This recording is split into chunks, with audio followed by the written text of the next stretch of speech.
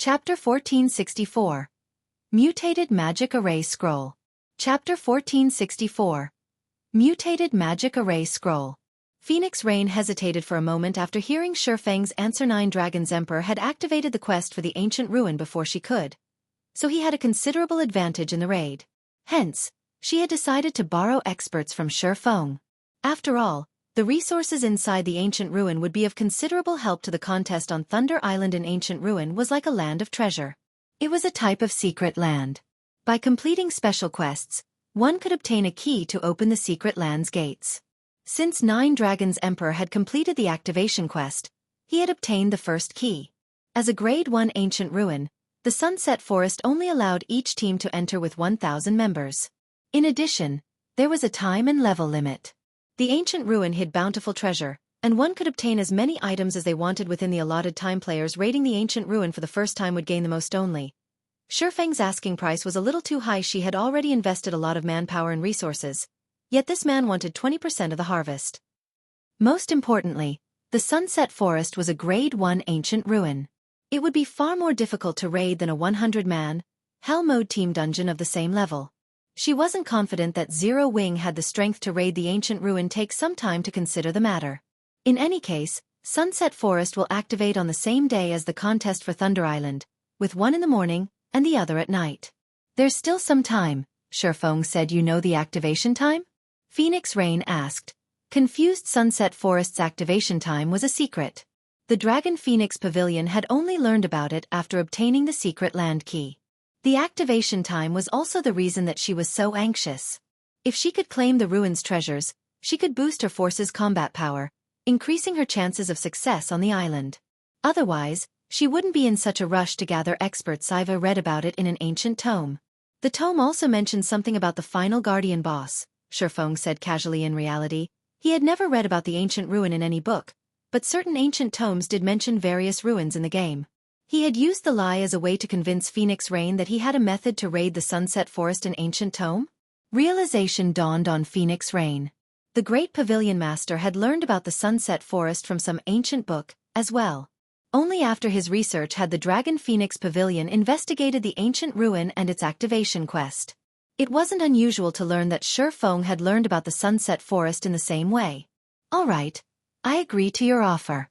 However, the precondition is that you can actually raid the Sunset Forest. That's only natural. Feng nodded. All right.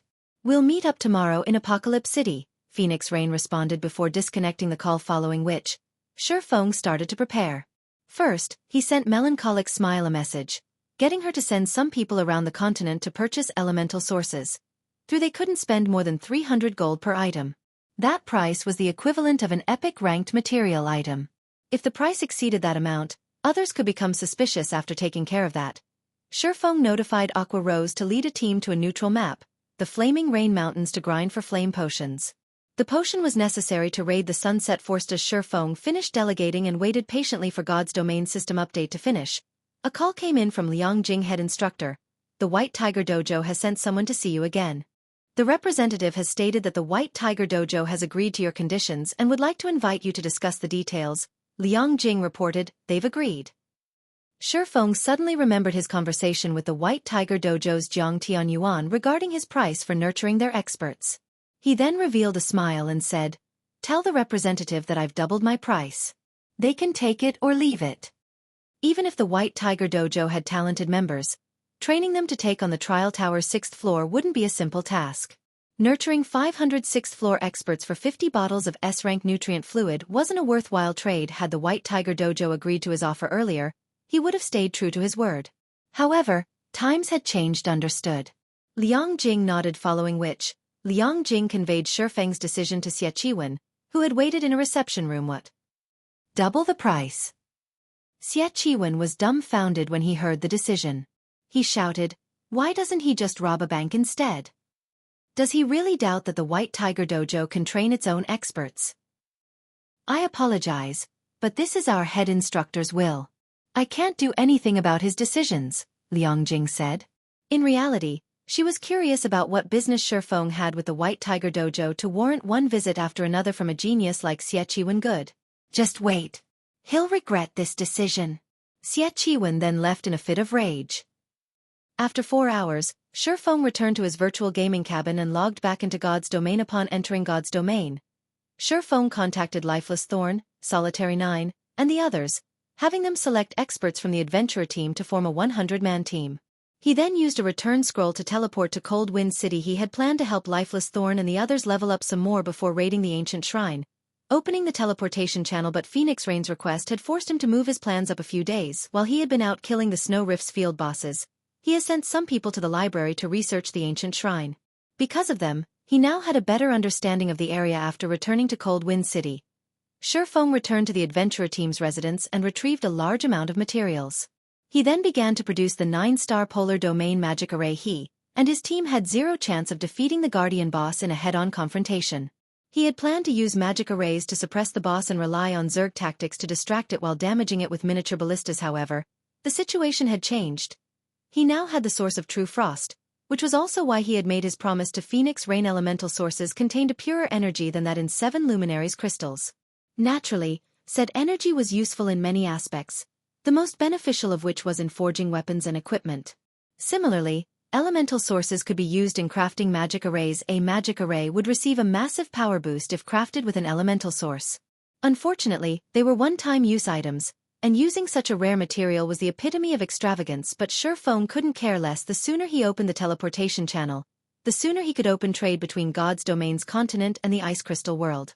Doing so would be far more profitable than Stone Forest Town in the quiet workshop. Feng retrieved one material after another. He then began to produce magic array scrolls very quickly. Feng had a stack of 9 magic array scrolls. When he reached the final step, adding magic crystals to the scrolls, Feng stopped abruptly and took a deep breath. Rather than selecting the magic crystals, he retrieved the source of extreme/true frost from his bag. The moment Feng did so, his arm froze solid. He very quickly placed the elemental source in the center of the scrolls. The source of extreme/true frost gasified rapidly. Streams of cold mist flowed into the stack of magic array scrolls. Following which, the scroll's power began to increase. By the time the magic array scrolls absorbed every drop of power from the elemental source, the workshop's temperature had dropped drastically. Even with his high ice resistance, Feng couldn't help but shiver. The originally dark purple magic array scrolls lightened to an icy blue. Had Feng not been prepared, using Earth Dragon skin as the scroll's base material, the magic array scrolls would have exploded from so much energy. Feng waited until the turbulent power within the magic array scrolls calmed before storing them. Magic array scrolls produced with elemental sources are pretty impressive. I wonder how the effects have changed? Feng clicked to inspect the new 9-star polar domain magic array scrolls. Chapter 1465. Top Tier, 8-piece set. Chapter 1465. Top Tier, 8-piece set. So, this is the power of an elemental source. Feng stared at the icy blue scroll's attribute panel in shock. The 9-star polar domain was an intermediate magic array. Normally, it had no problems containing and suppressing Great Lord-ranked monsters. It was even somewhat effective against Grand Lords. Of course, mythic monsters could easily break free with a few attacks. However, after improving the 9-star polar domain with the source of extreme/true frost, the magic array had undergone a heaven-defying change, although it still required 9 players to activate and maintain it. Now, it could suppress trapped enemies' attributes by 70%. It could even weaken a mythic monster by as much as 50%. Most advanced magic arrays could barely suppress a mythic monster's attributes by 30%. Now the mutated 9-star polar domain magic array could rival a master magic array. It's a pity that it's only a one-time use item. It would be great if I could use it a few more times. Feng was slightly disappointed with such a powerful magic array. He could lead Zero Wing's main force to a neutral map, hunting its various mythic-ranked field bosses. The harvest they could gain from securing the first kills would be beyond imagination. However, Feng only played with the idea. He knew full well that the main god system would not permit such a thing. After he finished the scrolls, Feng hurried to Cold Wind City's Forging Association, intending to upgrade his team's equipment. The Forging Association in Cold Wind City was different from those on God's Domain's continent. Similar to Cold Wind City's library, the Forging Association was ancient. It was likely older than Star Moon Kingdom itself. However, it was due to this Forging Association that the Ice Crystal World's crafting standards were significantly higher than in his home world at first. Feng had assumed it was due to the abundance of rare materials in the Ice Crystal World, but in truth, that was only part of the reason. The real reason for these players' success was the Forging Association. The Forging Association here could rival Titan City's Lifestyle Association. Only, it lacked the massive databank and high mana density. In addition, the Forging Association in Cold Wind City had the Forging Guidance System, which allowed players to purchase one-time use forging designs with magic crystals for level 45. Fine gold forging designs. The prices ranged between 10 and 50 magic crystals for level 45. Dark gold forging designs. The prices ranged between 100 to 150 magic crystals. Although these one-time use designs were expensive, they gave players an advantage that wasn't available to those who learned from the Real. Forging designs. These players could increase their success rates with magic crystals for fine gold weapons and equipment. Players could increase their success rate to a maximum of 25%. As for dark gold weapons and equipment, players could increase it to 15%. This was a considerable boon to advanced forgers. With a 15% bonus on top of their original success rate, an advanced forger could easily achieve an overall success rate of 30% or above when forging a dark gold item. If one avoided mistakes during the forging process, they could craft one dark gold weapon or piece of equipment for every 3 tries. However, while mass-producing fine gold items was easy, the same couldn't be said for dark gold items. It was far more difficult to obtain the necessary materials, which generally dropped from high-level Great Lords and Grand Lords. Not every team could kill monsters of such caliber. It was also more difficult due to the required amount of magic crystals to increase one's forging success rate with dark gold weapons or equipment by 15%. They'd have to pay an additional 100 magic crystals. Including the cost of the forging design, each attempt could easily cost anywhere from 200 to 250 magic crystals. And that was excluding any magic crystals required to produce the item itself. While coins were easy to earn at this stage of the game, magic crystals were not. Although Cold Wind City's players had an abundance of fine gold weapons and equipment, they lacked dark gold ranked items. Only the city's 2 large guilds had a substantial stock. Fortunately, Feng wasn't concerned about either issue.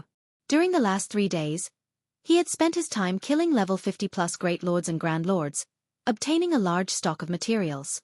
As for magic crystals, he still had over 30,000 on him. That was more than enough to produce weapons and equipment. Hello, sir. How may I be of service? An NPC receptionist greeted Feng sweetly. I wish to rent a special mana forging room for 2 hours. Feng stated the mana forging rooms had greater mana density than the average forging room.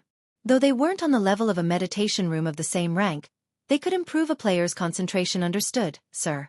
That will be 50 silver, the NPC receptionist said as she offered Feng a key. Handing over the 50 silver coins, Feng grabbed the key and went to the Forging Association's top floor. The Ice Crystal World's forging guidance system is amazing, Feng thought as he opened the forging guidance system for the special mana forging room. Previously, he had thought that the forging guidance system only offered fine gold and dark gold weapon and equipment designs. Now he discovered that it also sold set equipment designs. As Feng wondered why he hadn't seen anyone in Cold Wind City wearing fine gold or dark gold set equipment. His eyes fell on the designs' price tags. The designs for level 45, dark gold equipment only cost 100 magic crystals. To purchase the designs for 6 pieces, one would have to spend 600 crystals. However, the design for a 6-piece, level 45, dark gold set equipment cost 1,800 crystals. 2,500 crystals for an 8-piece version. Moreover, the design was a one-time use item. It would disappear regardless of the player's success. Not even a first-rate guild's leader would mess around with so many magic crystals, much less guilds like Centurion Dynasty and Matchless Family. Based on magic crystals' market price, each attempt to forge an 8-piece, dark gold set equipment would cost over 700 gold. Moreover, the forging success rate for set equipment was much lower than that of individual items of the same level and rank. Even the forging guidance system only allowed players to temporarily increase their forging success rate by 7% for a price. An advanced forger would be lucky if their base success rate reached 8% with level 45, dark gold set equipment. Most would have a total success rate of only 15%. With such a low chance, it'd be a miracle if a forger succeeded once with every 10 tries. Even wealthy guilds and players wouldn't dare waste their money so extravagantly with this. My trip has definitely been worth the trouble. Feng's eyes glittered as he gazed at the various dark gold set equipment designs the forging guidance system displayed. It would be very difficult for an advanced forger to produce a dark gold set equipment, but to a master forger such as Feng, it'd be easy. His base success rate had already reached 20%. Including the Book of Forging, the Mysterious Flame, the Master Forger's Insignia, and the Black Steel Insignia, he could easily achieve a success rate of more than 35%. with the forging guidance system that would put his forging success rate at over 42%, following which Feng bought the design for an 8-piece, level 45, dark gold set equipment for shield warriors and began to craft. Feng started to refine and shape one material after another. Due to the abyssal blade, the density of the ambient mana rose even higher, increasing his concentration. Before Feng knew it, he had produced the protector set. This set's attributes are really powerful. No wonder it costs 2,500 magic crystals per attempt. Feng was astonished as he inspected the protector set's attributes. The set's basic attributes could already rival that of individual level 50, dark gold equipment. The set effects would greatly enhance a shield warrior skills as well, following which Feng forged one of each of the following sets: Burning Fire set, Courage set, and Icicle set. All three were 8-piece, level 45, dark gold set equipment and were meant for the Berserker, Guardian Knight, and Swordsman classes, respectively. After producing the 4 sets, Feng couldn't bear to push his luck. Producing the 4 sets had already cost him over 15,000 magic crystals. If he tried to forge more, he'd run out of magic crystals. He could only select a few level 45 dark gold weapons and equipment to craft at this point. After forging over 40 items, Feng noticed that his 2-hour session was almost over. He packed up and hurried to the Snow Rift to meet up with Lifeless Thorn and the others. The Snow Rift's core was in the middle of a mountainous region. Solitary 9, Lifeless Thorn, and the other team members had gathered their commander. "I've selected the required members. We are ready to move out on your command," Solitary 9 reported upon seeing Feng approach. "We have also investigated the cave entrance's guardian boss. It is a level 67 Grand Lord. Its speed, attack power, and perception are extraordinary. We sent one of our scouts ahead, and the boss discovered him before he was within 150 yards of the monster. He died instantly. Even though our MTs tried to tank it, we only lasted 2 hits. With our team's current strength, I'm afraid." Fear filled everyone's hearts. The strongest boss they had ever fought was only a level 60 Grand Lord, and they had already witnessed this level 67 boss's power. To put it simply, its destructive power was terrifying. "I understand," Feng said after watching the battle video Solitary 9 had sent him. He then took the weapons and equipment he had forged from his bag and said, "For now, put these on. We'll raid the boss once you've gotten used to them." "We're replacing our equipment?" Every member of the team stared at Feng in confusion. They didn't understand why he wanted them to replace their equipment. They already wore the best in Coldwind City, and they were used to their old weapons and equipment. "These are..." "Commander, how did you get these?" However, when these players saw the items Feng had given them, their eyes widened in shock. Chapter 1466. First Kill Jackpot. Chapter 1466. First Kill Jackpot. How is this possible? Both Lifeless Thorn and Solitary 9 were stupefied by the items Feng had brought them. If Feng had revealed a bunch of level 45, dark gold weapons and equipment, they would have only been surprised at how many dark gold items he had obtained. But when they saw the 4 dark gold sets, as far as they knew, Coldwind City didn't have a single available dark gold set, not to mention level 45 dark gold set equipment. Not even Centurion Dynasty or Matchless Family had succeeded to forge a full set, yet Feng had brought 4. Moreover, they were all 8-piece sets: 9, Lifeless, Whistle, and Madness. "You 4 will be the team's main force, so put these sets on," Feng instructed his players after glancing over the team. After the Asura Adventurer team had developed for some time, Lifeless Thorn had finally persuaded Dark Madness, Waveheart's commander, to join. As a result, the rest of the Waveheart Adventurer team had followed his lead, helping Asura become Coldwind City's bona fide #1 adventure team. At this point, Asura had over 2,000 official members with over 10,000 reserve members. Not even Centurion Dynasty or Matchless Family had so many experts. Moreover, due to Dark Madness becoming a member, they had solved the problem of Asura's main force lacking MTS. Dark Madness, the city's #1 Guardian Knight, was the reason Waveheart had become Coldwind City's #1 adventurer team. Due to his presence, Waveheart had easily raided one powerful dungeon and field boss after another. Hearing Feng's orders, the 4 nodded enthusiastically before joyfully replacing their old equipment with the 8-piece sets. No one on the team complained. After all, these 4 players' strength was irrefutable. If their team wanted to get the most out of the dark gold ranked sets, the best players among them should use the items. Don't be jealous. I will reward whoever reaches the refinement realm with even better dark gold set equipment, Feng said, smiling when he saw the other team members' envious expressions. "Commander, are you serious? Everyone breathlessly turned to Feng. These 8-piece dark gold sets were the best available in Cold Wind City. They dreamed of obtaining such a set, not to mention even better equipment, of course. I always keep my word. As long as you reach the refinement realm, you can come to me directly, Feng said, nodding. He wasn't lying. The sets he had given to Lifeless Thorn and the others were merely level 45. Dark gold set equipment. Meanwhile, he could head to Titan City and purchase the level 50, dark gold ranked magic light set equipment design. In the past, he had only been an advanced forger, so it would have been very difficult to forge the set, but no, he was a master forger. It'd be easy as long as he had enough materials. When the team members heard Feng's confirmation, an intense fighting spirit burned in their eyes. They were even more inspired to reach the refinement realm after a quick break to switch out the old equipment with the new. Feng prepared his team to raid the three-headed Frostwolf, the cave entrance's guardian boss. Three-headed Frostwolf, elemental creature, Grand Lord. Level 67. HP 130, 000, 000/130, 000, 000.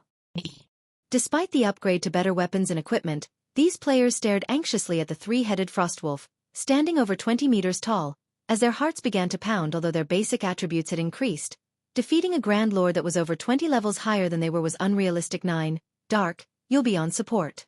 Everyone else, spread out alongside the boss.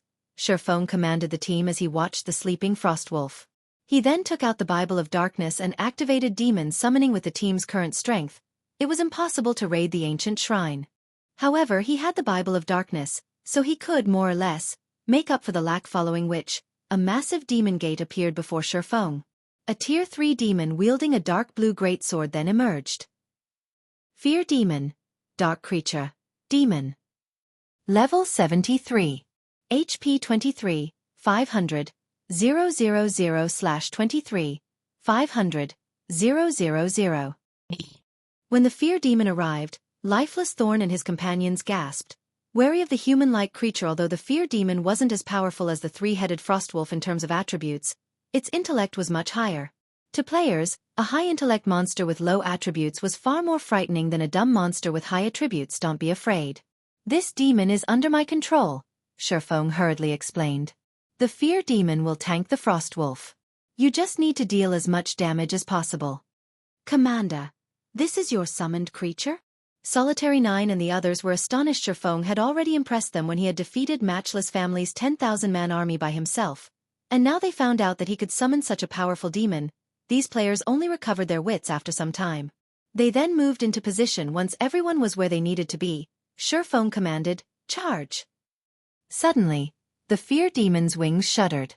It moved within the three-headed Frostwolf's perception range in the blink of an eye, taking advantage of the opportunity. While the Frostwolf woke, Feng's directed the Fear Demon to use the Tier 3 skill. Darkness Blade. 3 massive blades of shadow appeared above the guardian boss, smashing into the drowsy Grand Lord's heads a moment after. 576, 487. Minus 1,754,374. Minus 1,945,344. Each subsequent blade dealt more damage than the previous, slamming the boss, who had just stood up, back to the ground. So powerful. Why does it seem like the commander doesn't need us to deal with this three-headed Frostwolf? The team members gasped when they saw the damages above the Frostwolf's heads. In a single attack, the boss had lost nearly 5% of its HP. Oh woo! The three-headed Frostwolf opened its eyes after it hit the ground, revealing 3 pairs of menacing crimson eyes. Glaring at the Fear Demon, the guardian boss spread its jaws. Each of the three-headed Frostwolf's mouths fired a beam of frost simultaneously, freezing everything before the Grand Lord. The Fear Demon froze instantly, losing over 2 million HP. To demons, who possessed very high magic resistance, the damage was horrific. The three-headed Frostwolf then advanced, quickly reaching the demon and swiping its claws. Boom. As the dust cleared from the explosion, it revealed a massive crater where the Fear Demon had stood. The Frostwolf's attack had shaken the Asura members' willpower. Fortunately, the Fear Demon had broken free from the ice and used its great sword to defend itself in time, only receiving several tens of thousands of damage. Seeing this, Asura's members grew nervous compared to the battle before them. Their previous fights had been child's play. Only a few players on the team had remained calm. Lifeless Thorn had even made his way to the three-headed Frostwolf's rear, using Chop with his Thunder Spear as Lifeless Thorn attacked. One instance of over -10,000 damage appeared above the Grand Lord's head after another. Meanwhile, Solitary 9, Dark Madness, and Cleansing Whistle dealt around -8,000 damage with their attacks. Although they couldn't compare to the Fear Demon's damage, theirs was better than their companions, who only dealt around -4,000 damage. Meanwhile, Feng arrived by the three-headed Frostwolf side Thundering Flash. Thunder Flame Explosion. Shadow Blade. Flame Burst. Feng landed a series of skills, each of his attacks dealing over -100,000 damage. His damage was only second to the Fear Demoness for a time. The three-headed Frostwolf and Fear Demon fought fiercely. Although the Fear Demon was no match for the Grand Lord, it received constant healing from the healers at the rear and could continue to tank the Guardian boss, allowing everyone else to chip away at the Grand Lord's HP 70%. 50%. 30%. Time passed quickly. From the beginning of the battle to its end, the Fear Demon kept the three-headed Frostwolf occupied, preventing the Grand Lord from dealing any significant damage to the rest of the team. Even when the boss entered its berserk state, the team easily coped, with the Guardian Knights casting Protection Blessing on the Fear Demon. When the three-headed Frostwolf had less than 1% HP remaining, Feng activated Divine Providence and ended its life with Flame Burst. When the three-headed Frostwolf's HP reached 0, its three heads released agonizing wails that echoed throughout the canyon. The boss then disintegrated into countless particles of light, leaving behind over 100 items in its place.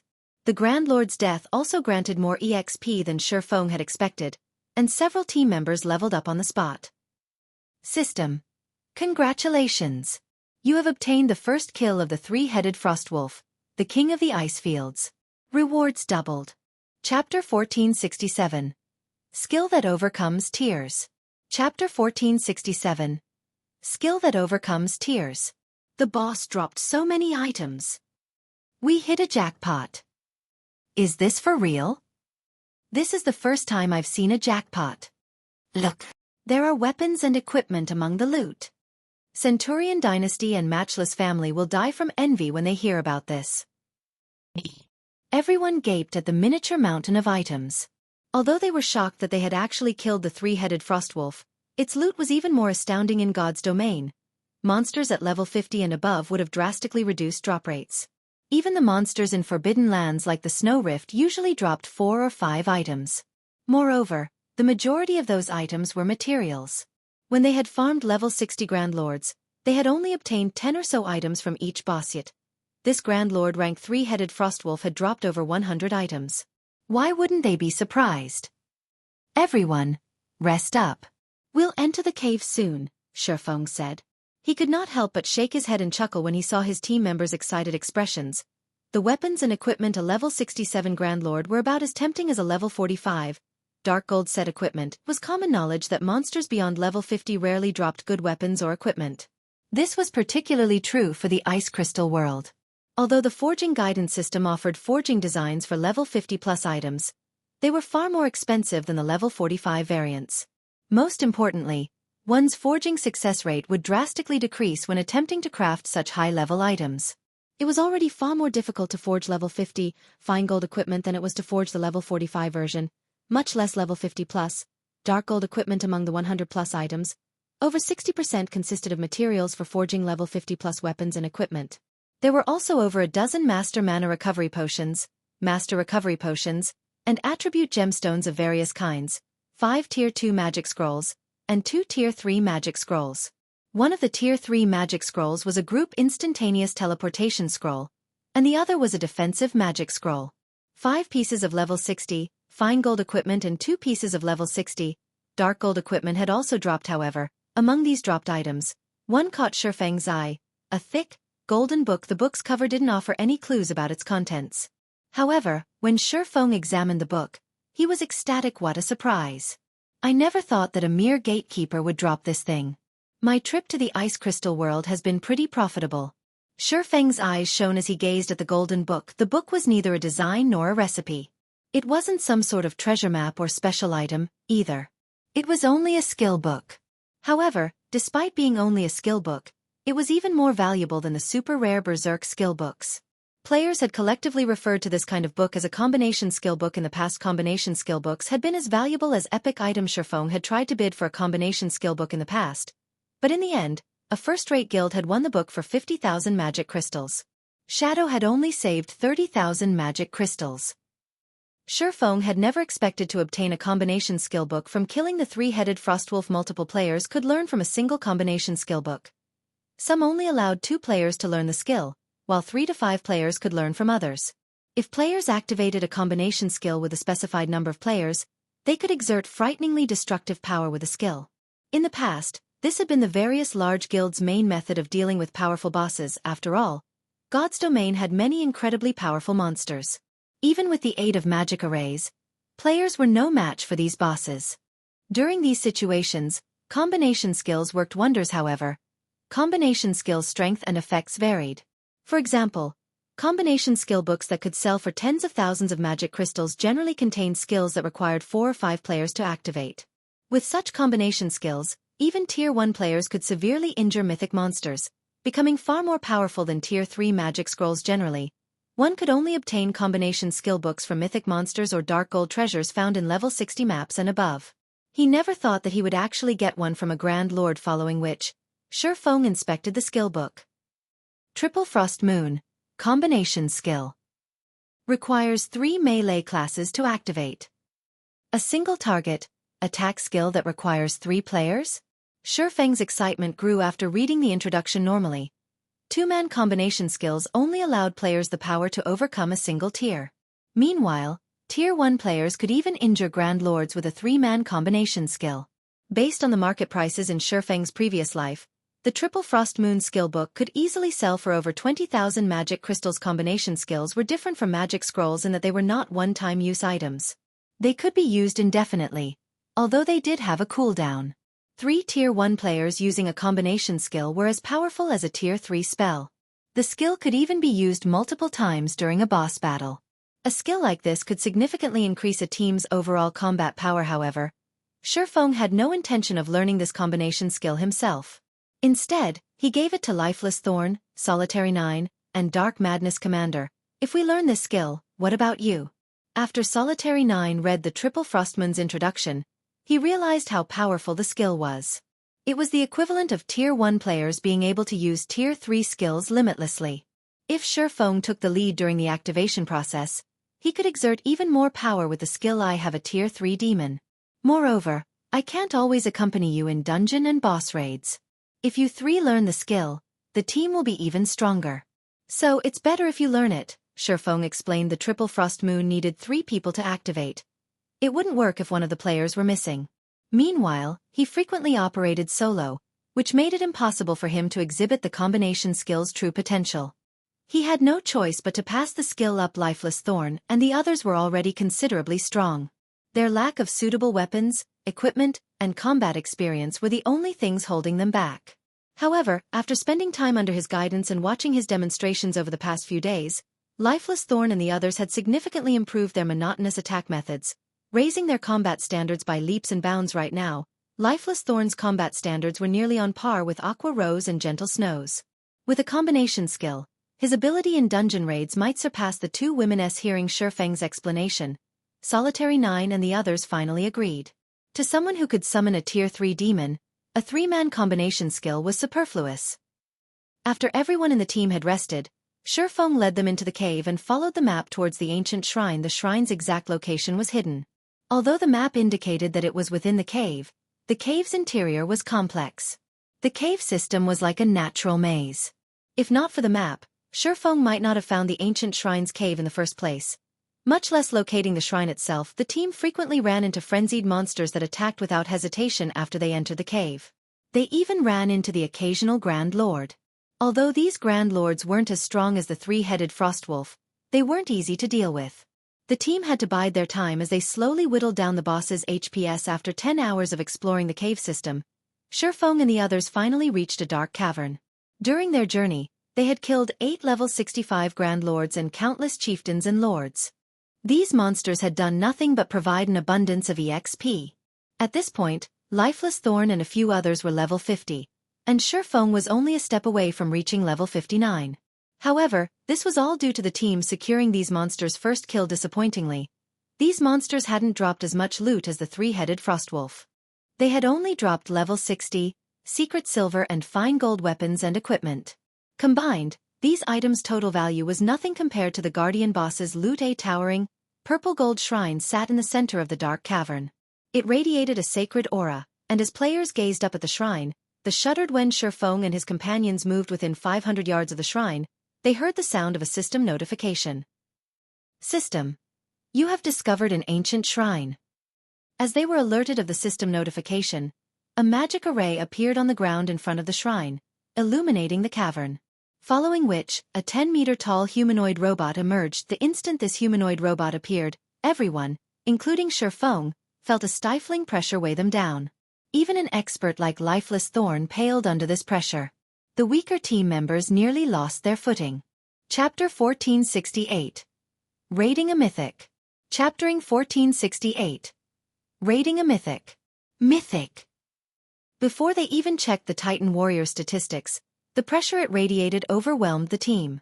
Now that they had seen its information, they were shocked. No one throughout Coldwind City, not even an expert like Lifeless Thorn, had ever seen a mythic monster. Now that they stood before one, they were terrified to stand within 500 yards of the Titan warrior, not to mention attempt to fight the thing. This was the first time they had felt anything like this since they joined God's domain. Their minds screamed at them, warning that if they proceeded, they would dance with Death. Commander, this monster is too powerful. We can't afford to provoke a monster like this yet. Do we have to fight it? Solitary 9 asked, his complexion ashen. Before he had encountered the Titan warrior, he had thought that it might be possible for their team to defeat a mythic monster.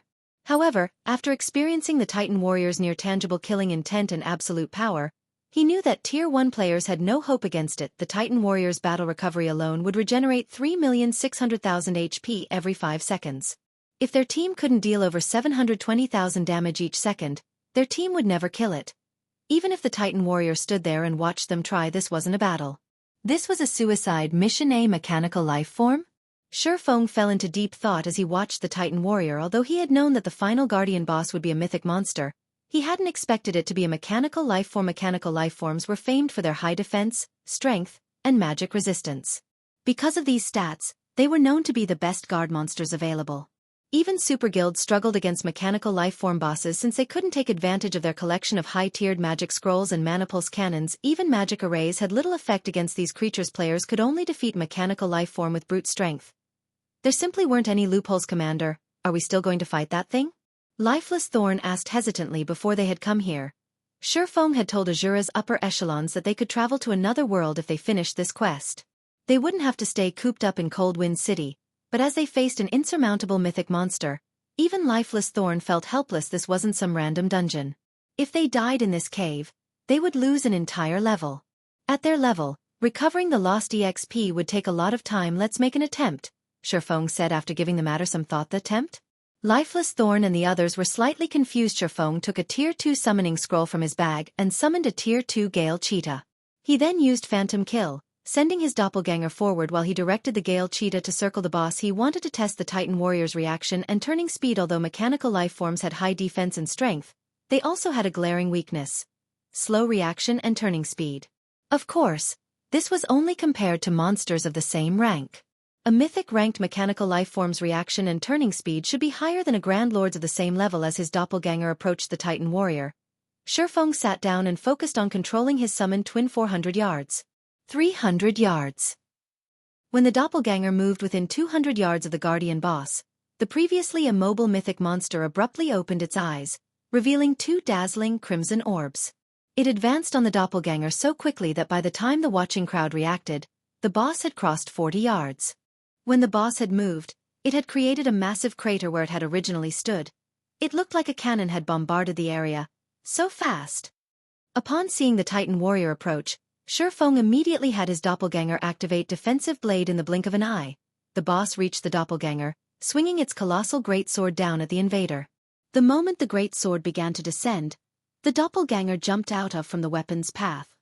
However, the Titan warrior nimbly adjusted its attack trajectory halfway through the swing, slicing at the doppelganger, who had yet to land. Boom. Immediately, a deep gash over 30 yards long tore through the ground. Although Feng's doppelganger had nullified the attack with defensive blade, the boss's strength was overwhelming. The impact threw the doppelganger over 20 yards away. Asura's members gasped. Even lifeless Thorn wore a grim expression. It was just too fast. His eyes couldn't keep up with the Titan warrior's speed. Even against the three-headed Frostwolf, lifeless Thorn had been able to keep up with the Grand Lord's attacks, but he couldn't even see the Titan warrior's afterimages. He had no doubt that he wasn't capable of dodging an attack if he were on the receiving end of that mythic monster's greatsword. Its reaction speed is quite impressive. At the very least, our reaction speed will have to be on par with a Grand Lord to block and dodge its attacks. The outcome hadn't particularly surprised Feng, and he continued to analyze the Titan warrior after he tested the boss's reaction speed. He controlled the Gale Cheetah to attack the mythic monster from behind with a Tier 2 skill. Gale Blade. Numerous blades of wind assaulted the Titan warrior's backside, each dealing over -10,000 damage.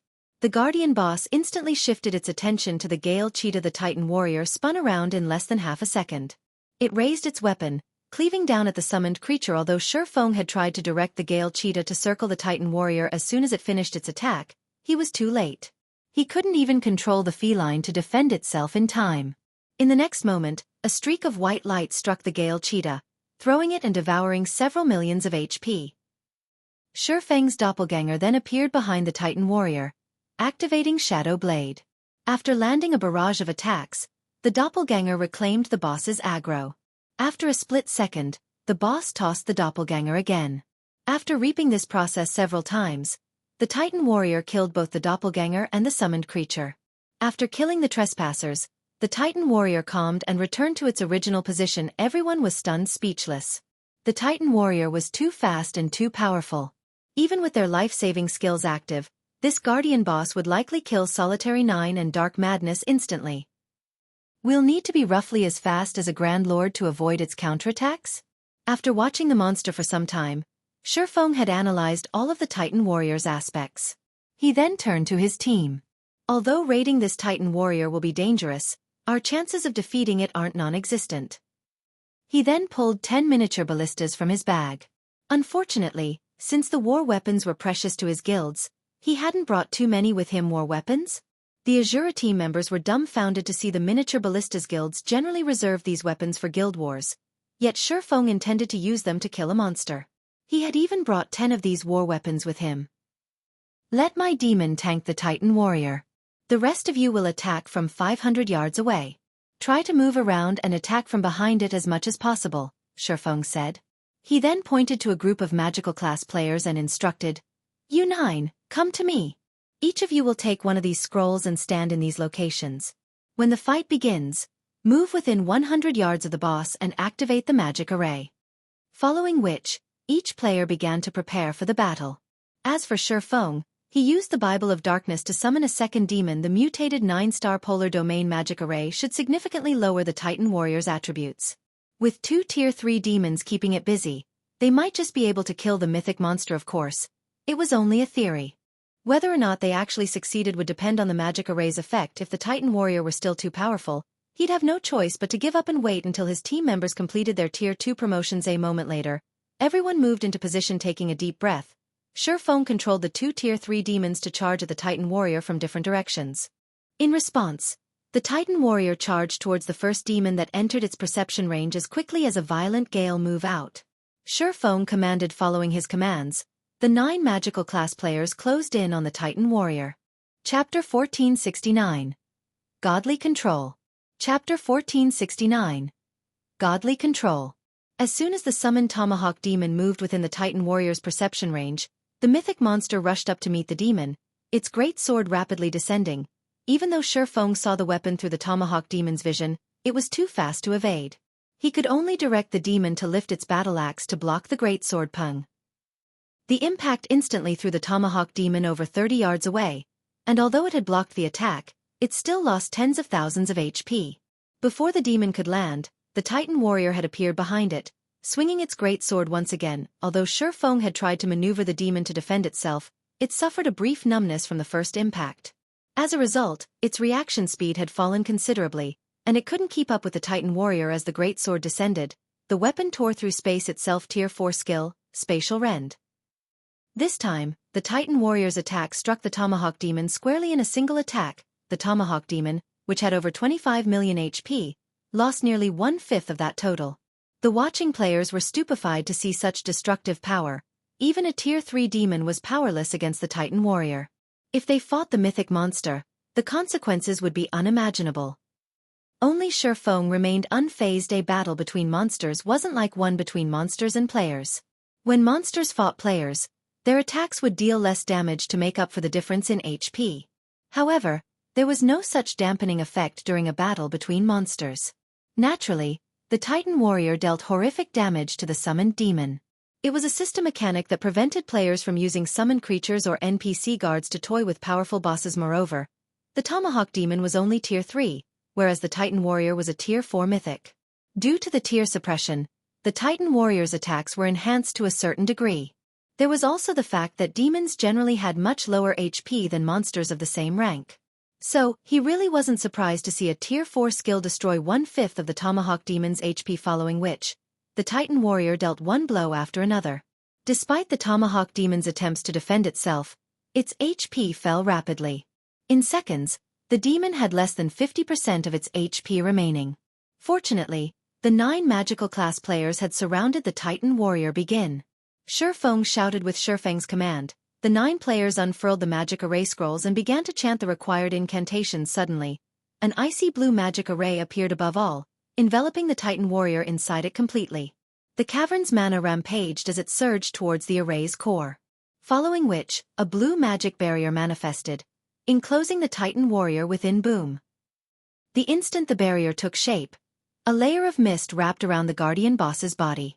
Its joints began to freeze, and its basic attributes rapidly decreased 90%, 80%, 70%. So, this is the power of an origin magic array? Feng could not help his surprise at seeing how much the barrier weakened the mythic monster in the blink of an eye. The Titan warrior's basic attributes had fallen to 60%. Although it wasn't as high as the stated 50%, it was impressive. After all, mechanical lifeforms had very high magic resistance. In fact, Feng hadn't expected to reduce the Titan warrior's attributes by as much as 40%. Even better, the magic array's freezing effect had slowed the boss's movements. Unfortunately, despite the suppression, the Titan warrior still overwhelmed the Tomahawk demon. Only, its HP didn't fall as fast. That didn't even do much. Lifeless Thorn and the others stared at the boss, dumbfounded. At this rate, it was only a matter of time before the Tomahawk demon died as expected of a mythic monster.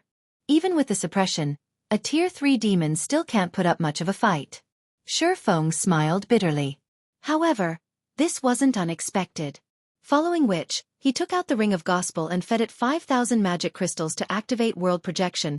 The Ring of Gospel skills were not considered magic arrays and could stack with the 9-star polar domain. The Titan warrior's attributes fell further. However, the decrease wasn't as significant as the first.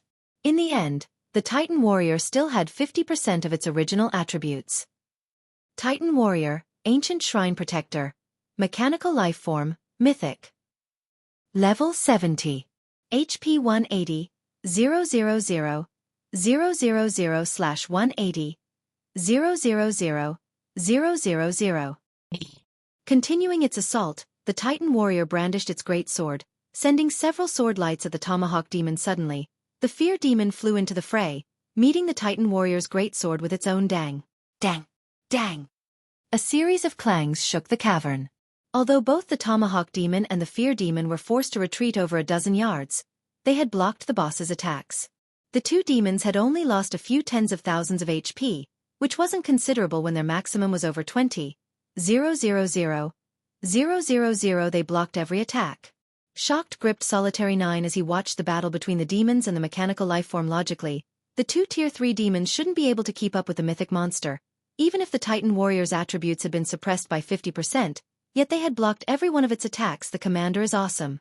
Lifeless Thorn glanced at Feng in shock. Watching him control the two demons from afar, the other team members might not have realized what had just happened, but he had caught a glimpse. Although the Tier 3 demons weren't a match for the Titan warrior and even began to show signs of momentary paralysis after blocking the attacks, Feng had controlled them to alternate. Doing so had allowed the paralyzed demon a split second to recover. Although the technique sounded simple, without a precise grasp of the Titan warrior's timing and perfect control of the two demons, it was impossible to perform. Feng's control was godly. Lifeless Thorn had neither seen nor heard of such a combat technique after training under Feng and improving drastically. He had thought he was close to reaching the swordsman's standards, but seeing the man in this fight, he realized that the gap between them was much larger than he had expected. He didn't know was that blocking the Titan warrior's attacks was impossible for the demons if they simply alternated. Their performance had only been possible due to world projection weakening the mythic monster's physique, slowing its reaction speed. If not for world projection, the demons would have been defeated despite working together. Once the demons secured the Titan warrior's aggro, Feng commanded, "Everyone, attack!" Immediately, Lifeless Thorn and the others, who operated the miniature ballistas, fired one exploding arrow after another at the guardian boss Xiao. Xiao. The arrows crossed the 500 yards between the miniature ballistas and the boss in a breath. In the end, all 10 exploding arrows pierced the Titan warrior's back and sides. Damages of over -100,000 appeared above the Titan warrior's head, significantly reducing the mythic monster's HP. Although the sight overjoyed Asura's members, Feng couldn't bring himself to celebrate the outcome even after losing 50% of its attributes. The Titan warrior's battle recovery restored 1,800,000 HP every 5 seconds. Although the miniature ballista attacks had dealt more damage than that, it hadn't been by much. At this rate, it would take the team hours to whittle down the Titan warrior's HP. Meanwhile, world projection only lasted 10 minutes. While Feng tried to think of a solution, the Titan warrior didn't wait around. Abruptly, it thrust its great sword into the ground. 4-meter-tall figures then began to rise, one after another. Earthen Spirit, Elemental Creature, Grand Lord. Level 70. HP 10, 000, 000/10, 000, 000. In seconds, 4 earthen spirits stood before the team. Crap. How is this even fair? Is this a joke? We're doomed. Asura's members gaped when as the boss summoned reinforcements. The Titan warrior was already terrifying on its own, yet it could summon 4 Grand Lords suddenly. The 4 earthen spirits dashed for the miniature ballistas 500 yards away. Sure enough, the main god system won't let players easily exploit a loophole. Feng frowned at the earthen spirits. Gritting his teeth, he took 2 summon guard scrolls from his bag. Chapter 1470. Slaying a Mythic Monster. Chapter 1470. Slaying a Mythic Monster. Anna and Kite appeared shortly after Feng activated the summon guard scrolls. Although it had been some time since Feng had last summoned the NPCs, neither personal guard had leveled up much. Anna was only level 76, whereas Kite was level 75. Kill those earthen spirits. Feng commanded. Although Anna and Kite were only tier 2 NPCs, one was an epic guard, and the other was dark gold rank. On their own, they were more than capable of soloing a great lord of the same level. Although the earthen spirits were grand lords, with a 9-star polar domain and world projection suppression, they were only as strong as ordinary great lords. Neither of his personal guard should have any issues dealing with the earthen spirits. Following their master's command, Anna began to chant an incantation while Kite dashed towards the closest earthen spirit. While inside the 9-star polar domain, the earthen spirits were trapped. They could only bombard the magic barrier, but even the Titan warrior would struggle to destroy the strengthened 9-star polar domain, much less these weakened elementals. When he arrived before an earthen spirit, Kite swung one of his long swords. Dozens of wind blades bombarded the earthen spirit, each dealing -40,000 damage. By the time Kite's attack ended, the elemental had lost 1/10 of its HP. As a result of this attack, all 4 earthen spirits shifted their attention to the NPC. Although Kite's combat standards were superior to the earthen spirits, the latter had the advantages of higher attributes and numbers. Kite had no choice but to focus on defense as he was forced to retreat one step after another. Anna finished her chant. Suddenly, a tier 3 golden giant and 10 tier 2 rock guardians appeared around Kite. These summoned creatures easily pulled 2 of the earthen spirits' aggro, alleviating the pressure on the NPCs. With both guards working together, they quickly got the upper hand in the fight. It was only a matter of time before the 4 earthen spirits died. Just what rank are those personal guards? They can actually suppress 4 Grand Lords. How are those NPCs' levels so high? Just who is the commander? Asura's members, who had begun to despair, were dumbfounded. Although they had seen players with personal guards in Cold Wind City before, those NPCs had been very weak and of little use to players. They couldn't compare to Anna and Kite's strength. Everyone, prioritize the earthen spirits. We'll deal with the Titan warrior afterward. Feng hurriedly instructed as he glanced at the elementals. Lifeless, Move your group forward and use your combination skill from the side. Tier 1 skills and spells were almost no threat to the Earthen Spirits and the Titan Warrior, but the combination skill was a different story. If Lifeless Thorn, Solitary 9, and Dark Madness used Triple Frost Moon, the skill would be as powerful as a Tier 3 spell. It should be able to deal a considerable amount of damage to the weakened mechanical lifeform, let alone the elementals. The players manning the miniature ballistas turned the weapons towards the Earthen Spirit kite tanked, launching a volley of exploding arrows at the Great Lord. When the exploding arrows struck, the Earthen Spirit instantly lost 1/5 of its HP. Meanwhile, Lifeless Thorn, Solitary 9, and Dark Madness led 3 healers as they advanced. Unlike ordinary skills, a combination skill had an optimum formation. The closer the users were to that formation, the stronger the skill would be. Lifeless Thorn's group were among Cold Wind City's top experts. The trio quickly reached Kite's Earthen Spirit, forming a triangle around it. They then activated Triple Frost Moon simultaneously. Immediately, 3 crescent beams of light converged on the Earthen Spirit boom. The moment the 3 beams collided, they created a towering pillar of silver light that extended to the cavern ceiling, devouring the elemental. The Earthen Spirit, which had less than a quarter of its HP remaining before the attack, transformed into particles of light and disappeared. Every player that saw the attack was stunned by its power. Lifeless Thorn's group was no exception. Only Feng remained unfazed. In fact, he had expected the result. Combination skills were extraordinarily rare. If a team had one, it would elevate the team's damage output to a whole new level. Needless to say, the effects of such a skill against the Earthen Spirit, which had been suppressed to a Great Lord standard, would be marvelous. However, although combination skills were very powerful, their cooldowns were long. These cooldowns generally lasted a minute or longer. The Earthen Spirit's death granted the team members a large amount of EXP.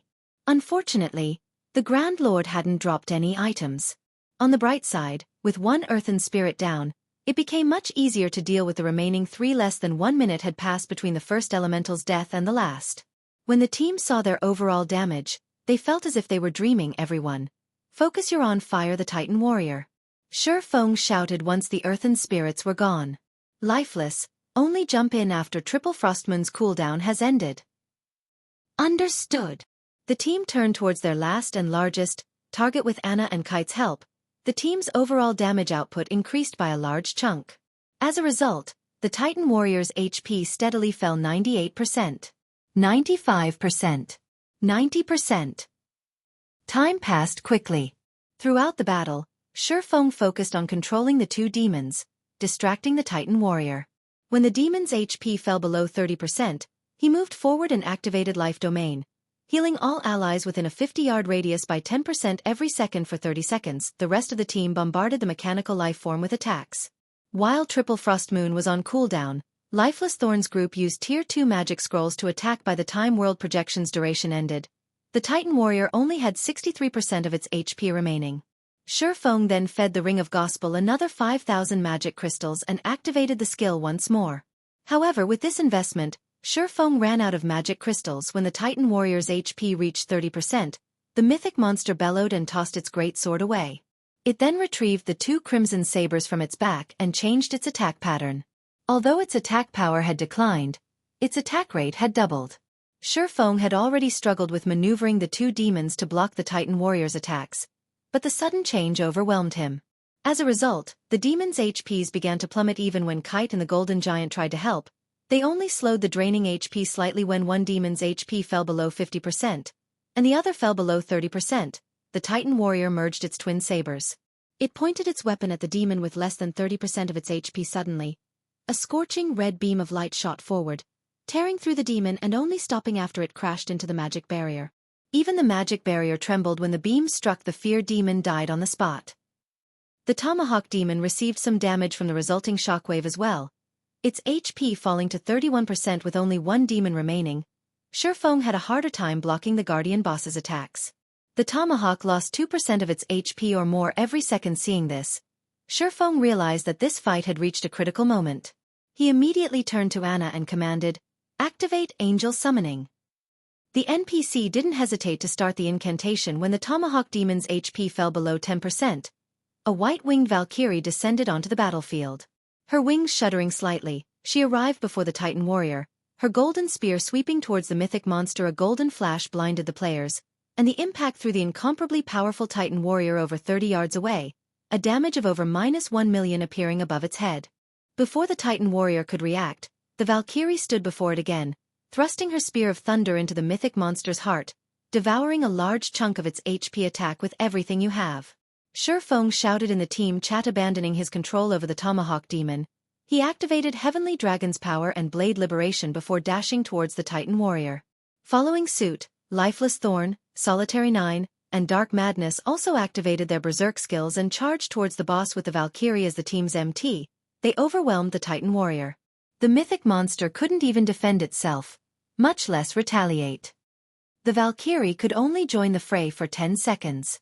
Hence, holding nothing back, she used one powerful skill after another against the Guardian boss.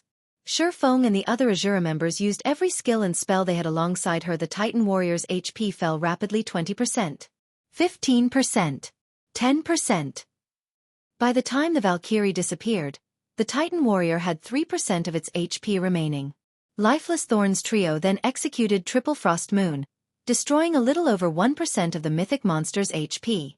Following which, Feng activated Divine Providence before he and his doppelganger activated Flame Burst and Shadow Blade. By the time Feng's attacks ended, the Titan warrior had stopped moving, its HP gone. Chapter 1471. Mythic Monsters Loot. Chapter 1471. Mythic Monsters Loot. Success! We won! We actually killed a mythic monster! Despite their miserable state, when these players looked at the Titan warrior's corpse, excitement welled within them. For a moment, they even felt as if they were dreaming. Even the Snow Rift's gatekeeper had only been a level 70 Grand Lord. Even so, it was invincible to Cold Wind City's players, yet they had just defeated a monster even more powerful than that gatekeeper. Why wouldn't they be excited? Shortly after the Titan warrior's HP reached 0, it collapsed to the ground before transforming into numerous large particles of light. As the light faded, they revealed many dazzling items. System. Congratulations! You have obtained the first kill of the Ancient Shrine Protector. Rewards doubled. Rewarding Shrine Warrior title. After the announcement, the team members' experience bars rapidly increased. What bountiful EXP! Feng was astonished at how much his experience bar grew.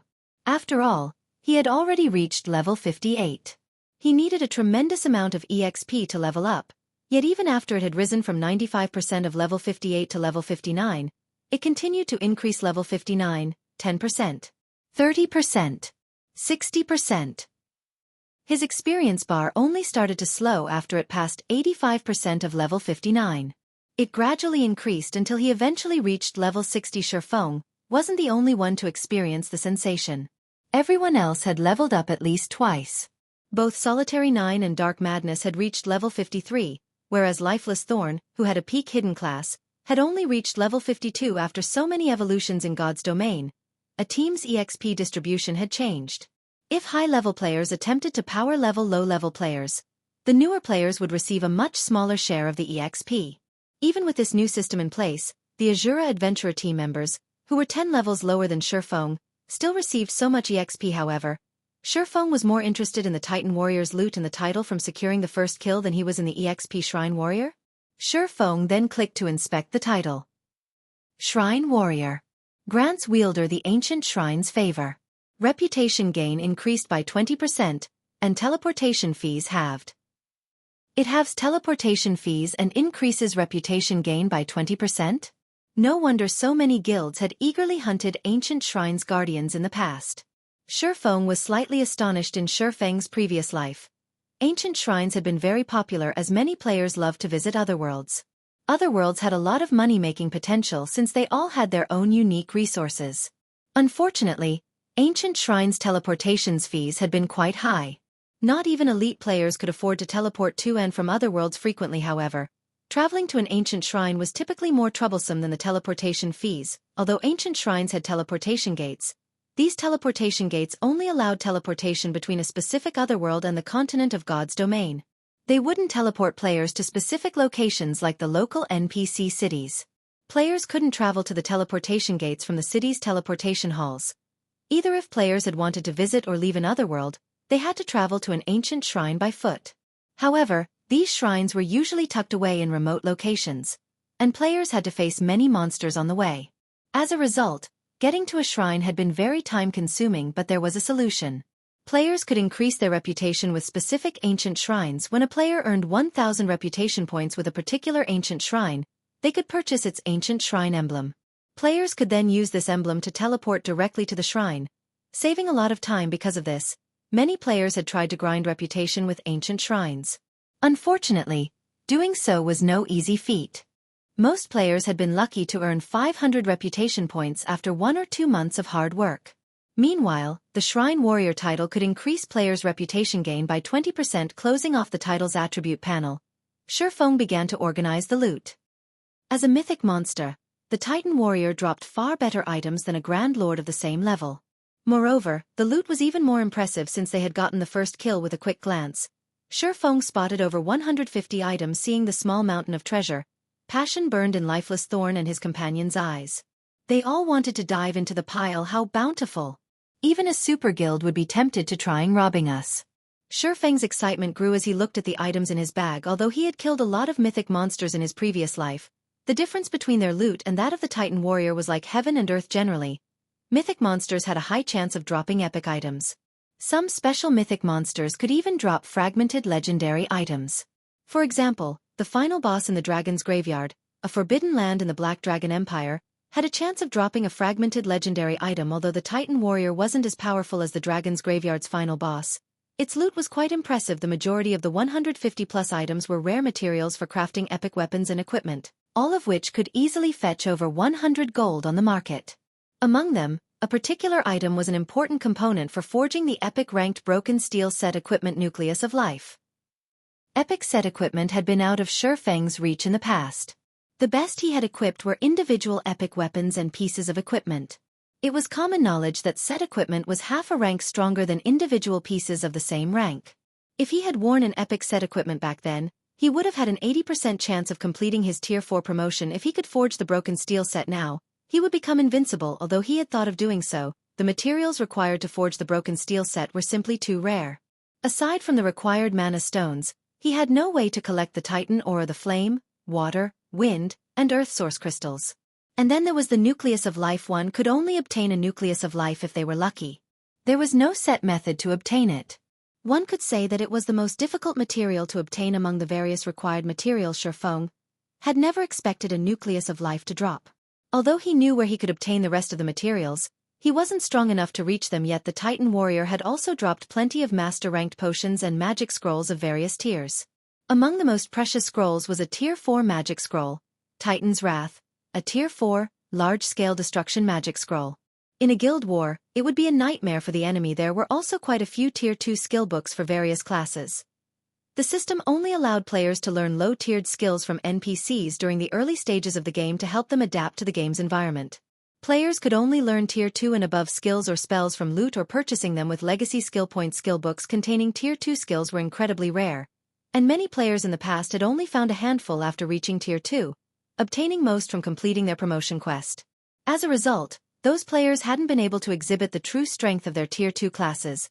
The Titan Warrior had dropped over a dozen Tier 2 skill books. It had even dropped the popular Tier 2 spell for healers, Combat Resurrection. With this skill, healers could resurrect a fallen companion even while still in combat. It also reduced the normal death penalty by 40%. The only downside was the spell's 12-hour-long cooldown. There were also 2 combination skillbooks. However, one particular item had caught Feng's attention. A shield radiating a faint trace of divine might. It was the most eye-catching item among the Loot A shield. Feng activated Omniscient Eyes and began to appraise the item. Chapter 1472. Titan Guard. Chapter 1472. Titan Guard. In God's domain, any item that radiated divine might was extraordinary. Even more so were the weapons and equipment pieces that emitted the energy. After Feng scanned the shield with Omniscient Eyes, the system informed him of appraisal time 20 seconds. Feng rejoiced. Normally, epic items only took a dozen or so seconds to appraise. Since the shield had a 20-second appraisal time, it must be particularly high-quality. Shields were very important to a team. If a team's MT had a powerful shield, the team would have a much easier time against boss monsters. Because of their importance, They were hard to find on the market. Furthermore, these shields were generally worth twice as much as a weapon of the same level. Once Omniscient Eyes finished appraising the Crescent Shield, the shield's attribute panel revealed itself to Feng. What an awesome growth-type shield. Feng was ecstatic when he saw the shield's statistics. Titan Guard, Shield, Bronze rank can grow. Minimum equipment level 50. Equipment requirement. Strength 800. Attributes adjust according to user's level. Defense plus 3,550, level 50. Block rate 32%. Strength plus 33. Endurance plus 47. Agility plus 29. Defend skill plus 1 levels. When equipped, all magic damage received reduced by 30%. Reaction speed increased by 20%. Paralysis effects reduced by 30%. Additional passive skill 1 dash.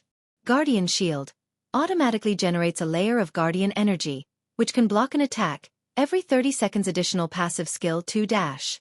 Iron Wall reduces the impact from incoming attacks by 30% and damage received by 10%. Additional active skill 1 dash. Titan's Heart generates a layer of protective energy that absorbs damage equivalent to 5 times of wielder's maximum HP for 30 seconds. During this time, players' battle recovery improved by 500% and healing received increased by 50%. Cooldown 5 minutes. Additional active skill 2 dash. Titan's Will becomes immune to all control effects. Reduces all damage received by 80%. Increases attack speed by 50% and movement speed by 20%. Starting movement speed set at 70% of maximum movement speed. Duration 15 seconds. Cooldown 3 minutes. Cannot stack with other defensive skills. Additional active skill 3 dash. Titan's Domain. Every non-friendly target within a 30-yard radius will increase wielder's basic attributes by 1%, reduces damage received by 1%, and heals wielder by 0.1% HP every second. Duration 1 minute. Cooldown 2 hours. Maximum number of targets 50. This shield can grow to Fragmented Legendary rank. Currently at Bronze rank. Growing to Mysterious Iron rank requires 1,000 magic crystals.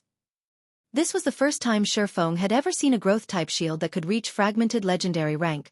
Although the Titan Guard was a Bronze rank shield right now, its skills were even more powerful than a Dark Gold shield of the same level. And these skills would become even more formidable as the shield's rank rose. Just thinking about how powerful the Titan Guard would become once it reached Fragmented Legendary rank made Feng shudder with anticipation. Fragmented Legendary shields were extremely rare, arguably more so than legendary items. Any team with a shield of that rank would become famous throughout God's domain. It wouldn't be an exaggeration to say that the team would be akin to an unkillable cockroach in boss raids. A tier 1 metric ton wielding a Fragmented Legendary shield could easily tank a mythic monster 10 levels lower than them.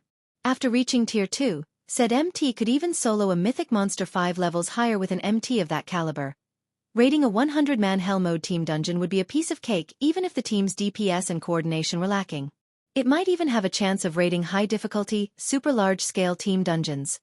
With this, we won't need to worry about raiding super large-scale team dungeons. Feng's lips curled into a grin as he gazed at the Titan Guard, following which Feng examined the other weapons and equipment that had dropped. The next best item was an Epid-ranked cape, the Titan Mantle, which focused on strength. There were also 8 pieces of level 60, Dark Gold equipment. Since Feng already had the Nightwalker's cape, he gave the Titan Mantle to Lifeless Thorn. Now, the Berserker's equipment could rival that of peak experts in God's domain. Commander, what about you? Lifeless Thorn asked, giving Feng a concerned look. If he had claimed not to be excited about obtaining the cape, he would have been lying.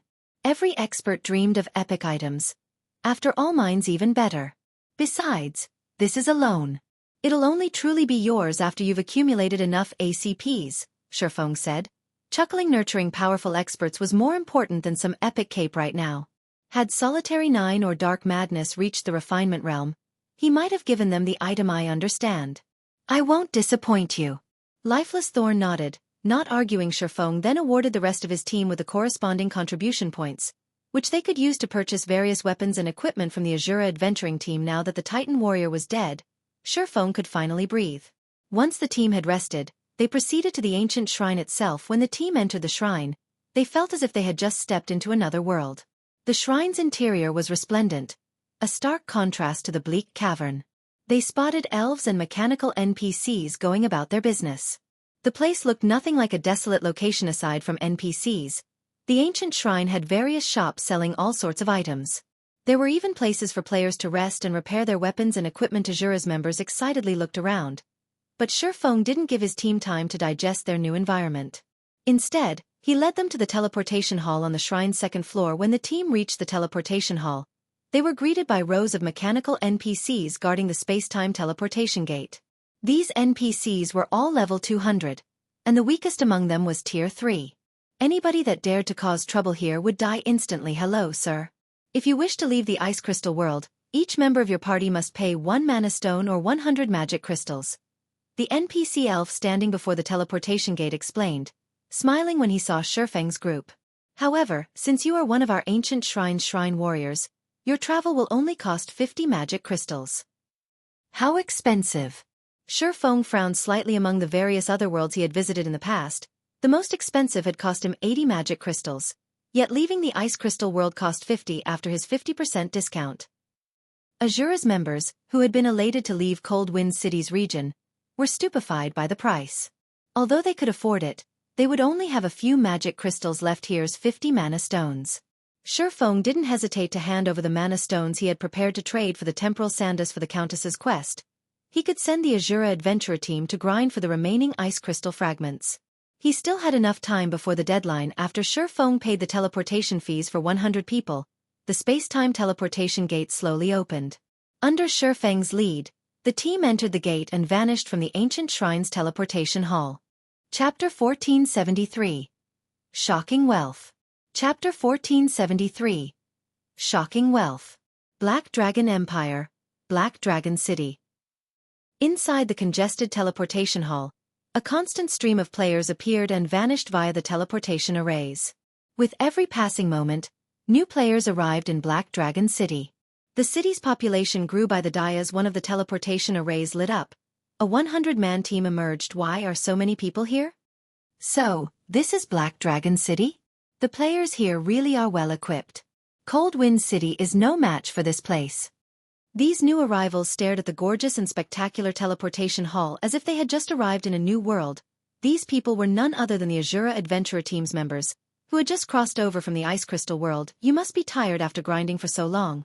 We'll disband for now, so get some rest. You can also use this opportunity to explore.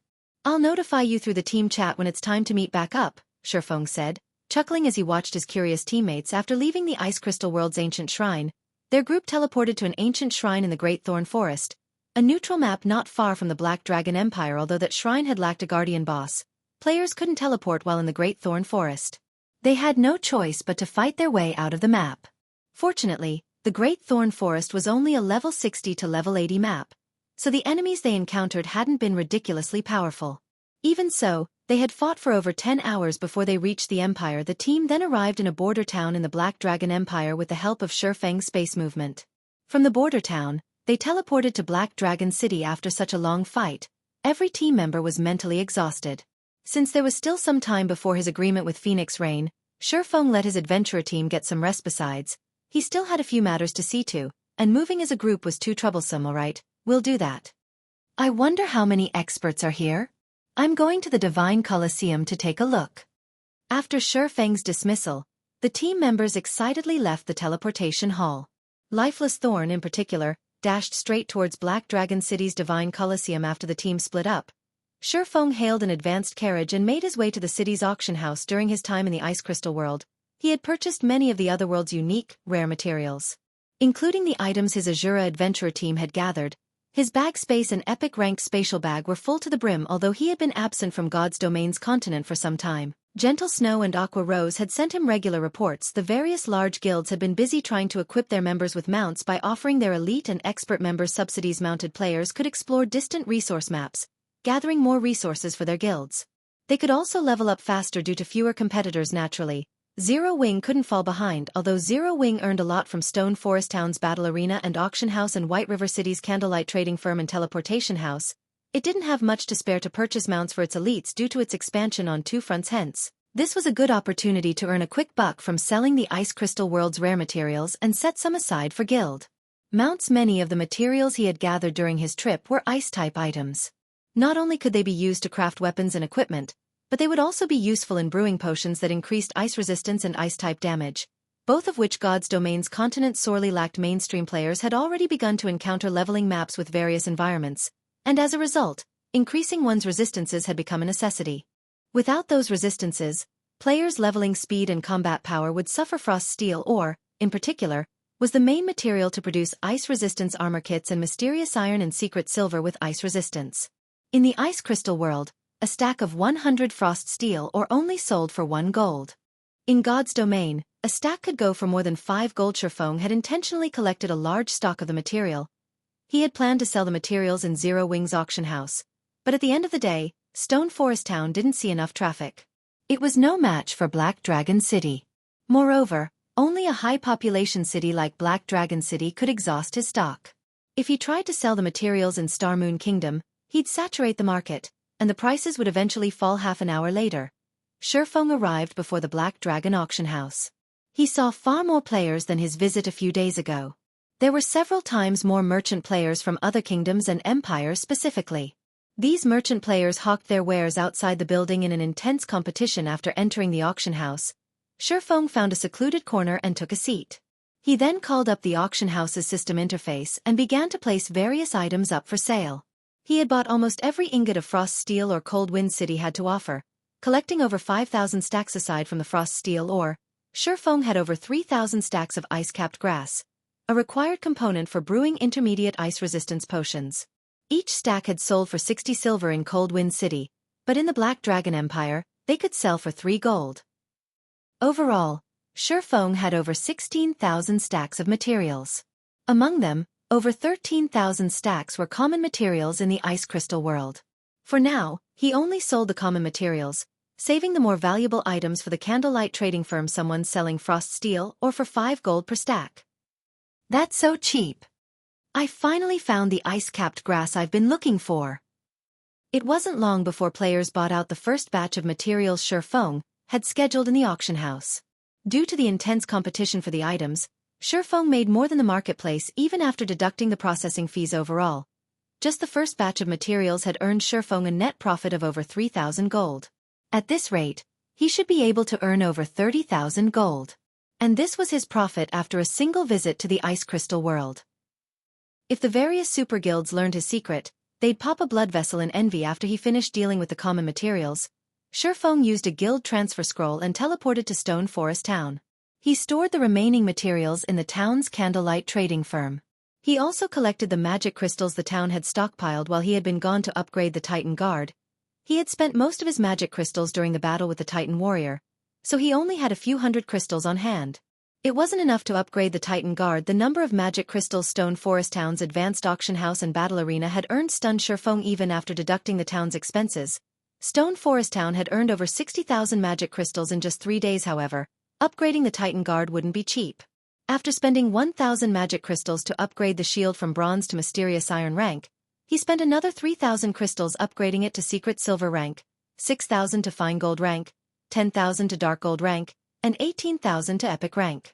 Unfortunately, upgrading the shield to fragmented legendary rank would cost 100,000 magic crystals in the end. Feng could only afford to upgrade the Titan Guard to epic rank. He'd have to save the last upgrade for the future guild leader. You're finally back. I bought a large stock of flame potions as you asked. Do you want me to send them over? Aqua Rose asked.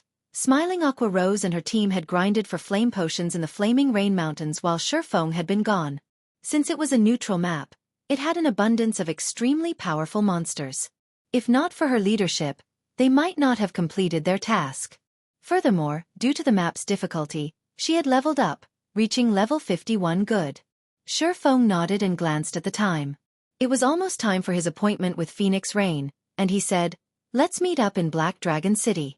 And notify Snow to pick a team of experts. We're going on a trip to Apocalypse City.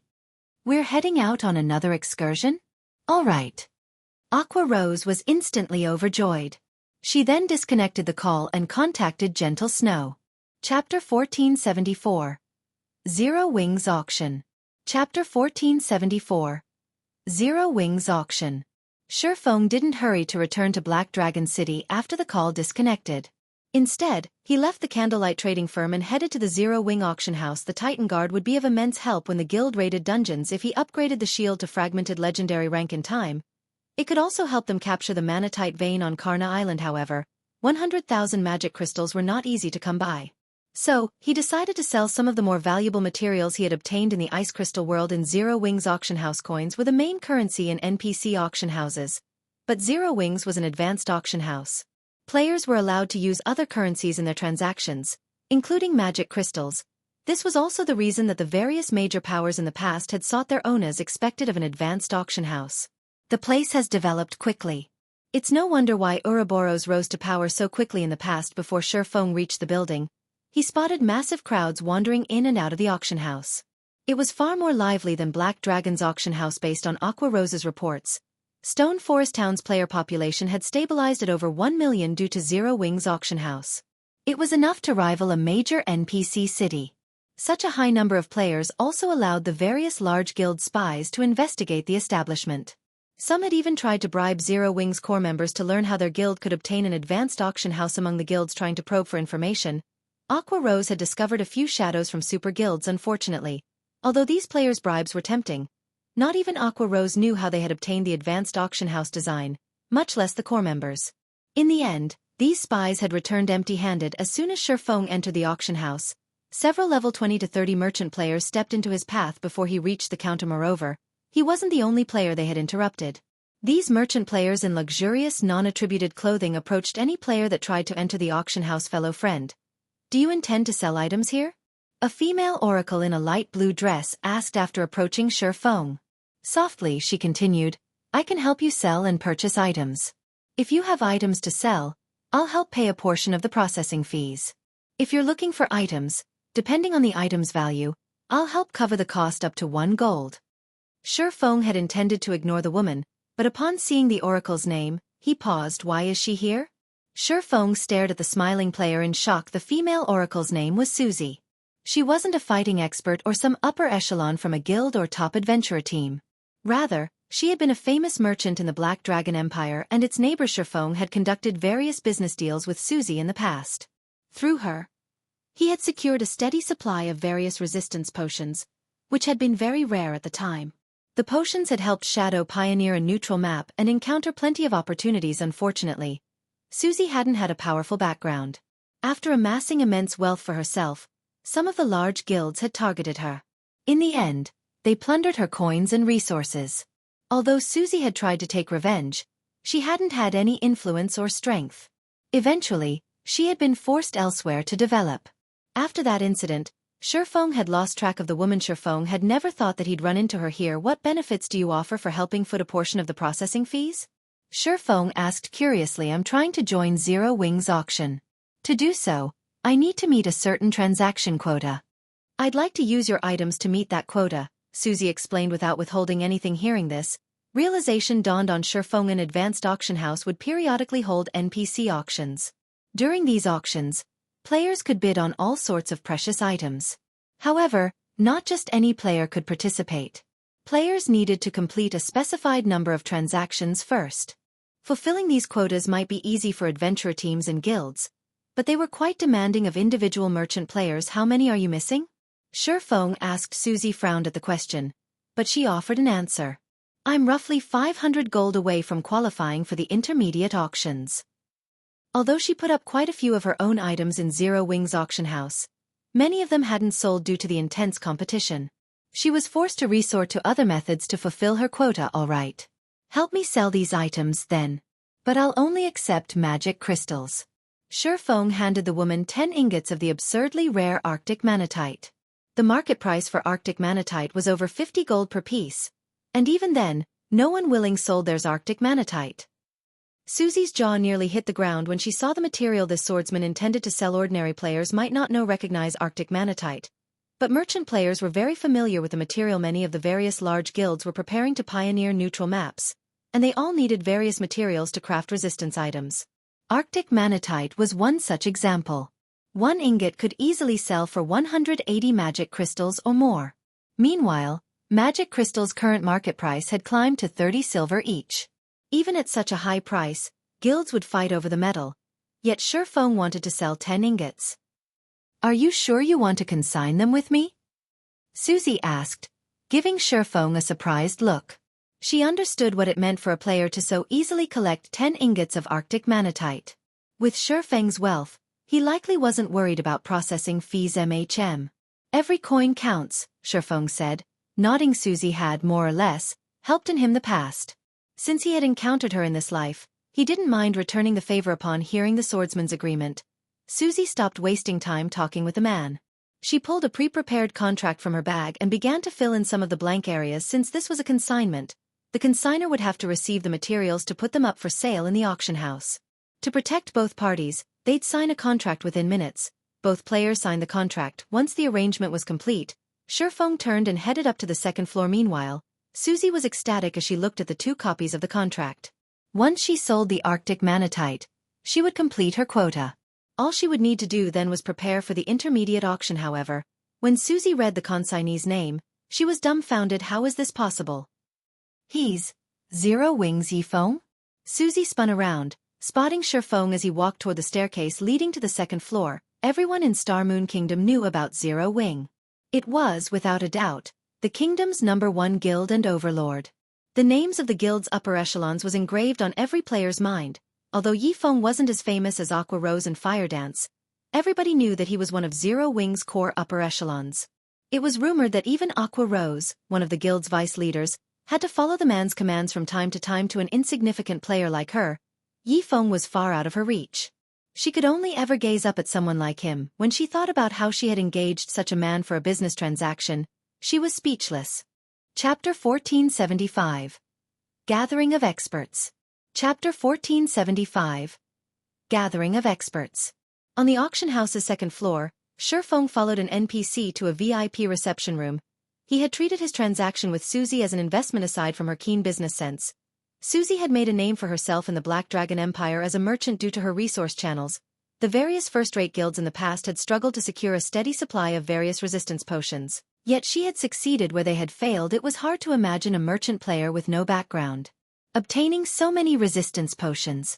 Moreover, she had also sold various rare items that had tempted the large guilds. Hence, forming a connection with this merchant player was a wise move. "Boss, do you wish to sell all of these items?" the advanced manager NPC asked as he examined the large pile of materials on the table. "Yes. Sell them in batches. Only accept magic crystals as payment." Feng nodded. An advanced auction house offered 2 methods for selling items. With the first, players could manually decide when their items went up for sale, while the second option allowed them to leave that up to NPCs. NPCs would then sell the items based on the player's requirements and the current demand, putting them up for sale when they could generate the most profit. However, only the auction house's advanced members had access to the second method. Every player dreamed of accessing this option. Not only would it save them the hassle, but their items would also sell at an appropriate time. Usually, players increase their profits by at least 10% with this method. 10% might not make a difference for a transaction worth dozens of silver coins, but it was a different story for those worth hundreds or thousands of gold. This was one of the advanced auction house's trump cards. However, Feng had no intention of offering this function to the public just yet. Otherwise, the various superpowers would become even more eager to obtain their own establishment. They might even attempt to steal the building. After all, God's domain had certain tools that could return a building to its design even after its construction, but doing so was difficult and costly. Although the rare materials he wanted to sell wouldn't earn 100,000 magic crystals, he should be able to earn around 60,000. Including the income from the auction house fees and the battle arena, he should have enough to upgrade the Titan Guard. Once he finished in the auction house, Feng glanced at the time. He then used a return scroll to travel to White River City before making his way to Black Dragon City. Black Dragon Empire, Black Dragon City. The teleportation hall had fallen silent due to the arrival of a particular player group. "What? They're actually from Zero Wing. They're so strong. Aren't they Gentle Snow and Aqua Rose? Why are Zero Wing's vice guild leaders here? Is that the Flame Witch? I've heard that she recently taught the dark guilds lurking around Lake Heart City another lesson. With no way to deal with her, they had been forced out of the city. Why are so many people from Zero Wing here? Are they going to declare war on some guild?" When Gentle Snow and the other core members of Zero Wing arrived in the teleportation hall, everyone turned towards the party. Every player in the area felt an immense pressure weigh down on them the moment the group arrived. Many people unconsciously stepped out of the way, opening a path for Zero Wing's members. The Black Dragon Empire's players hadn't been particularly familiar with Zero Wing several days ago, but after the ranking competition and the siege war, it had become one of the most popular guilds in the Empire, with countless players attempting to join. However, after the ranking competition and the siege war, Zero Wing had already become one of the most popular guilds in the Empire, and many players desperately wanted to join with such a large group of the guild's experts before them. Why wouldn't they be surprised? In the past, almost no one knew how strong Zero Wing was, but looking at these members, every player in the teleportation hall sighed with admiration. Not only were Zero Wing's members sitting atop their mounts, but their levels were also awesomely high. The lowest leveled among them was level 48, even the number 1 expert on the Black Dragon Empire's ranking list was only level 48. Guild leader, everyone's arrived. We can set out at any time, Gentle Snow said when she noticed Feng approach. Good. Feng nodded in satisfaction at the strict, orderly 100-man team before him. Take a quick break. The others will arrive shortly. We'll head over once everyone's here. There are more. Gentle Snow was a little confused. As far as she knew, they were here to help Phoenix Rain raid the Sunset Forest. She hadn't heard of the woman asking for other reinforcements. As soon as Gentle Snow finished her question, a team entered the teleportation hall. Approaching her group, every player on the team wore a black cloak, hiding their levels, but she felt the threat of death around all of them. When Gentle Snow looked, a particular berserk with a dark purple spear across his back, she felt as if she were looking at a ferocious beast that had been released from its cage. The berserker's aura was also as sharp as a blade. For a moment, Gentle Snow sensed the threat of death radiating from this berserker. A peak expert? Gentle Snow was surprised and alert as she quietly examined the berserker. In fact, Gentle Snow wasn't the only one who felt it. Aqua Rose and Zhao Yueru were also aware of this particular player. This berserker was none other than Cold Wind City's number 1 expert, Lifeless Thorn. Lifeless Thorn also felt a great deal of pressure from Zero Wing's team. Although he had never fought any of these players, his senses as an expert told him that few were strong enough of rivaling his strength among Zero Wing's 100-man team. Let me introduce you. These two are Gentle Snow and Aqua Rose, Zero Wing's vice guild leaders. This is Lifeless Thorn, who hails from the Ice Crystal world, Feng said. He could not help but chuckle as the players eyed each other. Both of your teams will be involved in this undertaking. Guild leader. Commander. All three players turned to Feng in unison. Confused, Feng then patiently explained Zero Wing's guild and the Asura adventurer team to both sides. The news shocked all of them, and both teams struggled to digest the information. Guild leader. Just how many secrets are you hiding? Shock overwhelmed Gentle Snow as she watched Asura's members. Although the black cloaks prevented her from gauging the adventurer's strength, based on their movements, she could tell that every member of the team was an expert. The various large guilds would offer insane prices to recruit such experts, and even then, they had only succeeded in convincing a small number to join them yet. Feng revealed one ally after another. Now, he even had a top-tier adventurer team. For a moment, Gentle Snow wondered if the man was backed by some super guild. What other explanation was there for the continued emergence of so many experts in Zero Wing? Once Feng confirmed that everyone had arrived, he smiled and announced, "Since we're all here, let's head out to Apocalypse City." Chapter 1476. Zero Wing arrives. Chapter 1476. Zero Wing arrives. Apocalypse Empire, Apocalypse City, Dragon Phoenix Pavilion's residence. As the Dragon Phoenix Pavilion's main headquarters, the residence was lively as members often came and left. At this moment, however, tension gripped the residence's front courtyard. Both pavilion masters and their respective forces stood in the courtyard, each occupying one side with a clear divide between the two. The smell of gunpowder wafted between the forces. Most of the uninvolved guild members were too afraid to enter the residence. It was common knowledge in the Dragon Phoenix Pavilion that Phoenix Rain and 9 Dragons Emperor were in a constant struggle for the great pavilion master's position. At this point, neither side held anything back. If players weren't careful, they could get caught in the crossfire and die without know what killed them. What's going on? Why are both pavilion masters here? Don't you know? I've heard that a historical site is going to open today, so they've gathered here before setting out. Look, some of the guild's more elusive experts are among them too. Our guild's experts aren't the only ones here. Look at those players. They aren't wearing our guild's emblem. They must be hired help. I've heard that the historical site they plan to raid is particularly powerful. a Grade 1 ancient ruin. The treasures in the ruin will definitely help whichever side gets them first. The Nine Heavens Pavilion's 9th floor master raided a Grade 2 historical site. Nobody knows what items he found, but the elders promoted him to 8th floor master. It caused quite a commotion in the guild. It's no wonder why our pavilion masters are so desperate to compete for the ancient ruin. The Dragon Phoenix Pavilion members chatted quietly as they watched the guild's two major factions stare each other down. The requirements to become the next great pavilion master had already been announced to the guild as a whole. Now, all they had to do was wait and see which pavilion master completed the requirements first. Since they had found a Grade 1 historical site, the two factions would spare no effort in obtaining the first clear.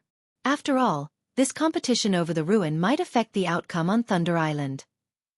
Big Sis Rain, those people seem to be from Bloody Paradise, Blue Phoenix said, her expression darkening as she watched the several dozen players behind Nine Dragons Emperor. One thing separated these players from the Dragon Phoenix Pavilion's members. A blood-red pattern on the back of their hands. Bloody Paradise was not a guild, but a famous adventurer team in the virtual gaming world. Although Bloody Paradise was only an adventurer team, it had outlasted many large guilds. However, Bloody Paradise was powerful because, to the adventurer team, strength was everything. The adventurer team had become famous in the gaming world due to its history of provoking super guilds. The adventurer team had even foiled these super guilds' attempts to eliminate the team. Bloody Paradise would do anything for money. For a high enough price, they'd even strike out against a super guild. Nine Dragons Emperor really has gone all out. Phoenix Rain could not help but frown as she watched a black-clad middle-aged man chat merrily with Nine Dragons Emperor. She was very familiar with Bloody Paradise. Although it wasn't a super guild, its experts were no less powerful than many of those in the various superpowers. This was especially true for the adventurer team's current commander. Undead had ranked 18th on the God's Domain experts list, but he had recently risen to rank 11. Even the Dragon Phoenix Pavilion's old monsters were afraid of the man. The black-clad man beside Nine Dragons Emperor was none other than the monster known as Undead. Phoenix Rain also noticed quite a few familiar experts among her competitors' team. Only, these great experts were not as famous as Undead, although she had recruited quite a few experts herself, even inviting Quiet Melody, the Vice Temple Master of the Super Guild, Sacred Temple. They were insignificant compared to Nine Dragons Emperor's recruits. Furthermore, Quiet Melody was only helping as a good friend. Phoenix Rain hadn't been able to borrow the Sacred Temple's true strength. Nine Dragons Emperor flashed Phoenix Rain a gleeful smile. He could already see the Sunset Forest's treasure in his bags. Nine Dragons Pavilion Master. Your opponent seems quite formidable.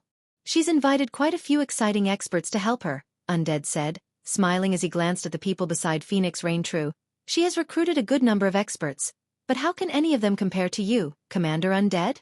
Your team will likely have an easy enough time defeating them, Nine Dragons Emperor responded. He had already investigated Phoenix Rain's allies. Only Quiet Melody and the few experts she had brought with her were worth any concern. Moreover, this was a historical site raid, not a PvP battle. Once we enter the ruin, I'll rely on you to take the lead. The team Undead had brought with him was leagues above Quiet Melody's. Bloody Paradise was precisely the reason that the Nine Heavens Pavilion's 9th floor master had secured the first clear of a Grade 2 historical site. On his own, the 9th floor master would have failed. Rest assured. I've already collected quite a bit of information on the Sunset Forest and seen to ample preparations, Undead stated. However, Nine Dragons Pavilion Master, you have to fulfill your promise as soon as possible. Of course. Nine Dragons Emperor nodded. As the Sunset Forest's activation time approached, both sides completed the final groundwork for the raid. A historical site was far more dangerous than a dungeon. Multiple team wipes were normal. Players would also go through resources such as stamina, concentration, and mana far faster than outside of the ruin. Without preparing, a team could easily waste the opportunity. Big Sis Rain, it's almost time to depart, but Zero Wing isn't here yet. Should we contact them? Blue Phoenix asked anxiously. Although every team entering the historical site would have the same amount of time, the sooner they entered the ruin, the sooner they could secure the first clear. Glancing at the time, Phoenix Rain noticed that they only had 15 minutes before the Sunset Forest opened. All right. Give them a call, Phoenix Rain said just as Blue Phoenix pulled up her communication interface. A large group of players rode through the residence's entrance. The moment these people arrived, the Dragon Phoenix Pavilion members in their way instinctively parted to open a path as the pressure the team radiated swept over them. Zero Wing? A cold glint flashed in Nine Dragons Emperor's eyes when he saw Feng at the head of the group. Due to Zero Wing, The resource towns he had invested in had been destroyed. Although Zero Wing hadn't captured the two towns, they had flattened them. They would be incredibly expensive to rebuild even if he had the funds. Zero Wing could simply destroy them all over again. As a result, he had been forced to watch as those two resource towns had gone to waste. Nine Dragons Emperor wanted nothing more than the guild's extermination. Zero Wing's members are so high-leveled. Crap. Isn't that the Flame Witch? Look. She's Aqua Rose. Didn't she defeat the Shadow Dragon Legion? The Phoenix Pavilion Master is amazing. She actually hired Zero Wing's members. The competition for the historical site's first clear will be interesting. The Dragon Phoenix Pavilion members in the courtyard erupted into a fevered discussion as Zero Wing's members walked into their residence. Everyone had heard of Zero Wing's experts. Chapter 1477. Unknown Adventurer Team. Chapter 1477. Unknown Adventurer Team. Not only had Zero Wing's arrival attracted the guild members' attention, but the experts Phoenix Rain and Nine Dragons Emperor had hired also turned towards these experts. Most of God's Domain's ordinary players hadn't heard of Zero Wing's experts. After all, God's Domain had only launched a few months ago, and countless guilds rose and fell each day. Most players were only familiar with the veteran large guilds that had been founded many years ago. But it was a different story for players of their caliber. They were privy to far more information than ordinary players, and they were all familiar with what kind of guild Zero Wing was. Not only had Zero Wing become Star Moon Kingdom's #1 guild early in the game, but it was also one of the Black Dragon Empire's top 6 guilds, excluding the Dragon Phoenix Pavilion some time ago. A rumor had spread about Zero Wing's victory over the Dragon Phoenix Pavilion's Shadow Dragon Legion. The Shadow Dragon Legion was one of the guild's trump card legions and very formidable in large-scale battles. The fact that Zero Wing had defeated such a powerful force proved its extraordinary combat power. Big Sis Melody. What is the Phoenix Pavilion Master thinking? We're raiding a Grade 1 historical site, yet she invited so many players from Zero Wing? Is she so desperate for manpower? A male summoner named Lonely Fantasy asked, dissatisfied as he watched the 200 players Feng led. It was common knowledge that a Grade 2 historical site was more difficult than a 100-man Hell Mode team dungeon of the same level. Needless to say, a Grade 1 historical site would be a greater challenge. If that hadn't been the case, Phoenix Rain wouldn't have recruited so many experts. Meanwhile, the Sunset Forest only allowed each team 1,000 members per raid, yet Zero Wing had dispatched 200 members, taking 1/5 of the available slots. I doubt that. Rain might have her own ideas on the matter. Quiet Melody could not help but reveal a playful smile when she saw Zero Wing's members. But the guild is interesting. Despite knowing how important this is, it didn't dispatch most of its main force members. Most players didn't have a clear idea of Zero Wing's structure, but she did. She had thoroughly investigated the guild, memorizing almost every face in Zero Wing's main force. Although Zero Wing had sent a lot of players, Fire Dance, the main force's commander, Cola, Yi Wumian, and Turtle Dove, the 3 top MTs, were absent. Other important individuals such as Violet Cloud, Flying Shadow, Shadow Sword, Rampant Blade, Black Cloud, Minor Wind, and Alluring Summer weren't here either. Without these experts, Zero Wing's main force would be nothing but a joke in the various superpowers' eyes. UVE finally arrived. Phoenix Rain frowned as Feng's group approached. Team leader Yi Feng, do you plan to bring all of these members to the historical site? She could ignore the fact that Zero Wing hadn't mobilized all of its top experts, but the guild had gone a little too far if they expected to bring all 200 players to the Sunset Forest. It was not that she doubted Zero Wing's strength. Rather, it was impossible for the guild to gather so many players who qualified to challenge a Grade 1 historical site with its current capabilities. All of the players participating in this operation were top experts in their guilds or adventurer teams. In her opinion, only Zero Wing's main force members were qualified to stand beside them. This operation was of utmost importance. She couldn't afford to lose because of such a minor issue. Moreover, she had long since prepared the 1,000 members required for the raid. Zero Wing's members were nothing more than reinforcements, of course. I wouldn't have brought them otherwise. Feng could hear the ire in Phoenix Rain's tone. Immediately he explained, let me introduce you.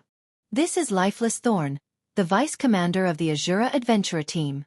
I specifically invited Asura to help us. Hello.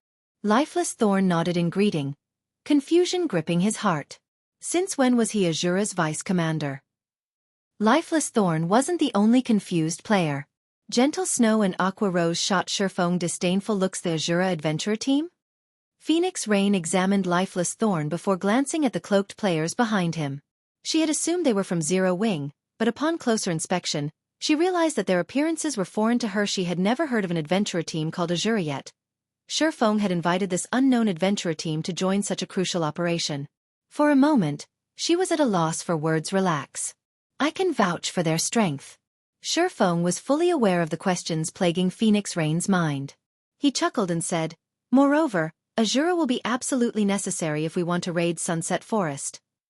When he had established the Asura adventurer team, his goal had been to recruit the various independent experts that detested guild restrictions.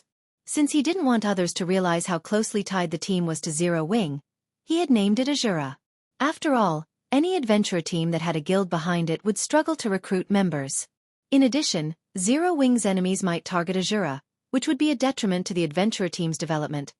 He intended to develop Asura separate from Zero Wing.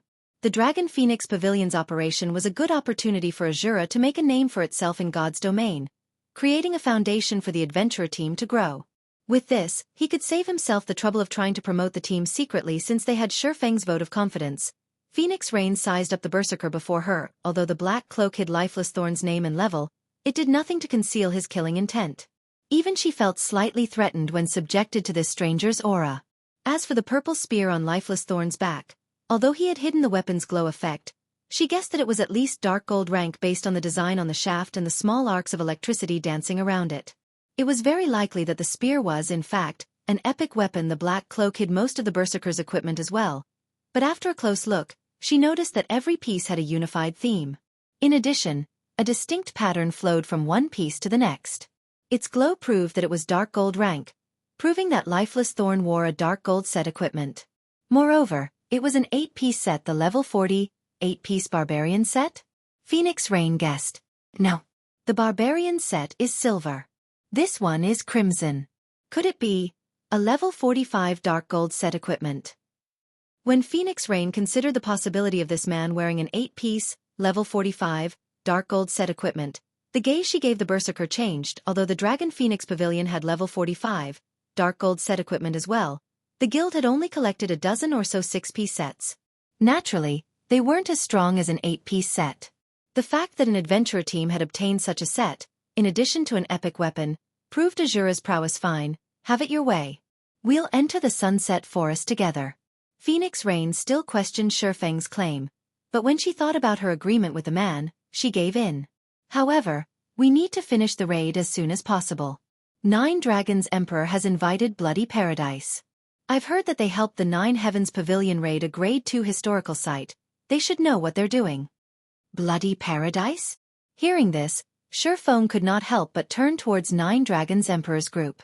He quickly spotted Undead, Bloody Paradise's commander. Bloody Paradise had been a top adventurer team in his previous life. Although it hadn't achieved as much as the Midnight Tea Party had, the adventurer team had been absurdly powerful. This was especially true for the adventurer team's commander, Undead. He had been a madman who had dared to kill a super guild's leader and countless players from the Midnight Tea Party. Eventually, however, the various super guilds and Midnight Tea Party had hunted the man down, removing him from God's domain entirely. In any case, we need to raid the Sunset Forest as fast as possible. If you need recovery items, let me know, Phoenix Rain offered as she glanced at the time. Only a few minutes were left before the Sunset Forest opened, and even though Feng now knew about Bloody Paradise's participation, nothing had changed. All they could do was rest up and prepare for the raid. When 9 Dragons Emperor's players saw Zero Wing's members join Phoenix Rain's forces, the laughed Phoenix Rain has lost her mind. She actually let Zero Wing bring 200 members. Blood Dragon, the guild leader of the Dragon Phoenix Pavilion's branch guild in the Black Dragon Empire, could not help but laugh when he looked at the opponent's team composition. Have you looked into these 200 members yet? 9 Dragons Emperor asked as he glanced at Feng's group. Although he didn't think that Zero Wing could make much of a difference, there was no harm in being cautious. After all, this raid was incredibly important. I sent someone to probe for information. Among those 200 players, 100 belong to Zero Wing, while the other 100 are from an adventurer team called Asura. Unfortunately, we don't know anything about this adventurer team. My guess is that they've only recently established. Many of Phoenix Rain's experts aren't happy about the situation, Blood Dragon reported, chuckling. A new adventurer team? The news stunned Nine Dragons' Emperor, but after a moment, he laughed uncontrollably. Phoenix Rain is trying her best to sabotage herself. Have someone leak the information to those obstinate elders. Let them know who they should truly support. Understood. Blood Dragon began to compile the information and sent his subordinates to spread rumors. The last few minutes passed quickly. When the Sunset Forest activated, both Phoenix Rain and Nine Dragons' Emperor retrieved a silver crystal ball from their bags at almost the same time, shattering it. The crystal balls then opened a spatial tunnel that allowed Phoenix Rain and Nine Dragon Emperor's teams to enter very quickly. 2,000 players entered their respective spatial tunnels, vanishing from the Dragon Phoenix Pavilion's residence. A breath later, the spatial tunnels also disappeared. Chapter 1478. Asura's Edge. Chapter 1478. Asura's Edge.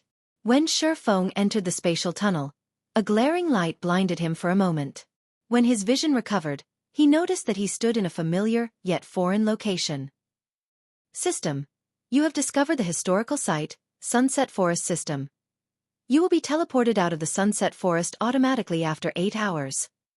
It seems we've gotten pretty lucky. We were actually teleported to the werewolf zone. After taking a quick look around him, Feng had a general grasp of their location. A historical site was like a special secret land. It only opened at certain times. Players had to complete the key quest each time they wanted to enter a particular historical site. In addition, players would be teleported to different locations every time they entered. The Sunset Forest was massive, no smaller than a leveling map. The map was divided into 8 zones, and each time players enter the historical site, they'd be teleported to one of the areas randomly. Naturally, each area's danger would also differ. Among the 8 areas, the werewolf zone was considered the easiest to get through. Each of the Sunset Forest's 8 zones offered varying challenges. For example, the swamp zone would drag players down, drowning those who weren't careful. In the stone forest zone, players weren't able to use spells. The darkness and hail zones were the most dangerous. Random orbs of ice would rain down in the hail zone, claiming players' lives. In the darkness zone, players could only see 8 yards around them, making them easy targets for monster ambushes. The reason the werewolf zone was considered the easiest was that its main threat came in the form of a larger monster population. The zone's monsters were also quite organized. All 8 zones had one thing in common. They eventually led to the Sunset Forest Center. However, players didn't often get that far. Once the team was accounted for, they adjusted the team's formation. Phoenix Rain sent scouting parties of assassins and rangers ahead to determine their next move. Unlike dungeons, players didn't have access to a system map in historical sites. They had to explore the available routes. This was also why the system gave them 8 hours to clear the ruin. If a team wasn't careful, they could venture into a different zone, bypassing the historical site's core. After 15 minutes or so, the scouting parties reported back with what they had discovered. When Phoenix Rain read the reports, she was astonished. So, this is a grade 1 historical site. Phoenix Rain frowned deeply at the reports. Their current location was extremely dangerous. Based on the scouting party's investigation, they were surrounded by werewolf caps. Moreover, a large number of werewolves patrolled the various paths leading to the Sunset Forest's core. If they tried to advance, they'd march straight into these werewolves' den. 30 werewolf squads patrolled the straightest path to the core, and each patrol consisted of around 100 monsters, led by at least one Great Lord. The more powerful patrol squads were commanded by Grand Lords. Even the weakest werewolf in the zone was a chieftain, and they were all level 52 and above. Dealing with one werewolf patrol squad would be difficult and time-consuming, much less dealing with 30. Furthermore, if they weren't careful and disturbed any of the nearby camps, they'd be overrun. Each werewolf camp had at least 11 Grand Lords, including a specialized Grand Lord. Attempting to face such a force would be suicidal. After several evolutions to God's domain, even monsters of the same rank had varying levels of strength. Monsters that failed to evolve properly tended to upgrade a portion of their basic attributes first, such as their strength, agility, and defense. These monsters were known as specialized bosses. They were much stronger than bosses of the same rank and level, but they were extremely rare once they knew what they were up against. Even Quiet Melody was shocked. She had raided a grade 2 historical site in the past, but compared to this grade 1 ruin, that experience had been child's play. Even extremely rare specialized bosses were common here. Although players would only lose 20% of their EXP if they died in the ruin, it would add up after multiple deaths. I see why they say that historical sites are even more difficult than 100-man Hell Mode team dungeons. This grade 1 historical site really knows how to render players powerless. Phoenix Rain smiled bitterly. She then turned to Feng and asked, Team Leader Feng, do you have a way to break through? I don't have any ideas either. We'll have to fight our way through, Feng stated. Players in other areas might be able to rely on their wit to overcome the zone's challenges, but the werewolf zone didn't offer that option. The only way to the core was to kill their way there. Fight our way through? Phoenix Rain rolled her eyes at Feng. She had asked him precisely because that wasn't possible. Since we don't have other options, I guess we have no choice but to use the 4 Tier 3 summoning scrolls earlier than expected. To raid the Sunset Forest, she had prepared plenty of trump cards. However, she hadn't expected to use them so soon after entering the historical site. No one else on the team voiced an opinion either. With their team's strength, fighting 30 werewolf patrol squads was pushing it. They'd have to face over 20 level 55 Great Lords and several level 55 Grand Lords. There were thousands of weaker monsters as well. If they had 4 Tier 3 summoned creatures to hold off the Grand Lords while they defeated the rest of the monsters, they might have a chance of making it through. It's too wasteful to use Tier 3 summoning scrolls right now, Feng commented as he stopped Phoenix Rain. That's easy for you to say. How are we supposed to get past the Grand Lords if we don't use the Tier 3 summon creatures to distract them? Lonely Fantasy snapped, clicking his tongue when he heard Feng. However, Quiet Melody quickly silenced Lonely Fantasy, turning to Feng. May I know if Elder Feng has a different plan? We'll just force our way through, Feng stated. For a moment, the team fell silent. If they could force their way through, they wouldn't need to use the Tier 3 summoning scrolls.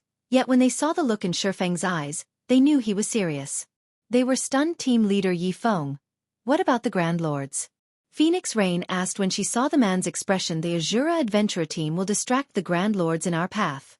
Everyone else can worry about the other monsters as we advance, Feng explained. Leave them to Asura? Phoenix Rain shot Lifeless Thorn a glance based on the scouts' reports. For Grand Lords guarded the easiest path. A measly 100-man team could never deal with 4 Grand Lords at once. Besides, other monsters littered the area. We don't have any problems with it, Lifeless Thorn declared. Initially, he had wanted to veto the idea, but Feng had sent him a whisper, instructing him to agree. With no other choice, he did as he was told. Hearing Lifeless Thorn's lack of hesitation, Quiet Melody and the others were stunned. None of them had ever heard of the Asura Adventurer team before today. Yet the team claimed that they could distract 4 level 55 Grand Lords. This was simply inconceivable. After some reluctance, Phoenix Rain eventually agreed and said, All right, then. Let's try it. If we fail, I'll use the Tier 3 summoning scrolls to assist you. Following which, the team prepared to move out. Meanwhile, Feng made his own secret arrangements. 9.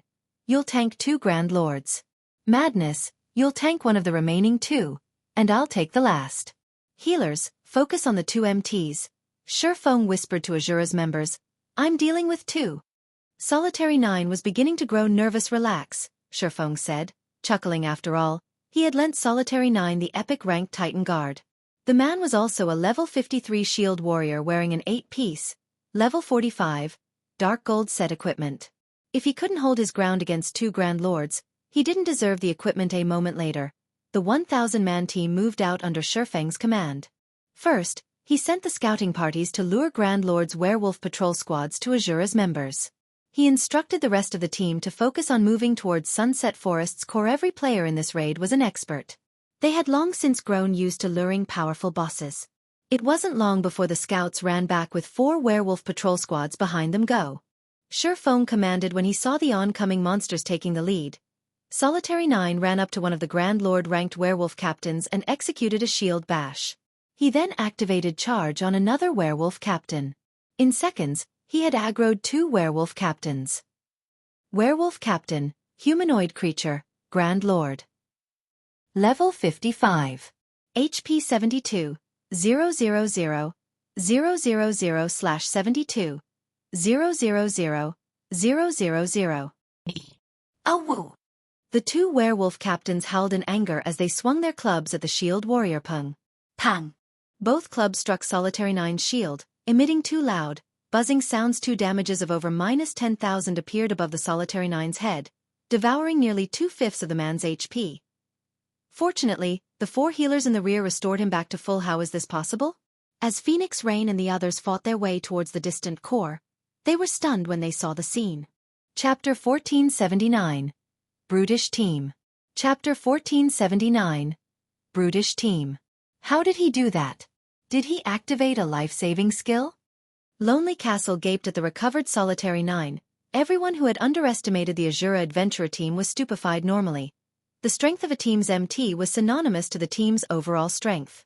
Solitary 9's performance proved that Asura's claim of being a powerful adventurer team was clearly more than just arrogance. Even the game's current top-tier MTs would lose more than 15,000 HP against a casual attack from a level 55 Grand Lord. It was the equivalent of 1/3 of most MT's HP, yet Solitary 9 had only sustained a little over minus 10,000 HP from each werewolf captain's attack, which totaled less than 2/5 of his total HP. However, their shock after seeing the damage Solitary 9 had received was nothing compared to what they felt after watching the man block both attacks with his shield. While their respective guilds' top-ranking MTs could block a level 55 Grand Lord's attacks as well, it normally took several MTs working together. If they sent a single MT to tank the Grand Lord, they'd send the player to his death. Even when a peak MT blocked an attack from a Grand Lord of the same level, they'd stiffen momentarily from the impact. The outcome was the same when the MT used a defensive technique. If MTs didn't deal with the momentary stiffness properly, the Grand Lord could use its high attack speed to break through their defenses, landing a direct hit. Even with a group of dedicated healers, most MTs wouldn't survive the hit. Hence, teams usually sent in multiple MTs to manage the boss's attacks and dampen the resulting impacts. Solitary 9 had blocked attacks from 2 werewolf captains, and by the looks of it, he had energy to spare. It was inconceivable.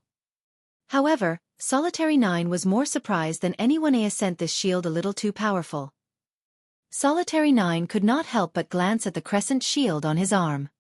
He couldn't believe that he had just blocked 2 Great Lords' attacks without slowing in the least. Elsewhere, Dark Madness had secured his own werewolf captain. Although he had a harder time than Solitary 9, with his 8-piece, dark gold set equipment, he held his ground as he focused on his defense naturally. Feng had little trouble with his boss. Although he wasn't an MT, his attributes rivaled a Grand Lord's of the same level. At level 60, distracting a Grand Lord that was 5 levels lower than him was a piece of cake. With the 4 werewolf captains distracted, the rest of the team had an easier time dealing with the remaining werewolves. Every player that Phoenix Rain had recruited for the operation was a top-tier expert. The MTs were more than capable of holding their ground against a level 55 Great Lord, let alone High Lord-ranked monsters and below. With the MTs forming a wall around the team, the various DPS classes launched frenzied attacks at the werewolves in their way. Hundreds of spells and arrows rained down on the werewolves, killing a few chieftain-ranked werewolves instantly. As the patrol squads thinned, the team slowly advanced. Melee players, assist the MTs. Ranged players, prioritize the werewolves directly in front of us. Don't waste your attacks. Healers, coordinate and make sure there aren't any long breaks between heals on the MTs. Phoenix Rain commanded hurriedly as more werewolves converged on their location. Don't prioritize the werewolf captains and ignore the mobs. Feng interjected. The mobs are increasing by the minute. If we don't clear them out soon, we won't be able to move forward. Quiet Melody snapped as she glanced at the approaching werewolf squads. She strongly disapproved of Feng's plan. It would take too long to kill the Grand Lords. They simply had too much HP. Rather than targeting the Grand Lords, they should focus on killing the weaker monsters. That way, they could break through the blockade sooner than later. I have a plan to deal with the mobs. For now, prioritize the werewolf captains, Feng said, chuckling. Even the weakest of these werewolves have several million HP. If they swarm us, the MTs won't be able to hold them back. Quiet Melody growled when she saw the swordsman's calm expression. His plan wouldn't be an issue if they were fighting common or elite monsters, but the werewolves coming at them were chieftain rank and above. Even if they bombarded those monsters with one AoE spell after another, it would do little to thin their numbers. Only large-scale destruction spells would be useful. Even then, the spells would be of limited help.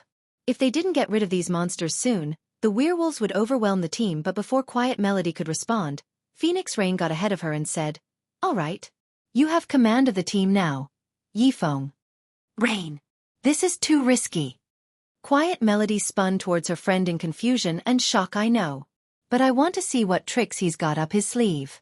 If things go south, I have a backup plan," the Phoenix Pavilion Master softly explained. While Quiet Melody had been correct about needing to deal with the weaker monsters first, there was an issue with her plan. If they ignored the 4 Grand Lords and advanced, the pressure on the team would only increase as they moved forward, and more werewolf patrol squads joined the fight. On the off chance that they came across another Grand Lord squad, the team would be annihilated. Hence, Prioritizing the werewolf captains was a sound idea.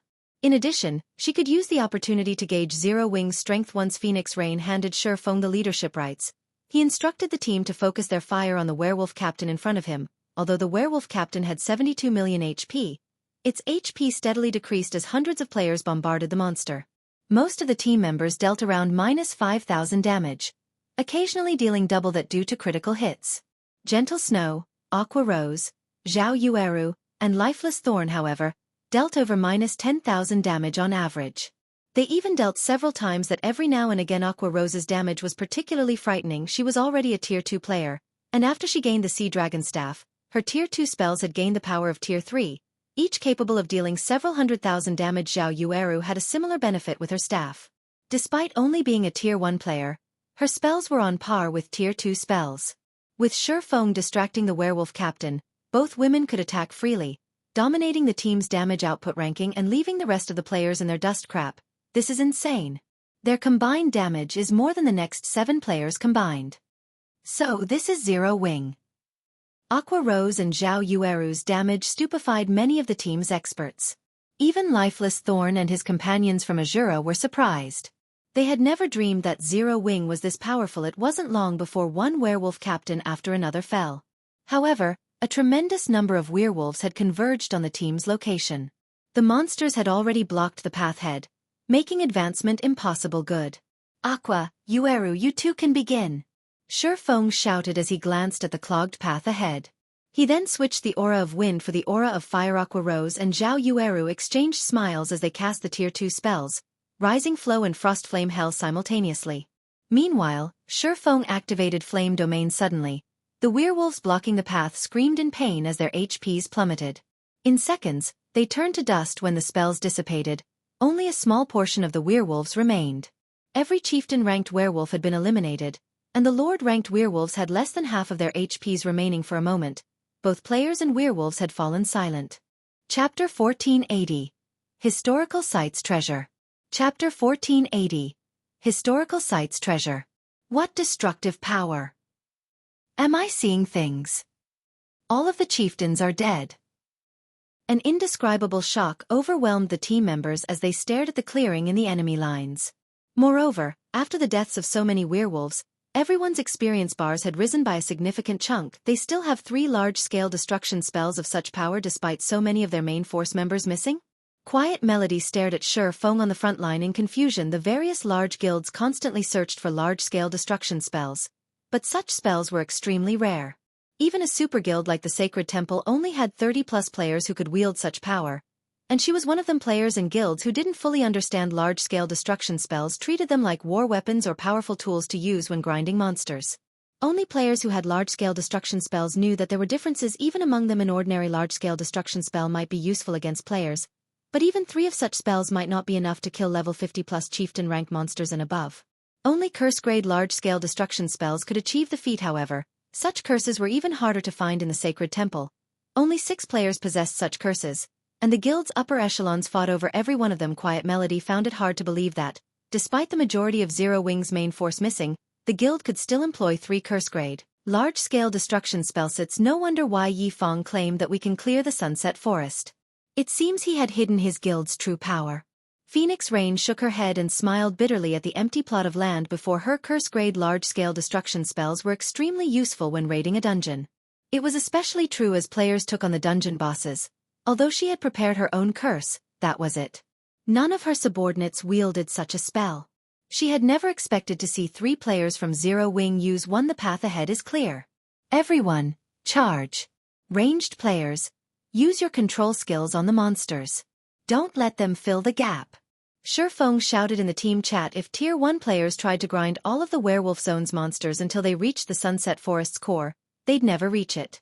The only way through this zone was to run, avoid as many battles as possible, and only stop when they came across a Grand Lord. The Werewolf Patrol squad respawned very quickly. Moreover, their hunting range extended throughout the zone. If they discovered players, the werewolves would chase them to the ends of the earth. Fortunately, Feng's command snapped everyone out of their daze, and the team began to advance with the team's MTs on the front lines, and everyone following closely behind.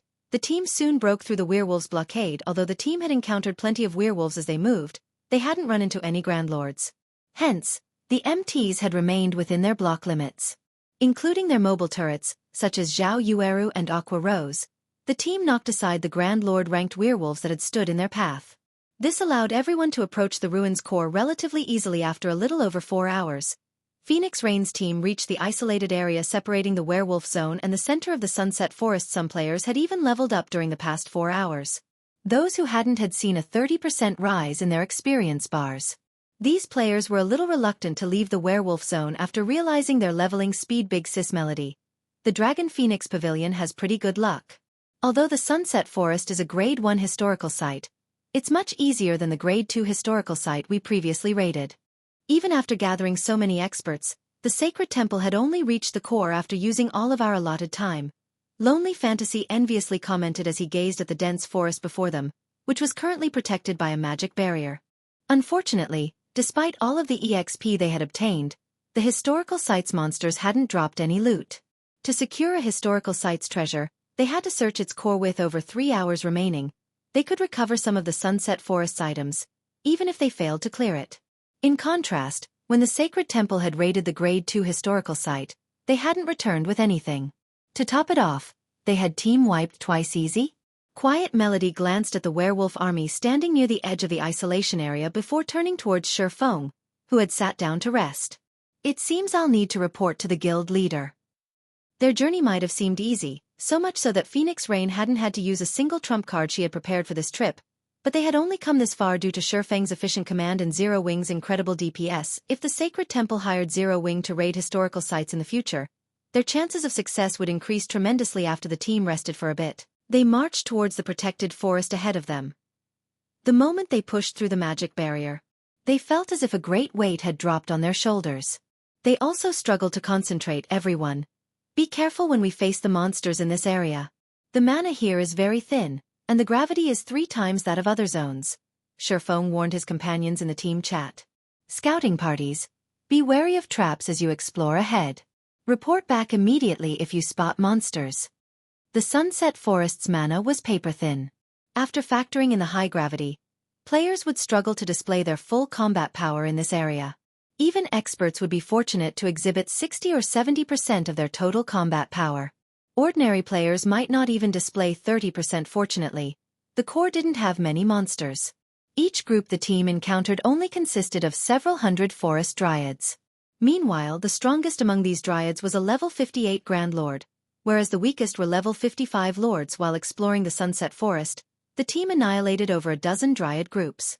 They had discovered 3 dryad nests as well, each of which was like a miniature treasure trove. Although numerous dryads protected these nests, the strongest fortified nest they had found only had 6 Grand Lords and a single specialized Grand Lord. Seeing the potential harvest she could obtain from these nests, Phoenix Rain used all 6 Tier 3 summoning scrolls she had prepared.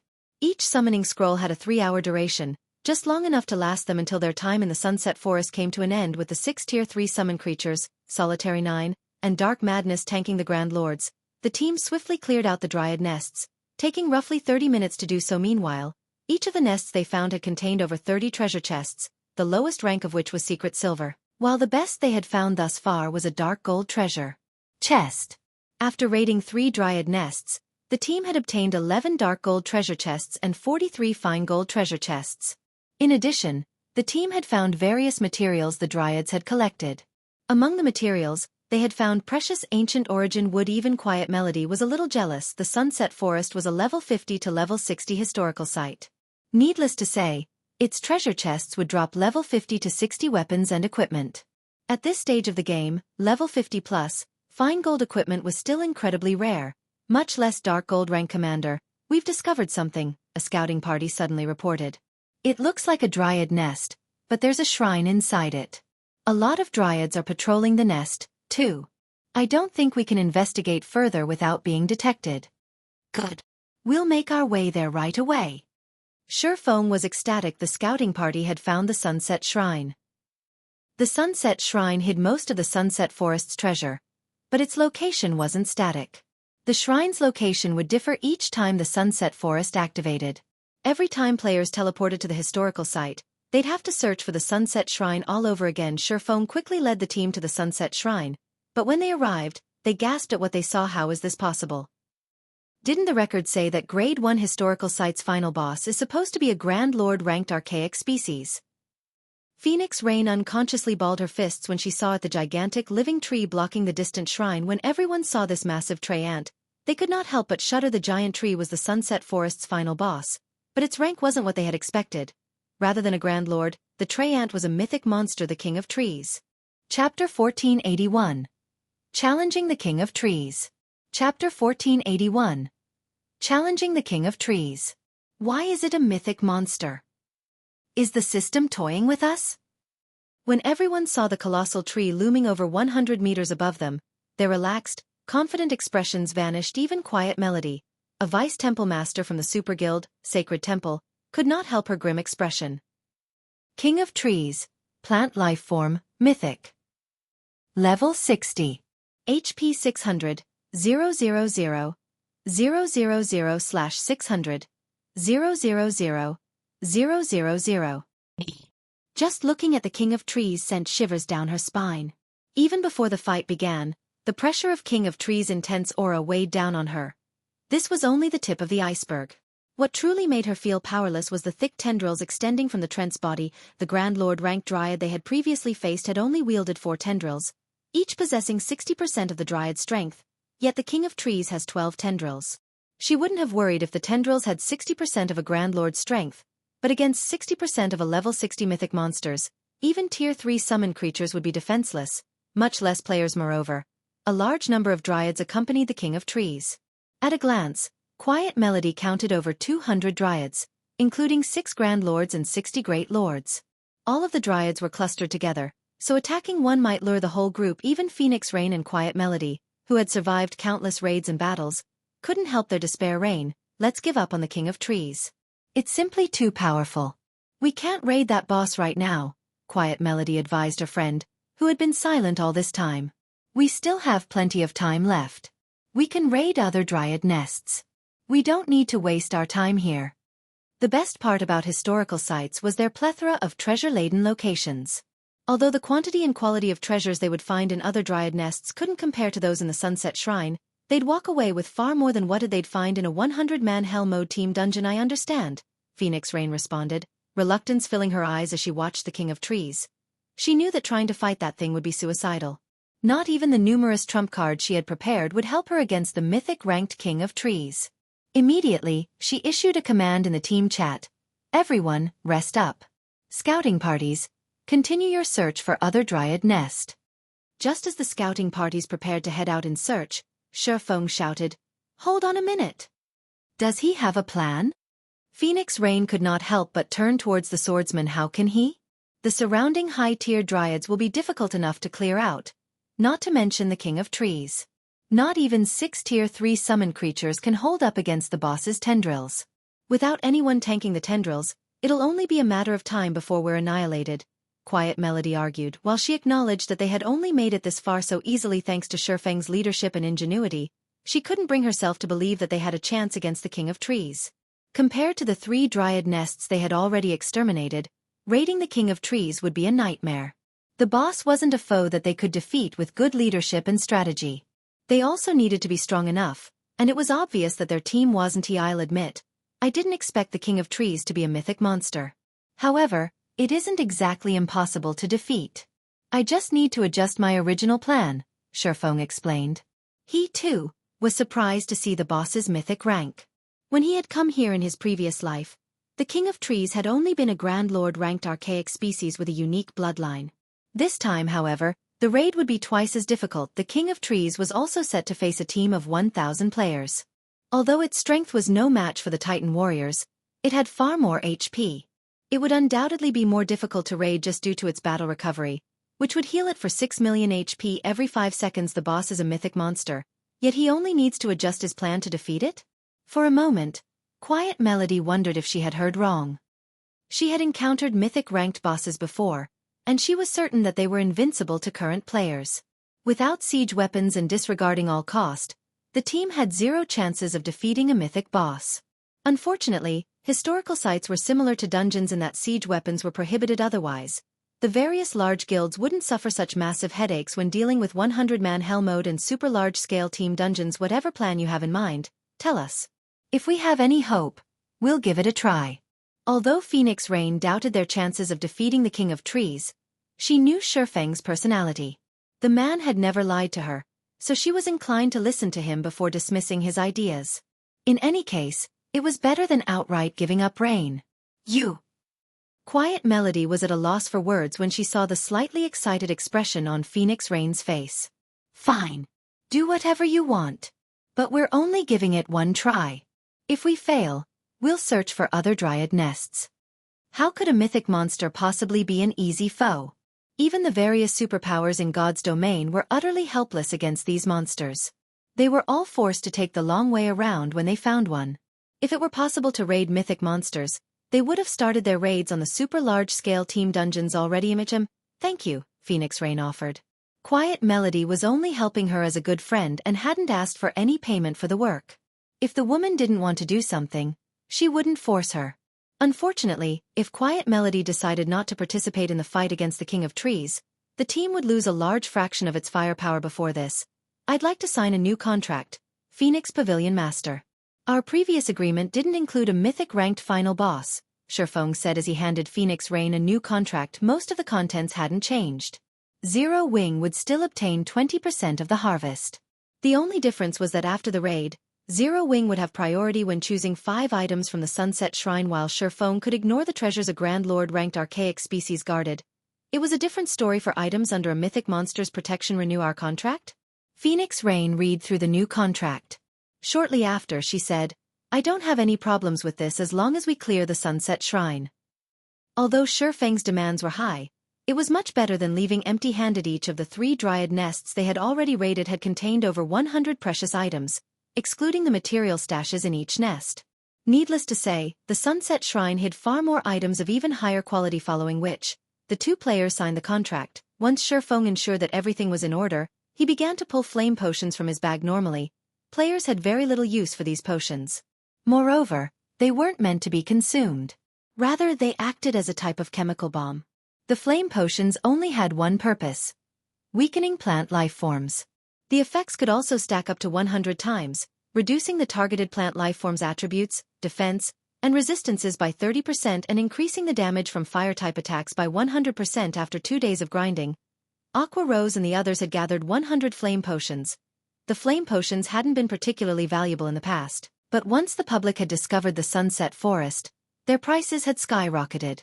They had become a priceless tool for dealing with plant life forms. After distributing the potions, Feng had everyone lure the dryads around the King of Trees, quickly eliminating the mobs without the threats around the boss. Feng delegated tasks. Assassins, when the raid begins, toss these flame potions at the boss. For those controlling the 6 summoned creatures, try to block as many of the boss's tendrils as possible.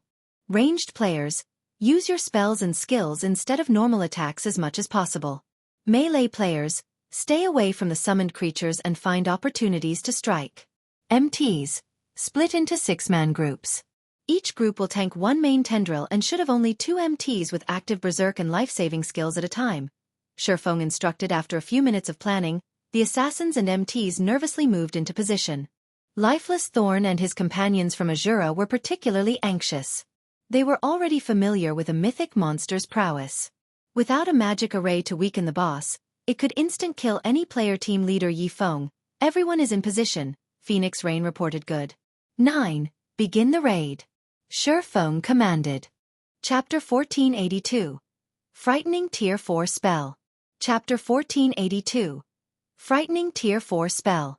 Hearing Feng's command, Solitary 9 took another look at the towering Treant before him before lifting his shield and charging at the creature. Is it really okay to let him start the raid by himself? Phoenix Rain asked worriedly as she watched Solitary 9 approach the King of Trees. Shouldn't we send someone to assist him and split the damage? Solitary 9 looked like an ant before the King of Trees, and the difference between their attributes was just as massive. Even a Tier 3 summoned creature would sustain heavy injuries and lose a good portion of its attributes if struck by all 12 of the boss's tendrils, not to mention a peak MT. No. 9 is more than strong enough for this task, Feng said, chuckling. Although the King of Trees' rank had changed, its skills and attack pattern wouldn't differ. This boss always used the Tier 3 skill, Thorn Smash. On its first target, this move could even wound a Tier 3 summoned creature of the same level, much less a player. Tier 3 summoned creatures were a precious source of combat power for the team right now, so they couldn't afford to risk them needlessly. In the past, teams had usually sent a player sacrifice to take on Thorn Smash before sending the MTs. Unfortunately, Solitary 9 wielded the epic ranked Titan Guard. They didn't need to waste combat power by sacrificing a player. The moment the Shield Warrior moved within the King of Trees' 200-yard perception range, the mythic monster's 12 tendrils transformed into sharp spears and shot towards Solitary 9. The spears were so fast that they looked like 12 streaks of green light as they moved Thorn Smash. So fast.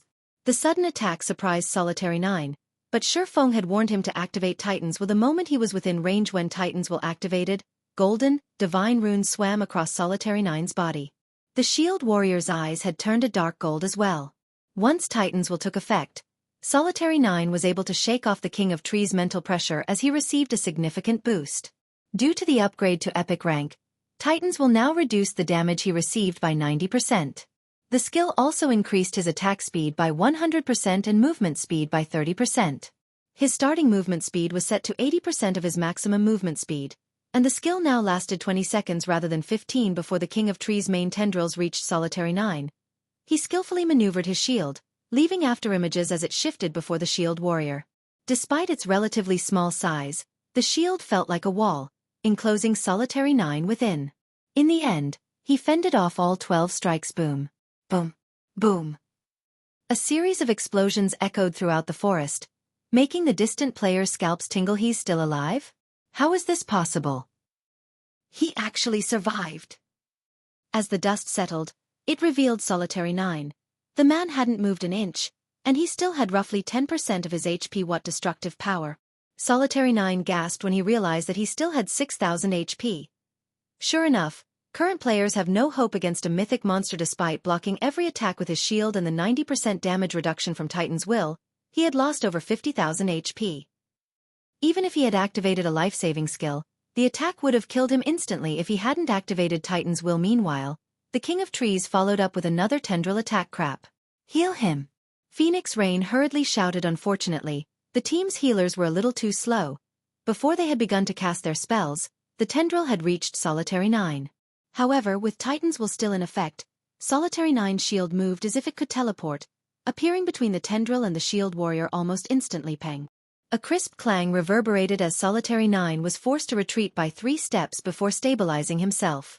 His HP decreased once again -3,208. Even after another hit, he's still alive. The watching players gaped at Solitary 9. Surviving a mythic boss's skill was already impressive, yet he had only received a little over -3,000 damage after blocking a normal attack. His defense was ridiculous. Finally, the healers in the back responded and restored Solitary 9 to half of his total HP, yanking him out of the danger zone. Good. Everyone, move in. Feng commanded. The 6 Tier 3 summoned creatures dashed forward. The assassins, who had been in stealth all this time, also dashed at the King of Trees. Once they were within 40 yards of the boss, they threw their flame potions at the mythic monster. When the potion bottles shattered and coated the King of Trees' trunk, its sturdy bark ignited. By the time all 100 flame potions struck the King of Trees, the mythic monster had transformed into a bonfire. Roar. The King of Trees bellowed and groaned as its basic attributes rapidly fell, and the pressure on Solitary 9 decreased. Now, he only received around -2,000 damage when blocking the mythic monster's normal attacks. Now he could even withstand an attack from all 12 of the King of Trees' tendrils simultaneously. The 6 Tier 3 summoned creatures and 5 MTs groups ran forward, each tanking one of the boss's main tendrils, further reducing the pressure on Solitary 9. However, the King of Trees was enraged, its attack speed increasing. Hundreds of smaller tendrils extended from its trunk, attacking everything in range. Each of the minor tendrils carried 35% of the mythic monster's strength, more than enough to suppress a great lord of the same level. The summoned creatures and the MT groups were in danger. When the MTs blocked the minor tendrils, they received nearly -8,000 damage. On average, each MT had to face 3 or 4 minor tendrils. Even with their life-saving skills active, the MT groups were starting to falter, and the healers struggled to keep up with the plummeting HP. Phoenix Rain's team finally understood how terrifying the King of Trees was, as expected of a mythic monster. Relying on the flame potions isn't enough. Feng sighed helplessly. He then used 5,000 magic crystals to activate the Ring of Gospel's world projection. When world projection activated, the King of Trees' attributes decreased once more. The debuff was just enough to help the MT groups hold on everyone. Attack. When Feng issued the command, he activated Phantom Kill and dashed for the King of Trees due to the flame potions. The King of Trees' defense had weakened significantly. When spells and arrows bombarded the boss's trunk, damages ranging from -2,000 to -3,000 appeared above the mythic monster's head. The fire-type skills and spells did the most damage, each dealing over -5,000 damage on average. Zhao Yueru's attacks stood out from the rest. Wielding Frostflame's Wrath, she bombarded the King of Trees with one fire-type spell after another, each dealing nearly -30,000 damage. Just how high is her magic damage? Blue Phoenix, who stood a short distance away from Zhao Yueru, was rendered speechless. She was an elementalist and was already level 48. Yet despite wielding an epic staff, robe and a pair of gloves, her Tier 1 fire-type spells only dealt around -12,000 damage. She couldn't even manage half of Zhao Yueru's damage as everyone continued their bombardment, watching the King of Trees' HP steadily decrease 90%, 70%, 50%. However, as the mythic monster's HP fell, more tendrils gradually joined the fight. These minor tendrils no longer focused on the summoned creatures and the MTs, occasionally sprouting from the ground to attack the ranged DPS and distant healers. Although the minor tendrils only carried 35% of the King of Trees' strength, they packed enough power to instantly kill the cloth armor classes, steadily reducing the team's numbers. By the time the King of Trees' HP fell to 20%, the 1,000-man army had around 700 players remaining. Despicable intruders. You will only help me grow. The King of Trees bellowed suddenly. 6 more main tendrils joined the fight. Now, each of the main tendrils dealt nearly -20,000 damage to the MTs with active berserk skills. Before anyone could react, the 6 new tendrils killed off 6 MTs. As the MT group fell, the boss's aggro management descended into chaos attack with everything. Use every skill and spell you have. Feng shouted. The sudden loss of an MT group made it impossible for the team to defend against 18 main tendrils. Their only hope was to throw everything they had at the boss and hope they could outlast it. Solitary 9, Dark Madness, and Lifeless Thorn no longer dared to hold back. Immediately, they activated their berserk skills. At the same time, Solitary 9 activated Titan's Heart, creating a protective shield around him that could absorb damage equal to 10 times his maximum HP. The 3 of them quickly moved into position and activated Triple Frostmoon. Suddenly, 3 dazzling arcs of light struck the King of Trees, pulling a pained scream from the mythic monster. At the same time, the King of Trees lost over 2 million HP, its HP bar decreasing by a sizable chunk. Likewise, Feng activated Heavenly Dragon's power before using one skill after another across the battlefield. Phoenix Rain activated one Tier 3 magic scroll after another. As well as the King of Trees' HP decreased, it launched frenzied attacks, swiftly claiming players' lives. Although Feng wanted to summon his personal guards, players were prohibited from doing so in historical sites. He could only summon a Tier 3 demon to assist. Eventually, the King of Trees' HP fell to 2%, but only a little over 100 players were still alive. Only a dozen or so MTs still stood against the boss, and over 70% of the team's healers had died. At this rate, the team would fall before they could kill the King of Trees. Everyone, retreat! Feng shouted when he realized the hopelessness of the situation. Grinding his teeth, he took the Tier 4, large-scale destruction magic scroll from his bag and unfurled it. Die! As the magic scroll unfurled, the space around the sunset shrine froze. The surrounding mana surged towards the scroll in Feng's hand before a golden magic array formed beneath the boss boom. Suddenly, a golden pillar of light rose from the ground, enveloping the mythic ranked guardian boss and piercing through the magic barrier around the sunset forest. The King of Trees' tendrils, both main and minor, disintegrated. Its remaining 2% HP fell to 0 instantly. By the time the golden light pillar dissipated, nothing had remained of the King of Trees. The surviving players only saw a scorched, empty plot of land. Chapter 1483. Obtaining the first clear of the Sunset Forest. Chapter 1483. Obtaining the first clear of the Sunset Forest. The boss is dead. What tier was that spell? How is it so powerful? As the Tier 4 spell, Titan's Wrath, dissipated, the surviving team members regained their senses. Even then, they couldn't bring themselves to believe that the King of Trees was dead. By the time the team had taken the King of Trees down to 2% of its HP, it had deployed well over 1,000 minor tendrils on the battlefield. With the remaining 100+ members on the team, It would have been impossible to wipe out the boss's remaining HP before the mythic monster annihilated the rest of the team, and yet, just as the team was about to wipe, someone bombarded the King of Trees into oblivion. Why wouldn't they be shocked? Was that some sort of trump card Zero Wing had kept hidden? Phoenix Rain stared at the empty plot before her in shock. She had never expected Zero Wing to have a Tier 4, large-scale destruction magic scroll at this stage of the game. Tier 3 magic scrolls were extremely precious. With just one of these scrolls, an ordinary player could make a fortune overnight with enough funds to purchase a powerful set of equipment. Among the various magic scrolls available, large-scale destruction spells and summoning spells were the most valuable and highly sought after by the various large guilds. Both types of magic scrolls were powerful enough to turn the tide in battle, but Feng had actually used a Tier 4, large-scale destruction magic scroll. Not even the Dragon Phoenix Pavilion had gotten their hands on such a scroll. The King of Trees' death contributed a tremendous amount of EXP to the surviving players. Phoenix Rain had even risen from level 48 to level 49. They had obtained more EXP than anyone had expected. Meanwhile, after the King of Trees' death, the barrier enveloping the Sunset Shrine gradually disappeared. System. Congratulations! You are the first team to raid the Sunset Forest successfully. Rewards in the Sunset Shrine doubled. You will be teleported out of the Sunset Forest after 1 hour automatically. Healers, resurrect the dead. Everyone else rest up, Feng commanded before entering the Sunset Shrine with Phoenix Rain to inspect the treasures inside. The other players couldn't help their envy, curious about what treasures the shrine held, but they knew that they'd have to wait. Historical sites typically offered far more treasure than dungeons, some of which could be used as guilds' trump cards. Naturally, these guilds would have more of an advantage if fewer people knew about these items. As for Feng, not only was he Phoenix Rain's ally, but he had also signed a contract with the Phoenix Pavilion Master. He had also contributed the most during the raid. Thus, he qualified to enter the shrine alongside the guild leader Zero Wing and the Asura adventurer team. Quiet Melody could not help but watch Feng's departing back before glancing at Asura's resting members, curiosity and intrigue dominating her thoughts. It seems that I really will need to report to the guild leader. Despite all of the effort the Sacred Temple had spent raiding various historical sites, the guild had failed to raid a single Grade 2 ruin, yet Phoenix Rain's temporary team had secured the first clear of a Grade 1 historical site. If other guilds discovered this, it would cause a commotion on the journey here.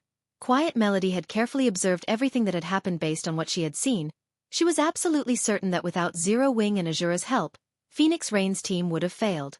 In fact, they would have been lucky to reach the Sunset Forest's core within the allotted time, much less kill the mythic-ranked King of Trees. She had never imagined that a recently established guild like Zero Wing could become so powerful in such a short amount of time. While historical sites were very rare in God's domain, super guilds like the Sacred Temple had discovered quite a few already. The only thing preventing them from harvesting these ruins' treasure was their lack of strength. Although she did not know what the conditions of Phoenix Rain and Zero Wing's agreement, the Sacred Temple was capable of any price she could afford.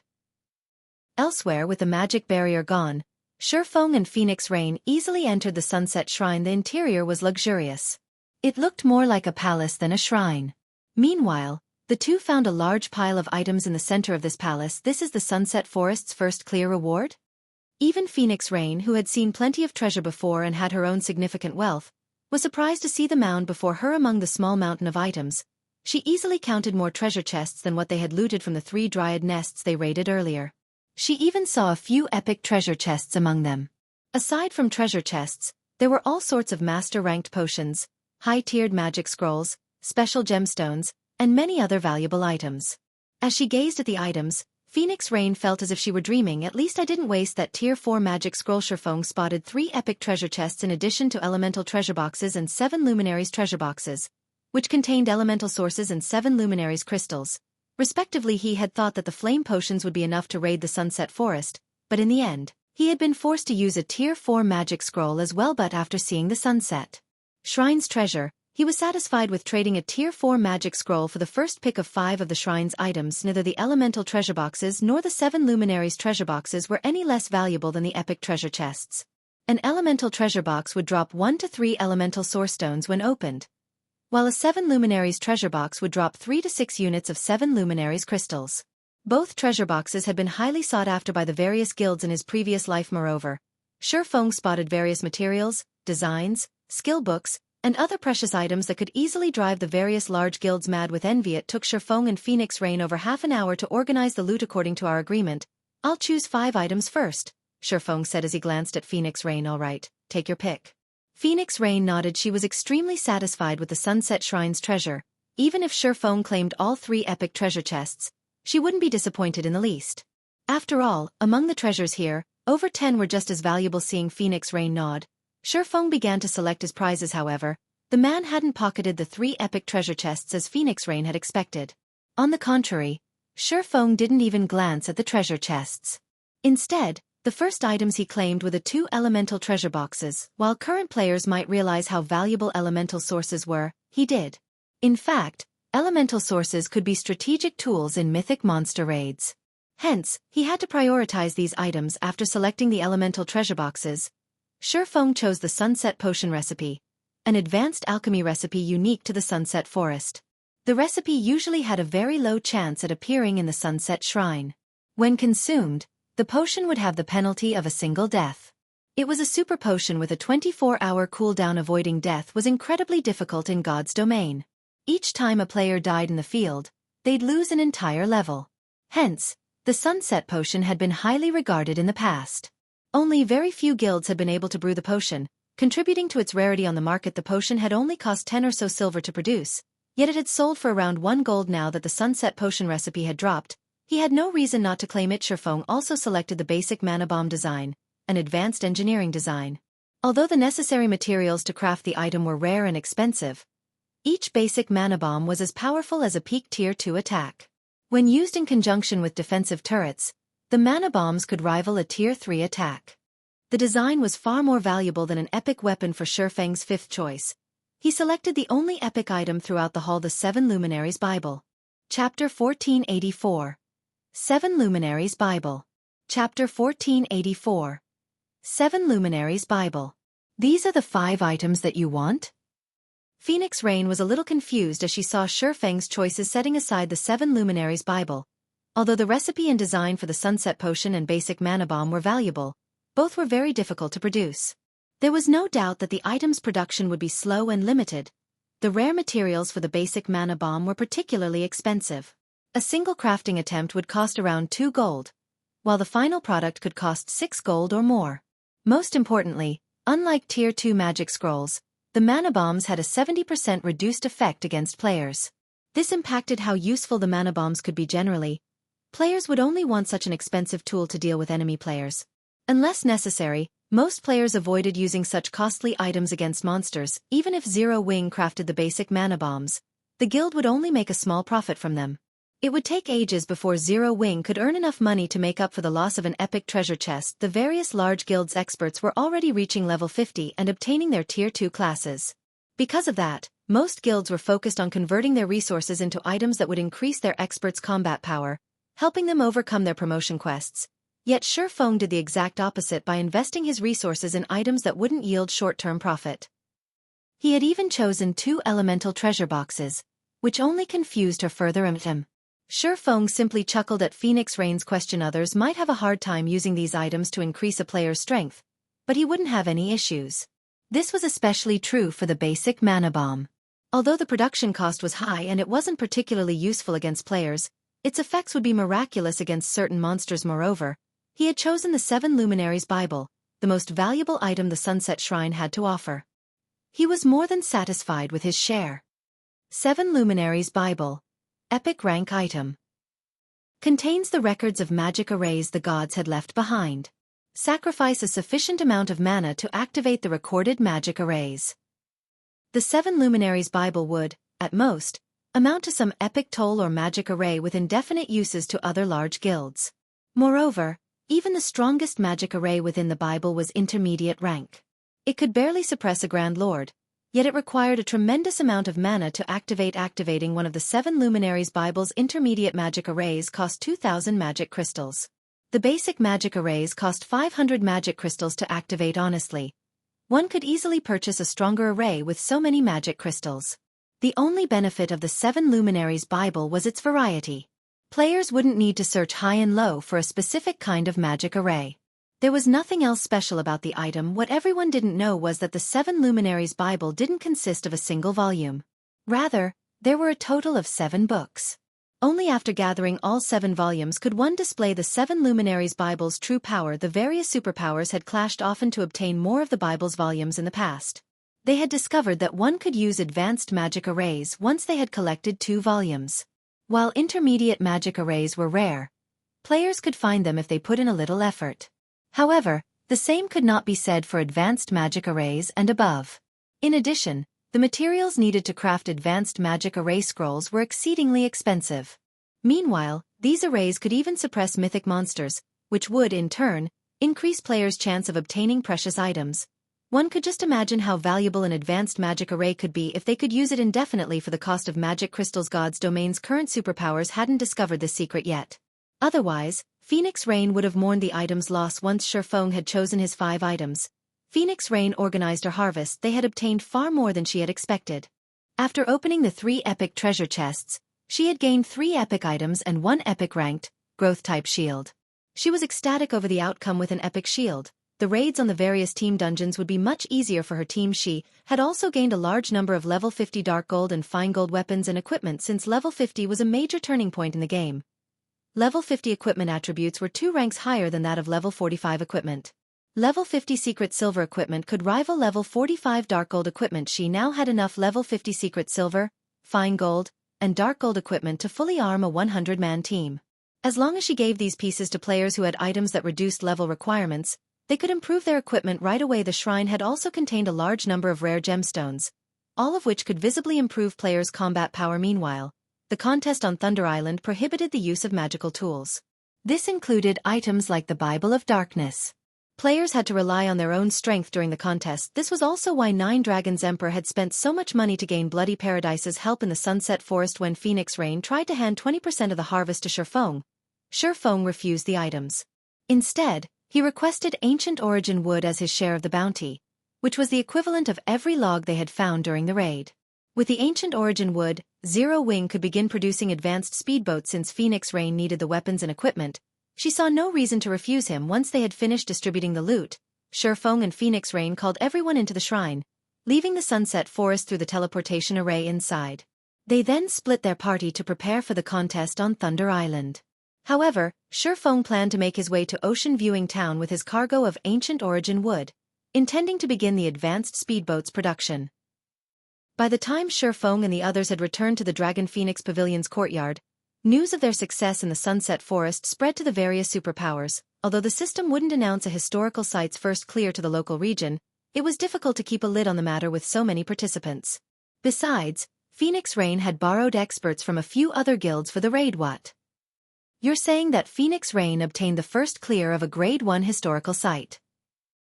Since when had the Dragon Phoenix Pavilion grown so powerful? That's a Grade 1 historical site we're talking about. Zero Wing and the Asura Adventurer team. Where is this Asura Adventurer team from? Why haven't I heard of it? Go! Send someone to investigate this Asura Adventurer team. When the various superpowers' upper echelons read their subordinates' reports, they turned their attention to Zero Wing and the Asura Adventurer team. Particularly Asura Zero Wing's prowess was no longer news to these superpowers. If they were familiar with the Dark Arena, they had heard of Zero Wing's experts. There was also the old news of Zero Wing's 1,000-man army defeating the Dragon Phoenix Pavilion's Shadow Dragon Legion, proving that Zero Wing had an incredibly powerful team. However, the Asura Adventurer team was a different story. With the Adventurer team being so powerful yet unknown, it had become a target for recruitment. Meanwhile, 9 Dragons Emperor's team cleared out a dryad nest in the Sunset Forest's core. Of the original 1,000 team members, less than 700 players remained standing. The survivors fought desperately to hold back a Grand Lord-ranked dryad. Quick! Take these dryads down. We don't have much time left. 9 Dragons Emperor anxiously shouted. He had used many of his trump cards just to get his team to the central area. Even then, he had spent more than 6 hours doing so. Once there, they had spent quite some time exploring the area before they had found a dryad nest, but they hadn't expected the dryads to be so difficult to deal with.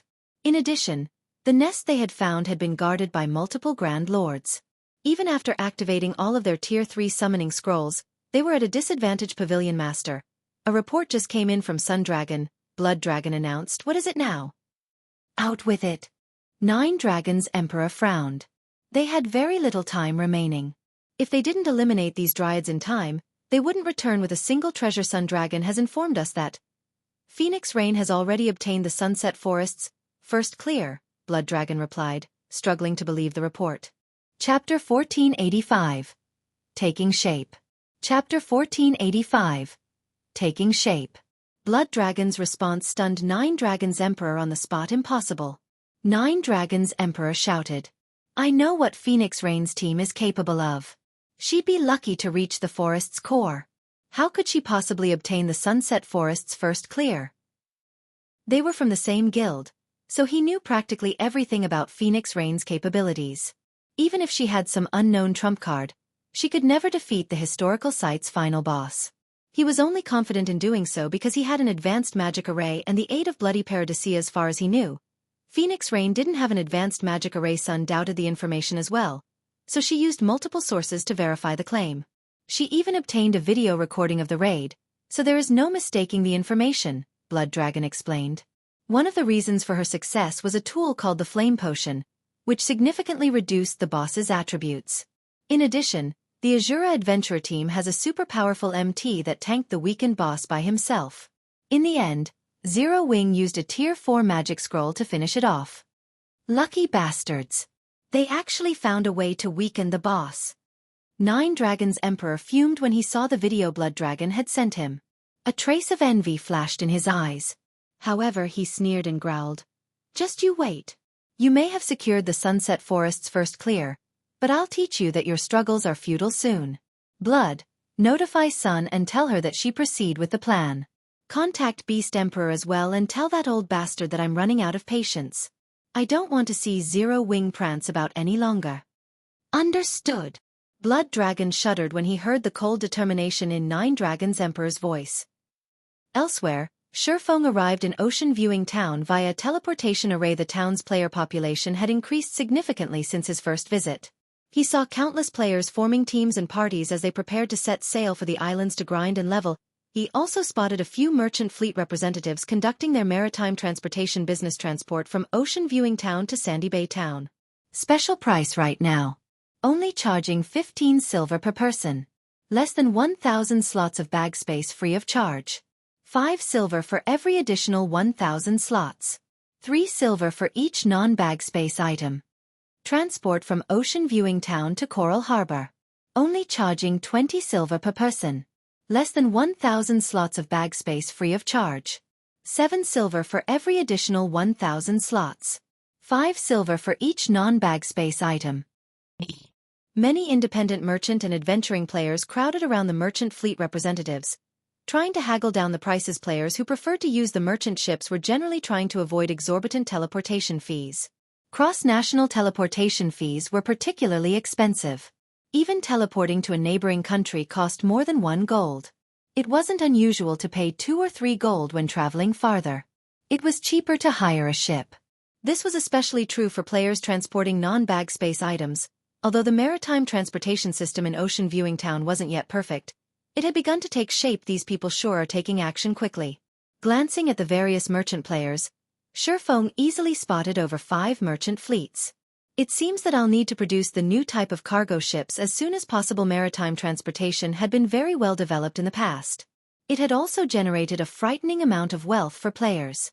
Hence, the various large guilds had established their own merchant fleets and contested over territory at sea. Initially, Feng had been satisfied with the development of his naval forces, but there were plenty of capable players in God's domain. In the end, many players had quickly discovered this business opportunity at the moment. These merchant fleets were renting ordinary cargo ships from NPCs. Each ordinary cargo ship could only carry 35 people, and the cargo ship's item space was limited. Each ship could only carry 30 non-bag space items at a time. He had previously spent 30,000 gold to purchase a special medium shipyard. As long as he had sufficient materials and engineers, he could begin constructing the new cargo ships immediately. Not only were the new cargo ships 15% faster than ordinary cargo ships, but they could also carry up to 40 people at a time. Meanwhile, Feng had both engineers and materials available to him. He could start producing the ships as soon as he desired. Once these new cargo ships were built, he'd make a fortune off of them whether he rented them out or used them himself, following which, Feng contacted Melancholic Smile and had her dispatch a large number of engineers to Ocean Viewing Town. Previously, the Candlelight trading firm had lacked both quantity and quality of engineers, but now they had become a holy land for lifestyle players in Star Moon Kingdom. Since the trading firm constantly recruited lifestyle players, they had a large collection of engineers. Right now, even if the trading firm only dispatched a small fraction of these players, they would be more than enough to operate a large shipyard, not to mention a medium shipyard guild leader. Do you really intend to use such a precious material to construct the Flying Eagle speedboats and new cargo ships? Burning Abyss was astonished as he gazed at the ancient origin wood Feng had placed before him as a master engineer. He had researched the various materials available in God's domain. This was especially true for the materials useful to engineers. He knew that ancient origin wood was a top-tier material meant for ship construction. Using it to construct bronze speedboats would be a waste, much less constructing an advanced speedboat. The new cargo ship was even less valuable than an advanced speedboat. Just use it for now. I don't have any higher-ranked designs on me at the moment. Feng was just as reluctant to use the wood after all. Ancient origin wood was a precious material that could only be obtained from the Sunset Forest. When used to construct ships, not only would it increase the production success rate, but it also had a chance of strengthening the ship with the power of ancients, enhancing the ship's quality. It was incredibly extravagant to use it to construct a ship that wasn't even bronze rank. However, he couldn't care less at the moment. Ship designs were extremely rare. He had been fortunate enough to obtain the design for the Flying Eagle speedboat and the newly developed cargo ship, following which, Feng handed Burning Abyss the basic mana bomb design and instructed him to produce the bombs.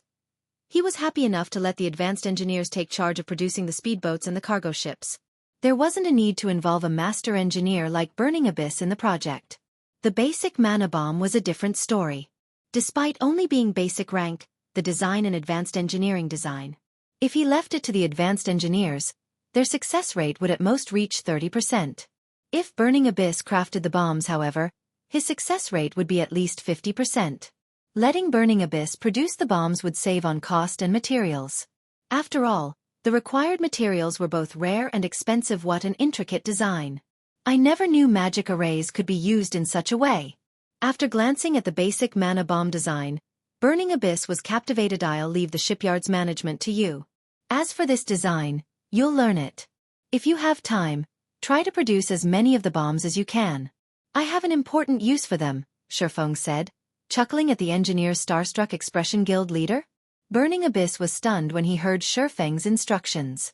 However, he was instantly overjoyed and excited. Even after becoming a master engineer, he had only been promoted to chief engineer in the Candlelight trading firm. In the end, he was only one of Zero Wing's core members, but it was a different story if he were allowed to manage the shipyard. It was the equivalent of becoming one of the guild's upper management. Countless lifestyle players dreamed of such status, following which, Feng handed a portion of the shipyard's authority to Burning Abyss. He then paid Rodney a visit, calling in on the agreement with the master engineer to assist in the shipyard. Not only would Rodney's presence increase production success rate when crafting ships, but production speed would increase as well. As Feng finished with the shipyard's matters and prepared to lead Gentle Snow and the others to Thunder Island, Aqua Rose gleefully walked up to him, whispering, "Guild leader, Summer just contacted me. She says that she's successfully class changed into a Dragon Slayer. Moreover, Cola has also completed his class change. Should I have them head over?" Chapter 1486. Assembly of Experts. Chapter 1486. Assembly of Experts. They're done already? Feng was a little confused. As far as he could remember, the Dragon Slayer class change quest wasn't an easy one. All right, tell them to hurry and join us. Honestly, he had been somewhat worried about having sufficient strength for the contest on Thunder Island, and had even considered recruiting Owl's help. However, it seemed that wouldn't be necessary. Cola's success in becoming a Tier 2 Dragon Slayer Knight alone would boost the team's overall strength, not to mention alluring Summer, who is now a Tier 2 Dragon Slayer mage. Both basic attributes and skills would undergo a qualitative transformation when players reached Tier 2. Cola also had the epic-ranked Dragon Scale Shield. Had he been present during the King of Trees raid, the raid definitely would have been a lot easier. He wouldn't have needed to waste an incomparably precious Tier 4 magic scroll. Hearing Feng's answer, Aqua Rose immediately contacted alluring Summer and Cola, telling them to gather in Ocean Viewing Town. Guild leader, if we don't leave soon, I'm afraid we won't make it in time. Gentle Snow said worriedly as she looked at the time. It would take quite some time to travel from Star Moon Kingdom to the Apocalypse Empire. Thunder Island was located in the Sea of Death's inner region, very far away from the Apocalypse Empire. There weren't any teleportation arrays connected to the island, so players had to rely on other means to reach it. In fact, the various major powers participating in the contest for Thunder Island's authority had long since set out.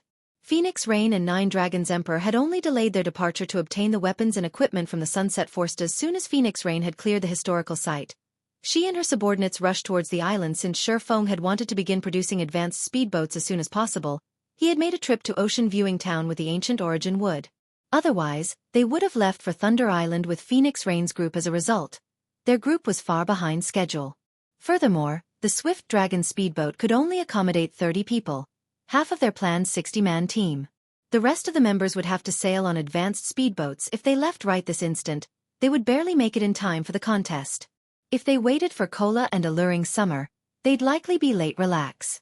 We have enough time, Feng consoled her, smiling, following which, Feng led everyone to Ocean Viewing Town's harbor. Half an hour later, Cola and Alluring Summer finally reached the harbor atop two majestic thunder wolves. The moment Cola and Alluring Summer arrived, they attracted a lot of attention from the players at the harbor. They were difficult to miss. Both of these players radiated intense auras from atop their mounts. Guild leader, we're sorry for the wait, Cola apologized as he stopped before Feng. It's fine. It's about time to set out, Feng said, nodding. He then invited Cola and Alluring Summer to the team. When Lifeless Thorn and his companions from the Ice Crystal world saw Cola and Alluring Summer, they were astounded. They had already been shocked by the Strength Zero Wings members displayed. They hadn't expected the guild to have even more experts. Lifeless, how confident are you of defeating those two? Cleansing Whistle whispered as she looked at Cola and Alluring Summer personally. Cleansing Whistle doubted that she was a match for Cola or Alluring Summer. Just by standing so close, she felt an intense wave of danger from them. The guy? Maybe. The other one? I don't know. I'd have to fight her to find out, Lifeless Thorn said, fighting spirit illuminating his gaze as he watched Alluring Summer. He had struggled to find anyone who could offer a good fight back in Coldwind City. When Feng had said that God's Domain's continent had plenty of experts, he had assumed the claim was meant to excite him. But looking at it now, it would seem that the swordsman hadn't lied. What? Even you aren't confident of winning? Cleansing Whistle could not help but turn to look at Alluring Summer in shock. Based on her observations during the raid in the Sunset Forest, she knew that Gentle Snow, Aqua Rose, and Zhao Yueru were powerful. Although other experts from Zero Wing had been present, it was obvious that they were significantly weaker than the three women. Hence, Cleansing Whistle had assumed that Lifeless Thorn would rank among the top 5 in Zero Wing. Unfortunately, it didn't seem like that was the case. When she thought about how Zero Wing had at least 5 experts who were even stronger than a monster like Lifeless Thorn, her shock was natural. However, Cleansing Whistle felt pretty lucky about the situation. She had been Coldwind City's #1 swordsman. With no suitable rivals, she had to rely on herself to improve. Now, however, she met a group of people who were much stronger than her. They also had an expert swordsman like Feng.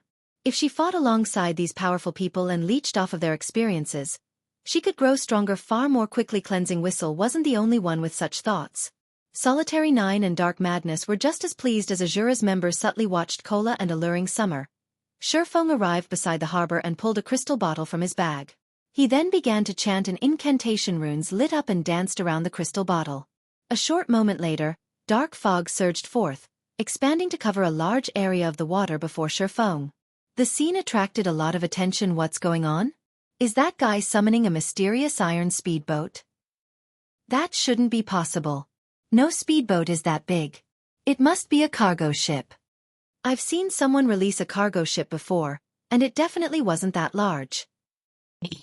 While everyone discussed the disturbance, the cloud of dark fog expanded up and out. Soon, the fog dissipated, revealing Feng's ship. This ship was a silver sailboat, double the size of ordinary cargo ships. While it was docked, it dwarfed the nearby ordinary and advanced speedboats. What? That's a sailboat. How is this possible? Everyone was stupefied when they saw the one-horned sailboat. As naval players, they had spent most of their gaming career in God's domain at sea. Although they weren't well-known experts, they understood ships just as well, if not better, than the various large guilds. A sailboat could send tremors throughout the Apocalypse Empire. It could definitely overturn the current hierarchy of the Empire's naval powers. Even a bronze speedboat was no more than a fly to be swatted in the face of a sailboat guild leader. Since when do you have a sailboat? Could it be? Have you already repaired the sailboat we got from the fallen Ark? Aqua Rose's eyes glowed as she stared at the monstrosity of a ship before her. Although Zero Wing had the Swift Dragon speedboat, at the end of the day, a speedboat was just a speedboat. Without a large number of support ships, it would be very difficult to exert the Swift Dragon speedboat's maximum potential.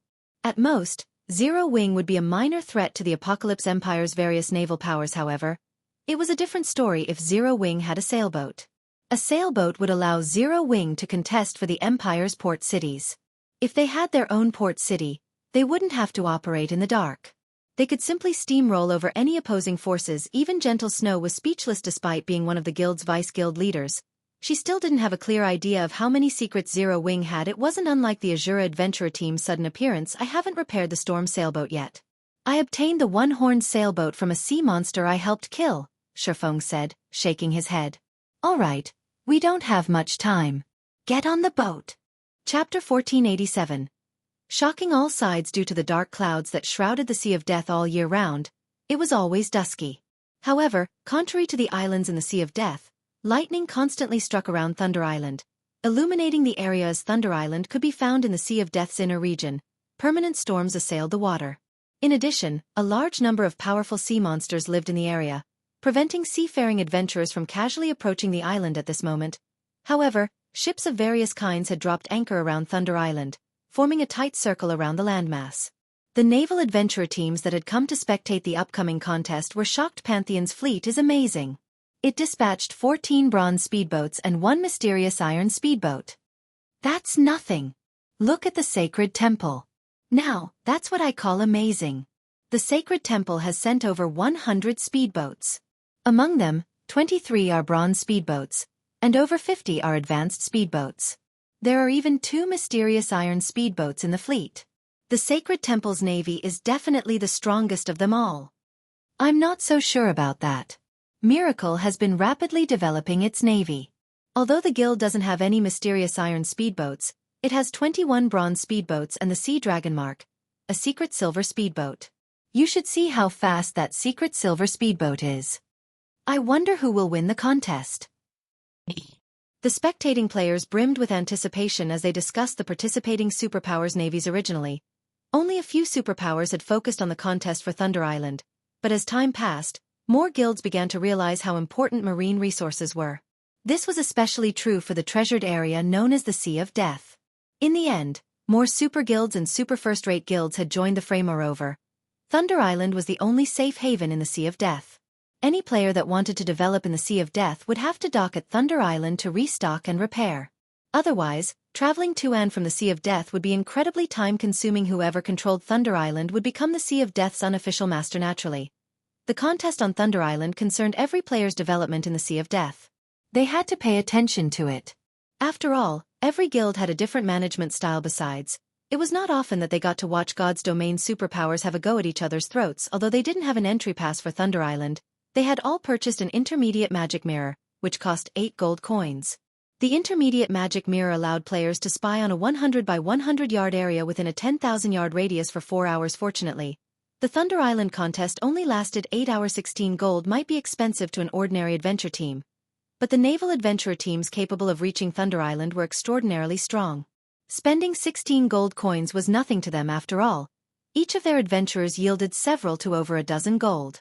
They could easily earn back the spent coins by exploring dangerous areas. Players didn't get to see matches between the superpowers peak experts every day. Who knew when they would get another opportunity? Furthermore, the various large guilds highly valued Thunder Island. They would definitely go all out in the upcoming contest. While everyone waited for the barrier around the island to open, speedboats continued to arrive. Among these speedboats, some belonged to the various expert teams the superpowers had hired. Amazing. Isn't that the Shadow Knight Order, a top adventurer team in the Beast Empire? They're joining the contest as well. Look. That person looks like Undead, Bloody Paradise's commander. Many of the ships sailing towards Thunder Island belong to well-known experts and adventurer teams in God's domain.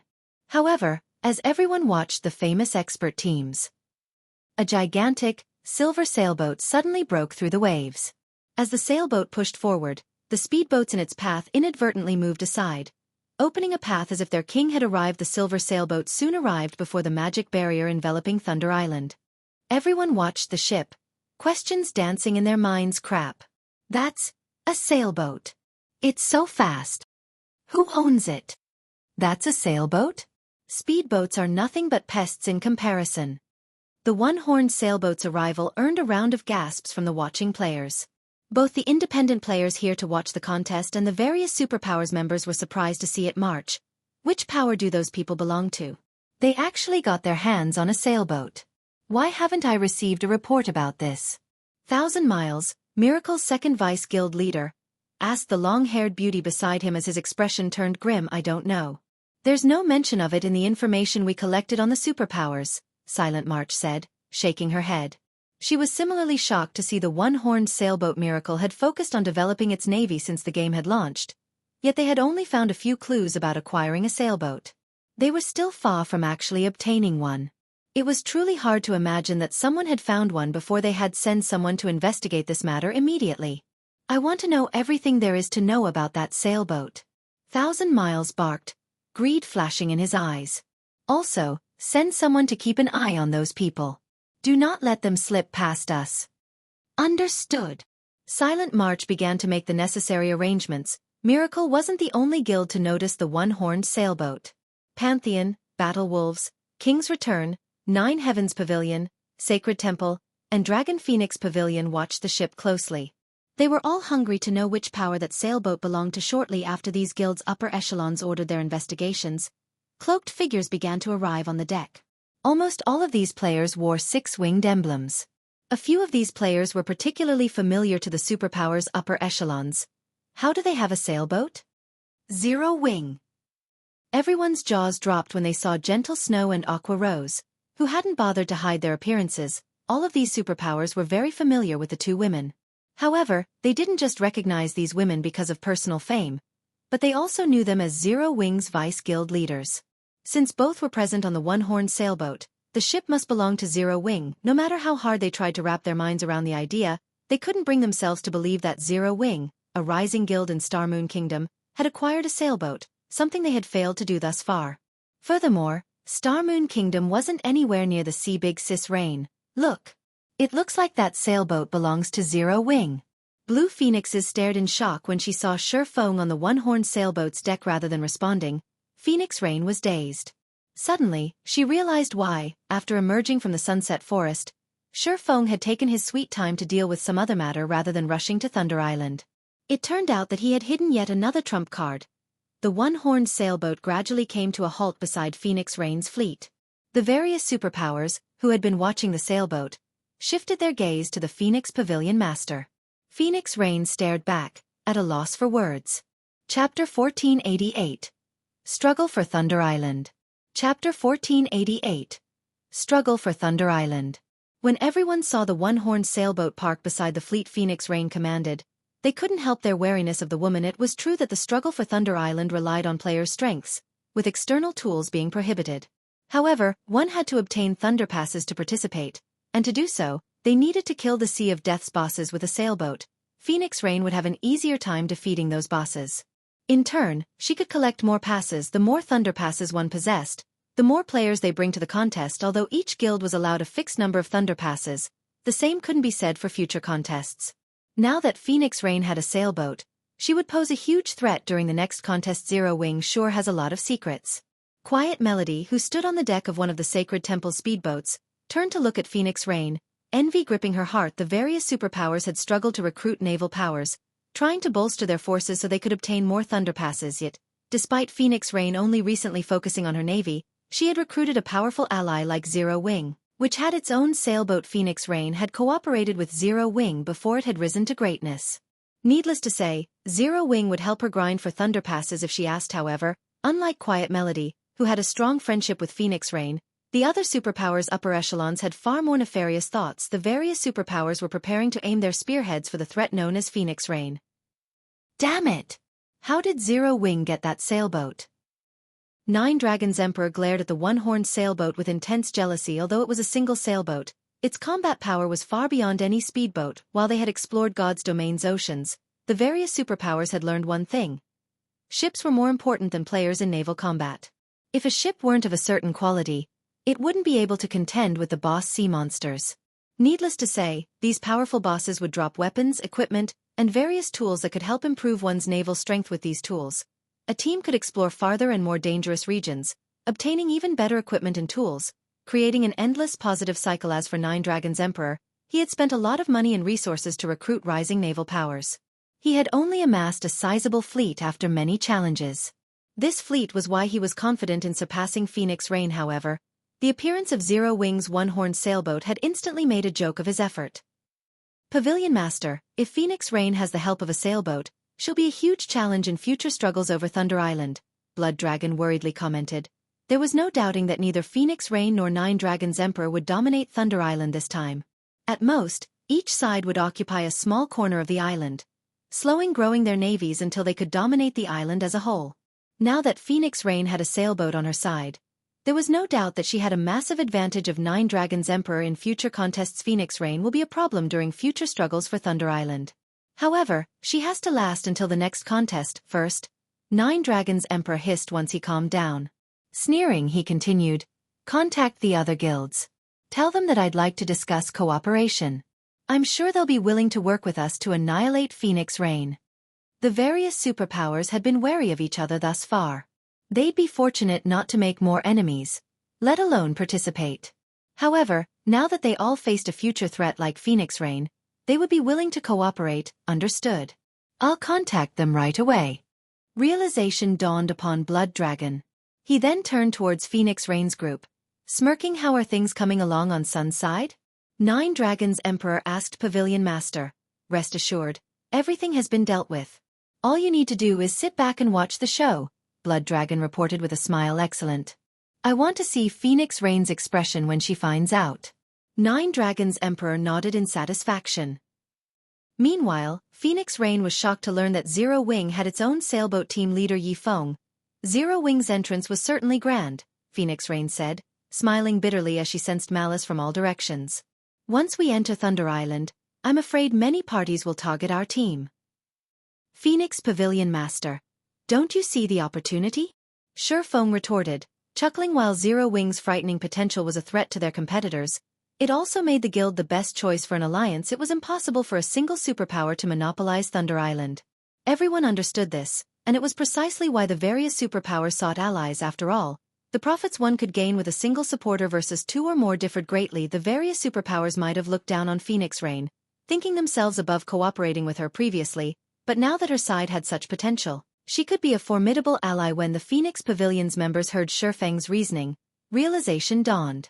They were in awe of the swordsman's foresight. In reality, Phoenix Rain had considered seeking an alliance with a few other superpowers and had sent Blue Phoenix to negotiate. Unfortunately, although the Dragon Phoenix Pavilion was a super first-rate guild, the guild's strength was split three ways. Among them, the Great Pavilion Master was the strongest within the pavilion. As a result, she couldn't convince the other superpowers to cooperate with her in the contest. As expected, every one of them had refused her offer. However, with the addition of Zero Wing's sailboat, the other superpowers might reconsider. Big Sis Rain. Both the Battle Wolves and Sacred Temple have stated that they are willing to cooperate. However, we will only get 20% of the profits while their guilds will share the remaining 80%. Blue Phoenix reported angrily. "Those despicable, old foxes." Phoenix Rain frowned. "They know that I'm competing with Nine Dragons' Emperor, so they're using the opportunity to hike up their prices. I have a suggestion. Would you be interested in hearing it, Phoenix Pavilion Master?" Feng suddenly asked. "A suggestion?" Phoenix Rain gave the man a curious look. "May I know what sort of plan team leader Yi Feng has in mind?" "I'll represent Zero Wing in this alliance. Negotiate with the Battle Wolves and the Sacred Temple for 40% of Thunder Island's profits." Feng said. 40%. Blue Phoenix was astonished. She thought that Feng had completely lost his mind. It was obvious that the Battle Wolves and Sacred Temple had discussed the situation beforehand and only intended to offer Phoenix Rain 20%. Yet Feng wanted to ask for twice that. If the two guilds heard this, they'd laugh themselves to death. Team leader Yi Feng, are you serious? Phoenix Rain asked earnestly. Chapter 1489. Terrifying Potential. Chapter 1489. Terrifying Potential. Guild Leader. Feng's proposal surprised both Gentle Snow and Aqua Rose. Both women thought the idea was ludicrous. The 20% the Battle Wolves and Sacred Temple had proposed included 0 wings cut, yet he wanted to double the price. Neither guild would ever agree. After all, both were bona fide super guilds. Phoenix Pavilion Master. Do you really think that our 2 guilds aren't worth 40% of Thunder Island's profits? Feng asked, smiling this. For a time, Phoenix Rain did not know how to answer Feng's question. Her forces were, in no way, inferior to Battle Wolves and Sacred Temples. She just didn't have as many people. However, it was a different story if she included 0 wing sailboat. 0 wing sailboat could make up for the naval combat power the Phoenix Pavilion lacked. If both guilds worked together in the future, they'd be able to secure far more Thunder Passes than the Battle Wolves and Sacred Temple. Hence, asking for 40% of the profits was in no way excessive. Only, the Battle Wolves and Sacred Temple knew that other guilds would target her if she didn't cooperate with them. All sides might even turn against her as soon as they entered Thunder Island. If you don't feel that we're worth that much, then you should see this. Feng understood Phoenix Rain's concerns. He sent her a trade request, placing one of the crystal bottles from his bag into the trade window. This is a small sailboat. How? Phoenix Rain shot Feng an astounded look when she saw the item in God's domain. Items currently in use couldn't be placed in a trade window. The fact that she was staring at a small sailboat proved that 0 wing had more than one. She found it truly hard to believe that, while the various superpowers frantically searched for sailboats, 0 wing had acquired at least 2 without anyone noticing. She even wondered if her eyes were playing a trick on her, but when she clicked on the glass bottle, the attribute panel that appeared proved its existence. Phoenix Pavilion Master. What do you think of my proposal now?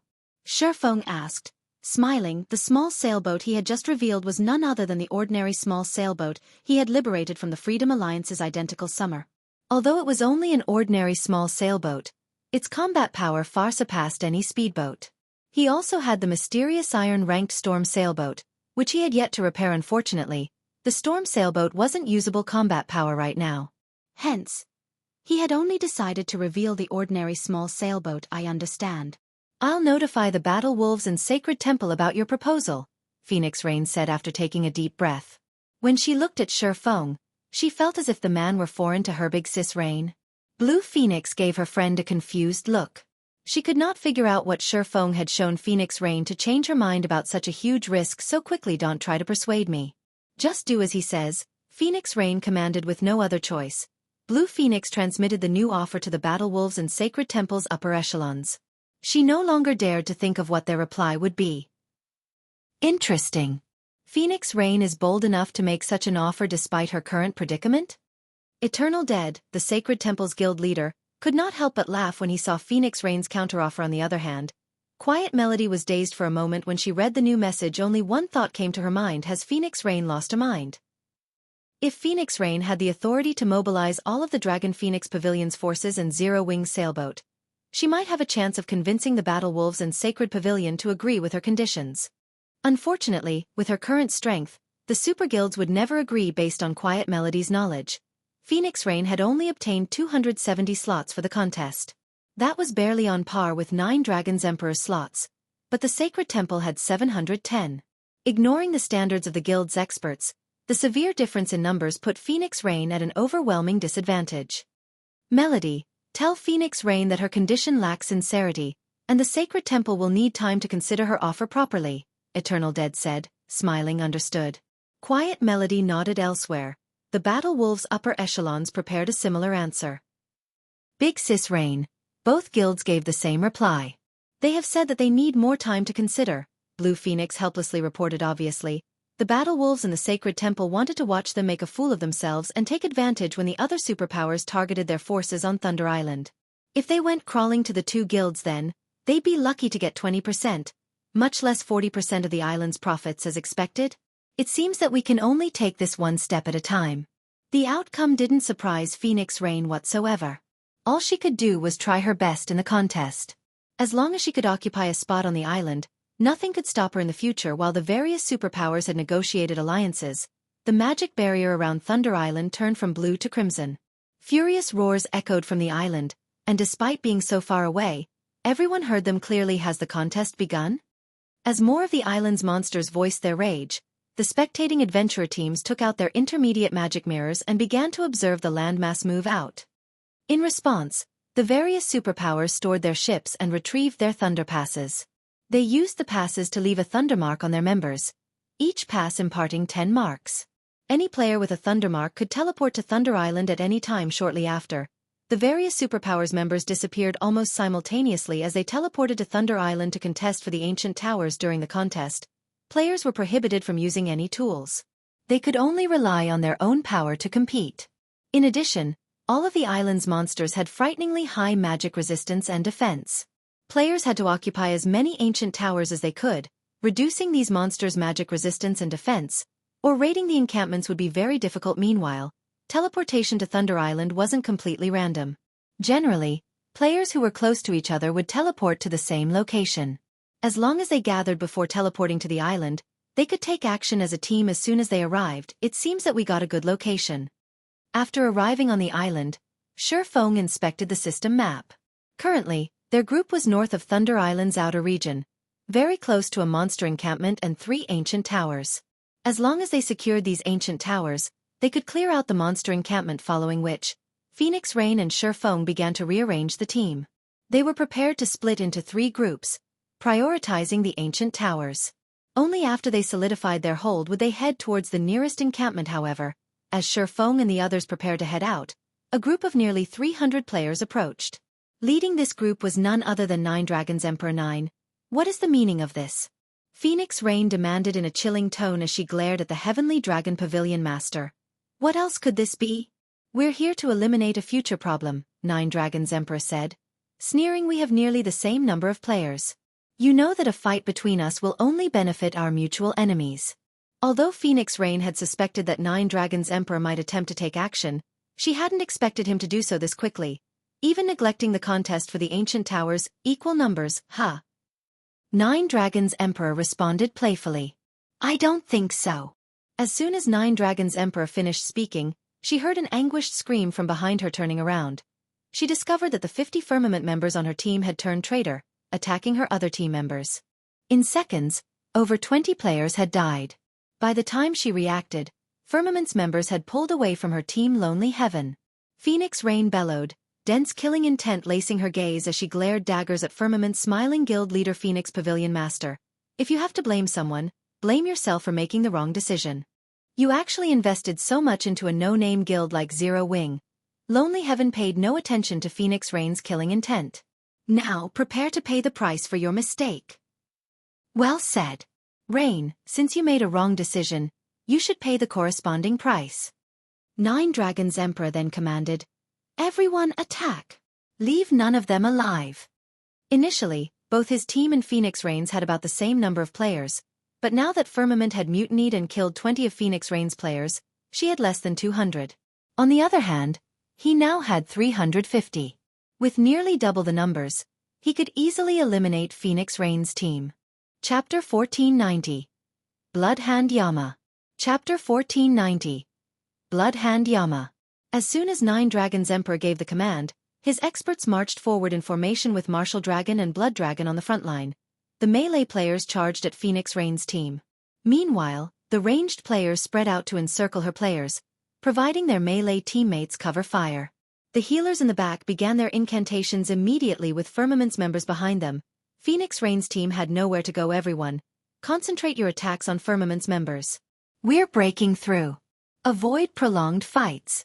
Although Phoenix Rain was furious about Lonely Heaven's betrayal, wanting nothing more than to murder the bastard herself, she quickly recovered her calm and decided to save as much of her team's strength as possible. After all, the contest for Thunder Island had just begun. Both sides had plenty of Refinement Realm and above experts. If Refinement Realm experts worked together, their overall combat power would increase tremendously. When fighting foes of the same level, even at a numerical disadvantage, they'd be impossible to annihilate quickly. Unfortunately, defeating 9 Dragons Emperor's team was impossible. Although she had Feng and Zero Wing's other peak experts, 9 Dragons Emperor had his own. The Shadow Dragon Legion's Shadowtooth and Martial Dragon were the best examples. Both were domain realm experts and more than capable of posing a problem for her team. In addition, 9 Dragons Emperor had other experts under his command and the help of Bloody Paradise. Although the Phoenix Pavilion and Heavenly Dragon Pavilion on par in overall strength, The trump card legions under each banner weren't under the full control of their respective pavilion master. Rather, these trump card legions prioritized the Great Pavilion Master's commands. Meanwhile, Phoenix Rain had only been the Phoenix Pavilion's master for a short time, and as a result, the Phoenix Pavilion's trump card legions still maintained their loyalty to the previous master.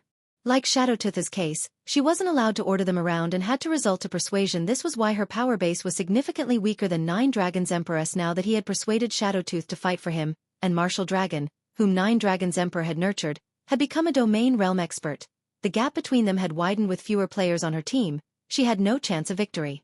She could only avoid a clash with Nine Dragons Emperor like in other maps. Players that died on Thunder Island would lose a level and drop a piece of equipment. This gave her even more of a reason to avoid a fight with Nine Dragons Emperor.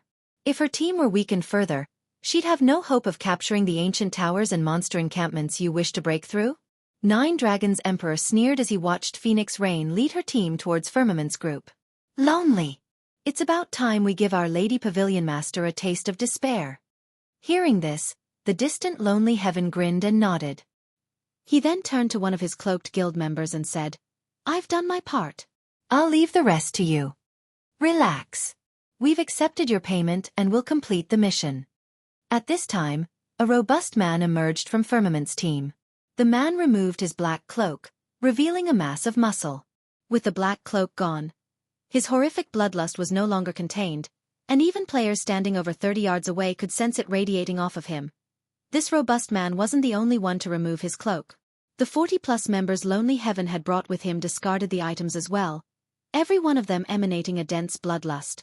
Every player's ID was pitch black, revealing their statuses as dark players. With one look at these players, Phoenix Rain's teammates shuddered. Bloodhand Yama. Phoenix Rain was shocked when she realized who the robust man was. Bloodhand Yama might be a foreign name among ordinary players, but it was very well known among the various superpowers. The man was one of the Flower of Seven Sins representatives. He had killed numerous superpowers upper echelons in the past. Phoenix Pavilion Master, your life is mine. Saying so, Bloodhand Yama gestured with a hand. Immediately, the Flower of Seven Sins members around him split into multiple parties and dashed towards Phoenix Rain and the others.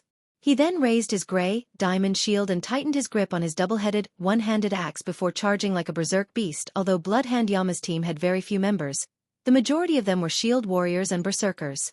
His team only had 5 healers. Because of the narrow canyon they occupied, the Flower of Seven Sins members easily formed a human wall that prevented anyone from passing. Meanwhile, the spectators watched the battle from the waters around Thunder Island. As a result, news of the battle spread quickly to the various superpowers on the island. Nine Dragons Emperor really is ruthless. Despite being from the same guild, he is trying to annihilate Phoenix Rain's forces. Eternal Dead, who currently commanded the Sacred Temple's members as they captured an ancient tower, couldn't help but chuckle when he saw the video. Fortunately, after this battle, Phoenix Rain should realize that without our help, she won't accomplish anything on Thunder Island. How rich! In addition to Bloody Paradise, he invited the Flower of Seven Sins to help him? He'll likely put Phoenix Rain down for good this time. When the Battle Wolf Sirius watched the video his subordinate had transmitted, he could not help his rueful sigh. In the virtual gaming world, both the Flower of Seven Sins and Bloody Paradise were organizations that were moved by money. The Flower of Seven Sins, in particular, was famous for its high prices. Even super guilds would lament the cost of assassinating a vice guild leader-level player. However, Sirius had to admit that the Flower of Seven Sins services were worth every penny. As long as one could afford their prices, the organization would guarantee any player's death.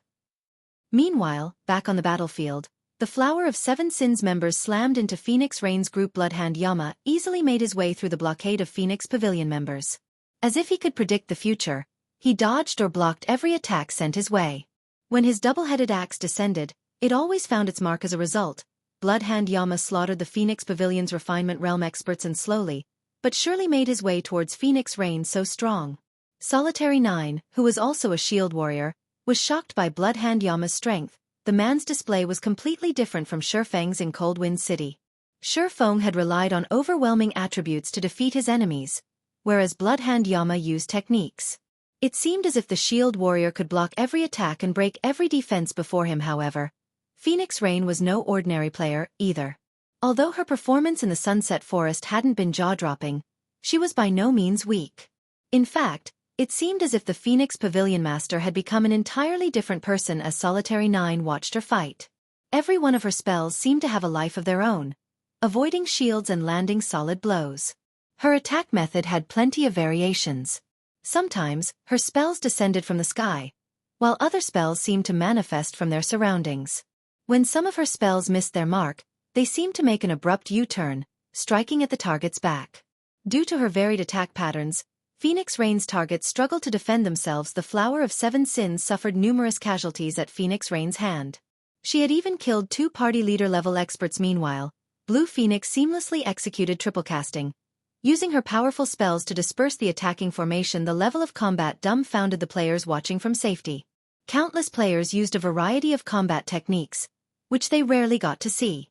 Moreover, they watched as players used skills in unheard of ways. At the end of the day, however, Phoenix Rain's team was wedged between 2 forces. In addition, 9 Dragons Emperor's side had an absolute advantage in numbers. It was only a matter of time before the Phoenix Pavilion Master's team fell. It seems we have no choice but to expose our trump card. Feng, who was fended off the Heavenly Dragon Pavilion's members, could not help but sigh. He then commanded through the team chat, "Cola, Summer, open a path. Aqua and I will bring up the rear." "Understood." Cola and alluring Summer nodded before dashing towards Bloodhand Yama. Chapter 1491. Experts Clashing. Chapter 1491. Experts Clashing. Just as Feng finished issuing orders, a figure appeared behind Cola Assassin. "Be careful." Lifeless Thorn shouted to warn the Guardian Knight. When he saw the figure, he stood only 5 yards away from Cola, and at that distance, he could even sense movement in the grace, yet despite pushing his senses to their limits, he failed to detect the approaching figure. Only after this figure had revealed himself had he noticed the enemy assassin. He had never heard of such a high-level concealment technique. Although Lifeless Thorn tried to stop the assassin's attack, the latter was simply too fast. A split second after the assassin had appeared, a stake of black light sliced across Cola's back. "Do you really think you have any hope of leaving this place alive?" Shadowtooth, who wore a black mask, hissed after appearing behind Cola Assassinate. Pang! When the black light descended, nearby players heard the sound of shattering glass. Before anyone had noticed, a transparent barrier had manifested behind Cola. Shadowtooth's attack sliced the barrier in half, but Cola remained unharmed. "Someone blocked my attack?" Shadowtooth was caught off guard. He turned to search his surroundings, intent on finding the player that had blocked his blade. The assassin's gaze soon found alluring Summer, who wore pitch-black mage robes and wielded a blue wooden staff. She actually stopped Shadowtooth's ambush? Just who is that female elementalist? 9 Dragons Emperor, who commanded the battle from afar, shot alluring Summer a glance. Shadowtooth was the Dragon Phoenix Pavilion's #1 expert. Both his skills and items ranked among the best in the guild. Even Martial Dragon, who had grasped a domain, could not always fend off Shadowtooth's ambushes. 9 Dragons Emperor wouldn't have been terribly surprised to see a melee player with fast reactions fend off Shadowtooth's strike, but it had been an elementalist's. "It was unbelievable, young lady. Your reaction speed is quite impressive. But all you've done is called death upon yourself," Shadowtooth said in a chilling tone, narrowing his eyes at alluring Summer. He then transformed into a shadow, dashing towards the elementalist. As he ignored Cola. Once an assassin failed an ambush, they'd have a very difficult time killing an MT of the same level. On the other hand, killing a cloth armor class was easy. This was especially true for Shadowtooth, who had recently obtained the epic ranked Shadow Boots. These epic boots increased his initial acceleration to 20% of his maximum movement speed, boosting his dexterity to a whole new level. The greatest difference between expert and ordinary players was typically their dexterity. Even with the same attributes, experts seemed faster when they moved. In contrast, ordinary players typically looked like robots, their actions dull and predictable. This was due to a lack of dexterity. Players' dexterity mainly manifested in their acceleration, how quickly one could go from 0% of their maximum speed to 100% and vice versa, not one's maximum speed. The more dexterous one was, the shorter the interval.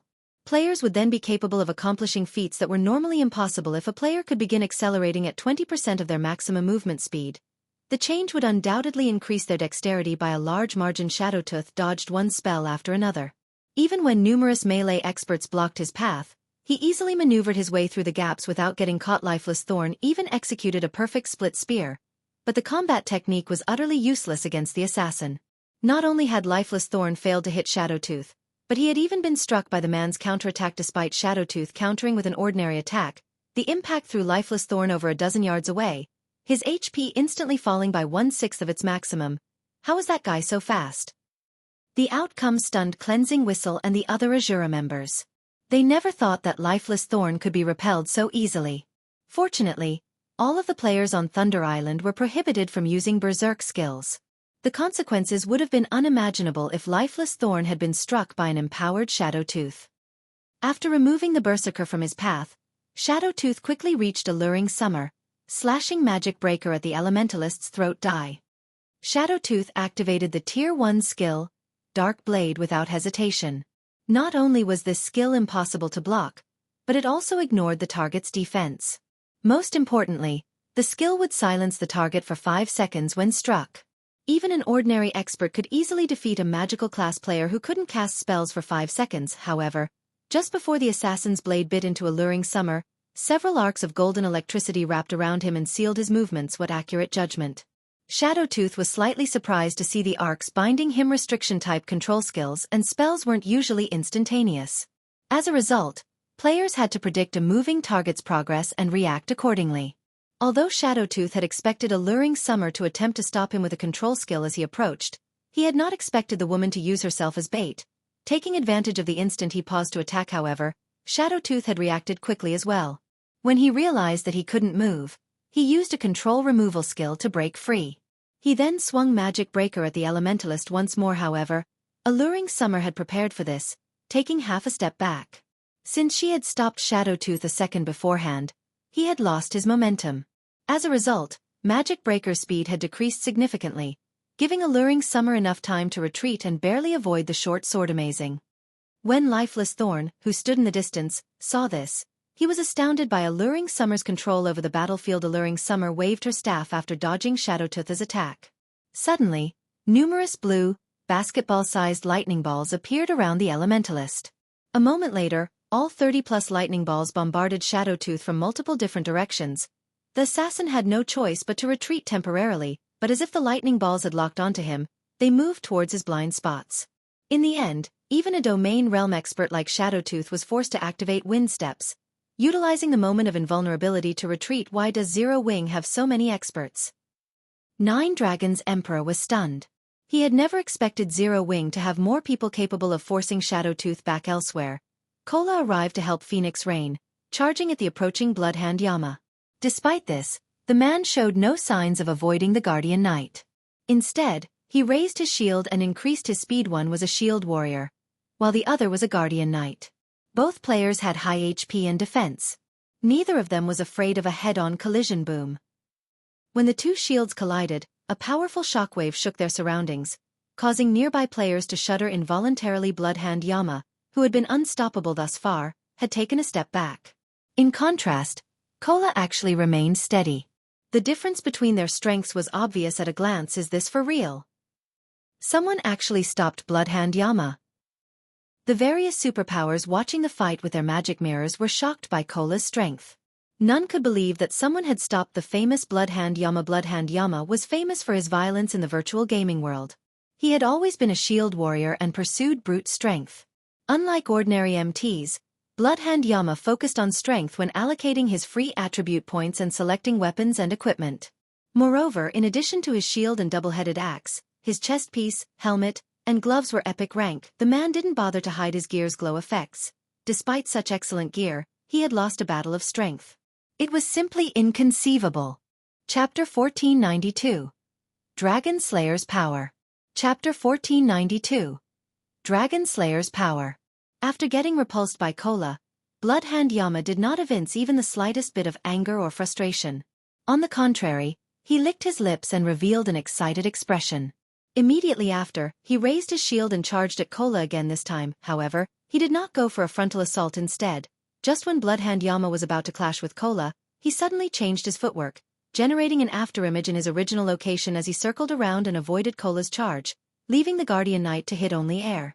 Immediate after, Bloodhand Yama appeared on Cola's right, the double-headed axe in his hand striking down at Cola's side abdomen, which was not protected by the Guardian Knight's shield, with lightning speed. Dang.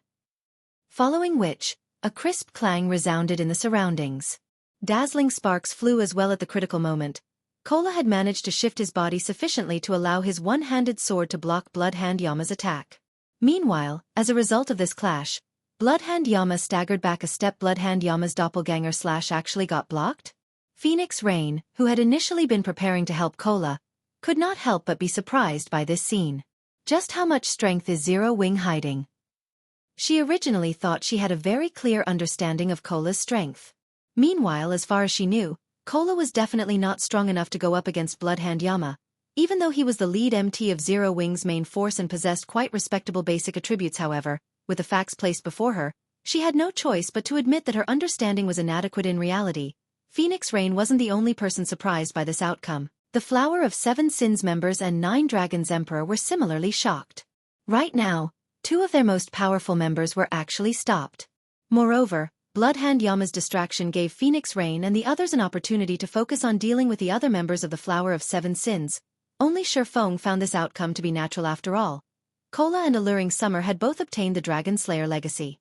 The Dragon Slayer legacy was a relatively special legacy. Unlike other legacies, it did not provide players with any elaborate skills or spells. However, it was a legacy that was upgradable. If the legacy were fully upgraded, it would not be the slightest bit inferior to a peak legacy. The reason for this was the dragon power players received when obtaining the Dragon Slayer legacy. The denser the dragon power inside a player's body was, the greater the power they would be able to exhibit. Legends had it that the power of the strongest Dragon Slayer in history surpassed even that of dragons. Now that Kola and Alluring Summer had become Dragon Slayers, their life ratings were superior to that of Tier 2 players. Hence, their basic attributes, physiques and reaction speeds were not something players of the same level and tier could compare to. These attributes would only become increasingly stronger as Kola and Alluring Summer obtained more Dragon Origin crystals. At that time, their life ratings would be able to reach the same level as dragons in God's domain. Dragons were the symbol of death and destruction. If players could achieve a life rating equal to dragons, one could just imagine how strong they could become. They could easily overwhelm even players that had demonized. Meanwhile, on Thunder Island, which prevented players from using berserk skills, Kola's and Alluring Summer's basic attributes were most likely inferior to only Feng's own. As for their physiques, theirs were even slightly superior to his own. This was the reason Feng had tasked the 2 of them with opening up a path for the team in terms of techniques. Bloodhand Yama and Shadowtooth indeed possessed an overwhelming advantage over Kola and Alluring Summer. However, the difference in tiers and the power of the Dragon Slayer class were more than enough to offset the difference in techniques, and allow Kola and Alluring Summer to just barely surpass the 2 domain realm experts. With Bloodhand Yama tied down, Phoenix Rain and Blue Phoenix were able to coordinate their attacks with each other and relentlessly reduce the member count of the Flower of Seven Sins. At this rate, it was only a matter of time before Phoenix Rain's team broke out of the Encirclement Dragon Pavilion Master. Zero Wing has really hidden a lot of its power. With Phoenix Rain's capabilities, I'm afraid it'll take only another minute or 2 for her team to escape the encirclement, Undead said, chuckling as he looked at the distant Flower of Seven Sins members fighting. Are you really sure you don't need my help? Hearing Undead's words, 9 Dragons Emperor gritted his teeth and said, Fine. As long as you can pin down Phoenix Rain's team here, I'll give that item to you. Although he had managed to invite Bloody Paradise to aid him, getting Undead to personally take action was a whole other story. However, with the situation having reached this point, he couldn't care less about paying the additional cost right now. If he failed to get rid of Phoenix Rain in this favorable terrain, doing so would become much more difficult afterwards. Thanks a lot, Undead said, smiling faintly. He then started pacing slowly towards the battlefield. Upon Undead's entry into the battlefield, the Bloody Paradise members suddenly underwent a change. As if they had entered into a frenzy, they disregarded all costs to open up a path for Undead. As for Undead himself, he chanted an incantation as he walked forward. Suddenly, a pitch-black magic array appeared in the sky, enveloping half of the battlefield. The ambient mana then began surging towards the magic array, forming numerous pitch-black spears. Tier 1 Curse, Dark Feathers. Disappear! Undead swung down his staff suddenly. Several hundred pitch-black spears descended from the skies. As if they possessed a life of their own, these pitch-black spears all struck at the defensive blind spots of the enemy players. Each spear carried the power of a Tier 1 peak attack. Even MTs with high defense and magic resistance lost over 6,000 HP when struck. As for the other classes, they received over -10,000 damage from each spear in the blink of an eye. The pitch-black spears killed over a dozen players, who failed to defend themselves properly. Even Solitary 9, who possessed the Titan Guard, could not repulse every spear sent at him and ended up getting struck 8 times. If not for him activating Titan's heart, his HP would have long since ended up at a critical level. Who is that man?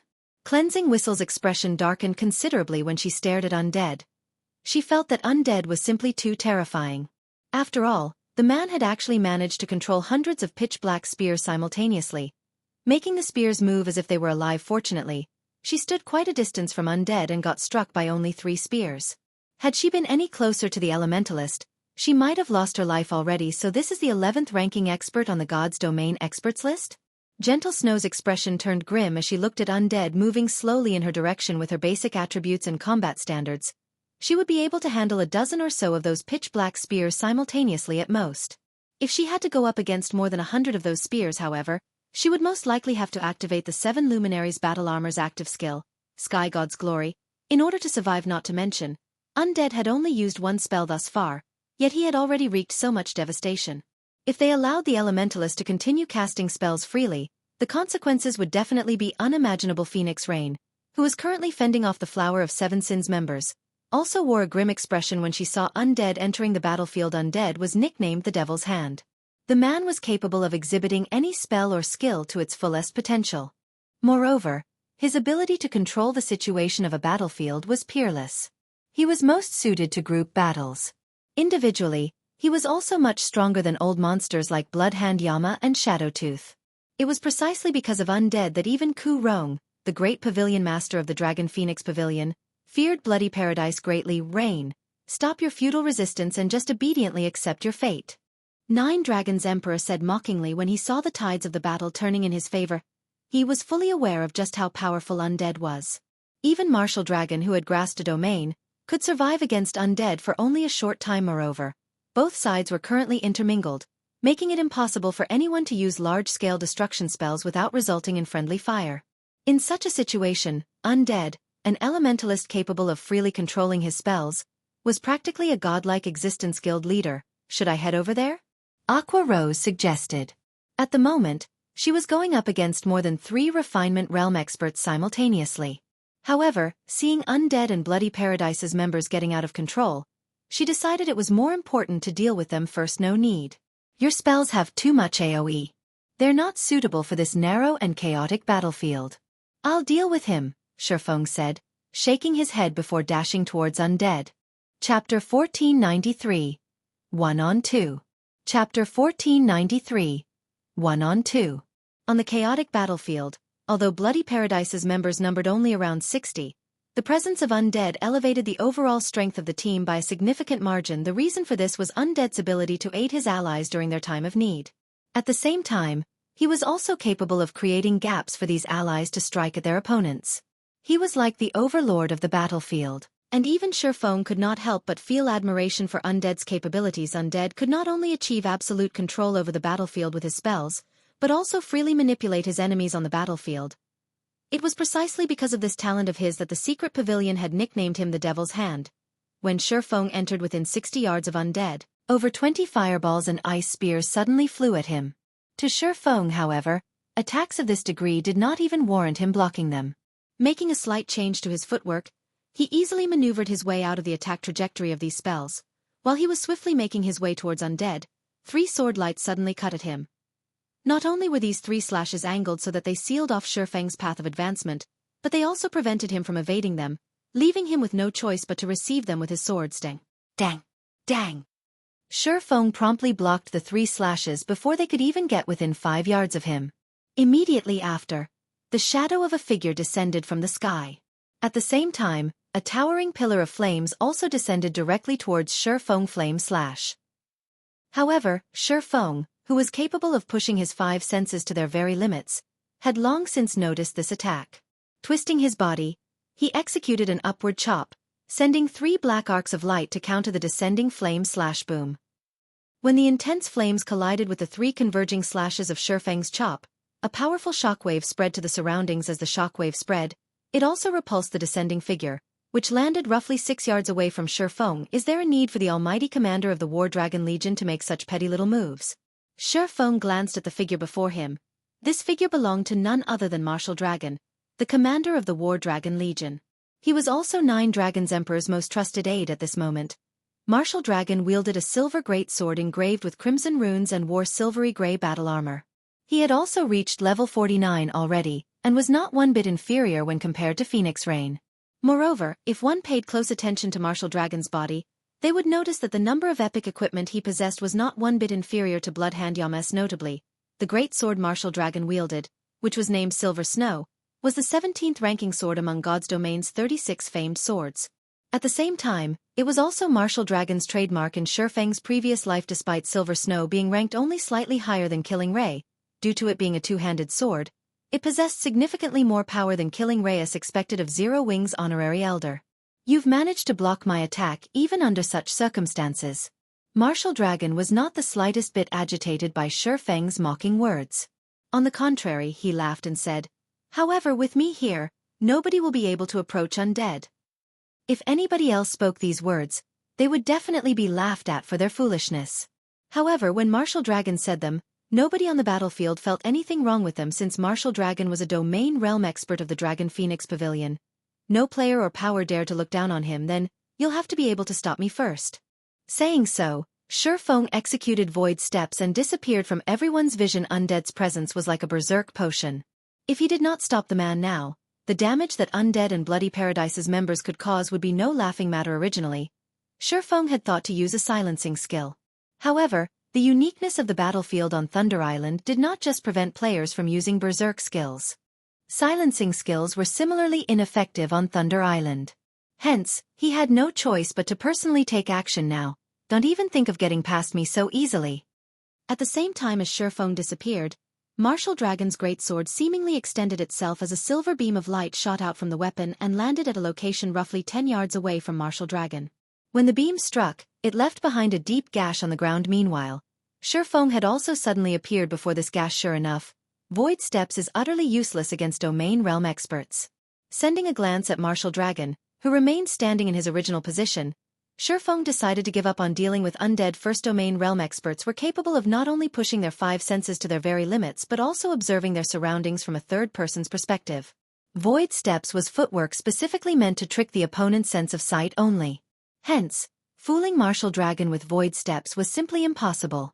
The only reason Feng had even tried executing the footwork was in the hopes that it would delay Martial Dragon's reaction by even a moment. Now, however, it would seem that Void Steps was incapable of doing even that. "What? Giving up already?" Martial Dragon chuckled as he looked at his motionless opponent. In response, Feng simply continued silently observing Martial Dragon. Compared to the fact that Martial Dragon was a domain realm expert, Feng was more wary of the great sword in the Berserker's hands. As one of the 36 famed swords of God's domain, Silver Snow possessed special hidden effects, just like the Abyssal Blade did. While the Abyssal Blade could gather the surrounding mana around its user, Silver Snow could extend the range of its attacks. Of course, this extension was not without limits. However, it still gave Martial Dragon a maximum attack range of 15 yards. Although this hidden effect could be maintained for only extremely short intervals, it was already more than enough for an expert player. When experts fought, they would always gauge their opponent's attack range before going in for an attack. If the other side could suddenly extend their attack range, one could just imagine the effect it would have on a battle. Meanwhile, being able to extend his attack range up to 15 yards allowed Martial Dragon to cover more ground in his defense. This was also the reason why the Berserker had spoken such boastful words earlier. Moreover, this attack extension was still not the most powerful aspect of Silver Snow, which instead lay in its ability to execute 2-stage attacks. The famed sword was capable of saving up to 10 cuts made before for 15 seconds. Any enemy that came into contact with these cuts would receive damage. This was also the only skill Silver Snow possessed, Broken Mark. Aside from Broken Mark, Silver Snow possessed no other skills. Meanwhile, it was also precisely due to this skill that Silver Snow ranked 17th among God's Domain's 36 famed swords. In other words, Martial Dragon could set up invisible traps anywhere within 15 yards of himself.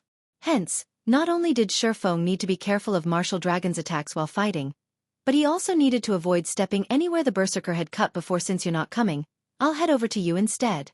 Martial Dragon had no intention of dragging out this fight. Upon seeing his opponent remaining unresponsive, he immediately activated Charge on Feng. At this moment, Undead, who was slowly making his way towards Phoenix Rain, also took notice of Feng. He immediately began chanting incantations, summoning an ice wall to help Martial Dragon block off Feng's path of retreat and at the same time sending a Tier 1 flame barrage at Feng's defensive blind spot. Both Martial Dragon and Undead were domain realm experts, and both were capable of clearly perceiving every one of Feng's movements. Hence, when facing the attacks of these two experts, Feng would have no choice but to receive their attacks, as dodging was simply impossible. How despicable. Those two actually have the gall to work together. When Gentle Snow saw Martial Dragon and Undead ganging up on Feng, she wanted to move in and help Feng. However, Blood Dragon and two other Refinement Realm experts had her thoroughly pinned down. As for Feng, his two opponents were similarly extraordinary players capable of going up against a great lord of the same level. Despite Feng having the advantage in basic attributes, if he was not careful when dealing with their attacks, they would kill him very easily. Just when Martial Dragon Silver Snow and Undead's barrage of fireballs were about to descend on Feng tightened his grip on his two swords and executed Sword's Orbit suddenly. The ice wall behind him and the sword lights and fireballs before him were all shattered by Sword's Orbit. What powerful attributes! Undead was slightly surprised when he saw his ice wall shattered. Very quickly, however, he switched his attack method and executed triple casting. Smiling faintly, he said, "Let's see how you deal with this move." Suddenly, several magic arrays appeared around Feng. From the ground, an earthen spike emerged. From the sky, a lightning strike descended. From his surroundings, numerous ice spears stabbed at Feng simultaneously. Meanwhile, Martial Dragon also did not hold back as he executed the Berserker class's strongest Tier 1 skill, Indiscriminate Slash. Suddenly, numerous streaks of silver light interweaved, forming a wall that pushed toward Feng. This overwhelming attack pattern made the scalps of everyone present on the battlefield tingle just when these attacks were about to land on Feng. However, Feng abruptly stabbed Killing Ray into the ground. Summon lightning. Suddenly, arcs of lightning spread out to Feng's surroundings, instantly obliterating the attacks of Undead and Martial Dragon. What a powerful skill. Martial Dragon was somewhat surprised by this outcome. He had never thought that Feng would possess a skill capable of wiping out other skills. Nevertheless, he laughed in the next moment and said, "However, I'm sure you can use this skill of yours only once." He and Undead were capable of executing their coordinated attack again after a short cooldown. They could even switch the skills and spells they used and execute other attack patterns. They did not need to rely on powerful skills like Feng did to defend and attack. While it is indeed true that I can only use this skill once within a certain period of time, if the two of you can't coordinate with each other again, then it doesn't really matter, Feng retorted, smiling calmly. He then activated Phantom Kill and 9 Dragon Slash. Chapter 1494. One-Hit Kill. Chapter 1494. One-Hit Kill. The instant Feng activated his skills, the doppelganger created from Phantom Kill immediately activated Wind Blade and made its way towards Undead, while the 16 Abyssal Blade Phantoms summoned by 9 Dragon Slash shot towards Martial Dragon, giving the two no opportunities to react. At all, domain realm experts were already difficult opponents to deal with. In the first place, with Martial Dragon and Undead now working together, dodging their combination attacks was simply impossible. Undead spells, in particular, accurately targeted the weaknesses in Feng's defenses. After including Martial Dragon's assistance, the combined assault had already exceeded Sword's Orbit's defensive capabilities. Hence, the only thing Feng could do now was have his doppelganger distract Undead while using ranged attacks to deal with Martial Dragon, who was fond of melee combat. A doppelganger. Undead simply smiled when he saw Feng's doppelganger moving towards him. Immediately, he started triple casting again. Earthen Spear, Ice Blast, Flame Imprint. All three spells were Tier 1 spells. Earthen Spear was meant to limit the target's movements, Ice Blast served as a frontal attack and inflicted a movement speed debuff, and Flame Imprint was an aerial attack aimed at the target's defensive blind spot. Under Undead's control, the combination of the three spells became an ultimate move that would kill Undead's target with almost absolute certainty. Meanwhile, players usually needed to personally control their doppelgangers. If the player did not devote full concentration to controlling their doppelgangers, said doppelgangers would not exhibit their full potential. Moreover, doppelgangers normally had weaker basic attributes than the main body. Hence, in Undead's opinion, it was simply a joke for Feng to send his doppelganger at him elsewhere. The 16 Abyssal Blade Phantoms were like non-existent when going up against Martial Dragon. Despite Feng executing Sword's Orbit with the Sword Phantoms, Martial Dragon managed to evade the attack sent at him while maintaining a fixed distance from Feng, keeping Feng within the attack range of his Silver Snow. Do you really think you can kill Undead with just a doppelganger? You'll just get yourself killed even quicker by splitting your attention. Noticing Feng's attention wavering slightly, Martial Dragon took advantage of this opportunity to advance abruptly. Suddenly, Martial Dragon disappeared from where he stood, the ground that the berserker had been standing on shattering from the thrust of his feet. In the next moment, 12 doppelgangers of Martial Dragon formed around Feng, all 12 of them stabbing their great swords at the surrounded swordsman tier 1 taboo skill, Dragon Tooth. If Feng were currently going up against an ordinary expert, even if he split his attention between himself and his doppelganger, he would not have any problems dealing with the said expert. However, his opponent right now was Martial Dragon. Splitting his attention right now resulted in him exposing even more weak points Dragon Tooth.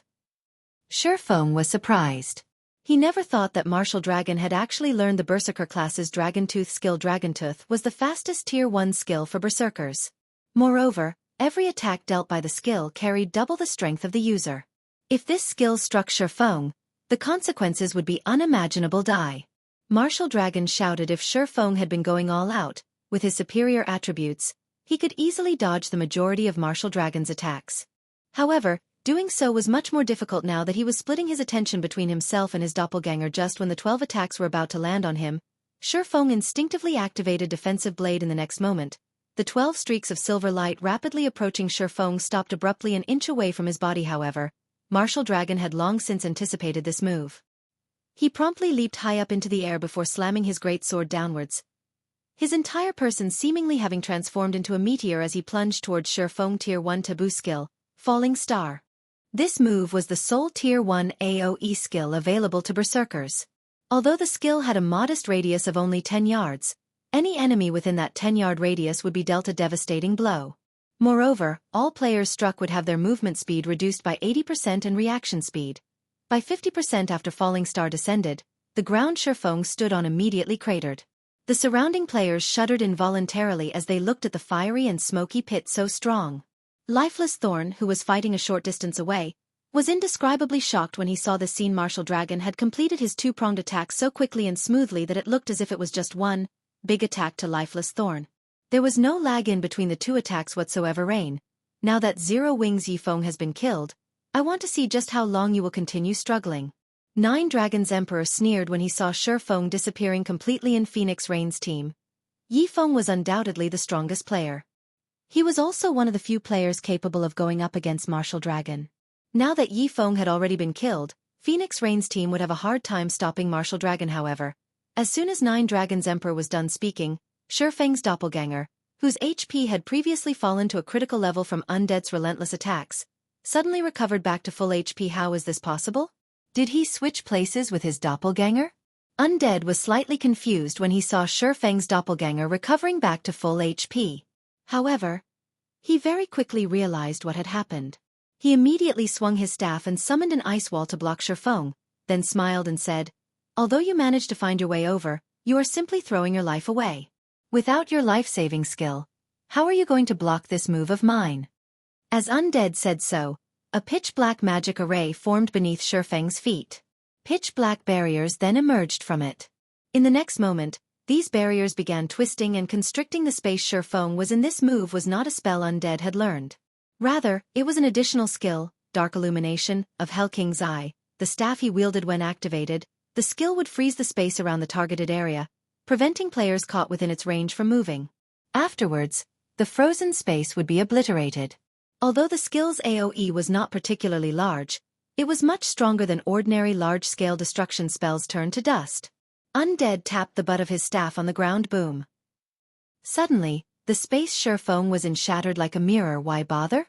Martial Dragon sighed when he looked at the shattered space. Although he had not sensed Feng switching positions with his doppelganger, a frontal confrontation with an elementalist like Undead was pure suicide. Even Martial Dragon himself did not dare to approach Undead in a fight. The reason for this was because the closer the range, the shorter the distance Undead's spells needed to travel. With Undead's perfect control over his spells, even Martial Dragon would find himself overwhelmed if he stood within 10 yards of the elementalist after the space around Feng was utterly obliterated. Just as Undead turned his focus towards Aqua Rose and Alluring Summer, a playful voice suddenly entered his ears. That's it? Undead whirled back to look at Feng's original location, a grim expression suddenly appearing on his face at this moment. Feng could still be seen actually standing in the shattered space. Moreover, he was entirely unscathed. Even his HP remained at 100%. How is this possible? Is it invulnerability? Undead's gaze turned serious as he studied the faint, golden barrier enveloping Feng's body. Invulnerability skills with long durations were exceedingly rare in God's domain.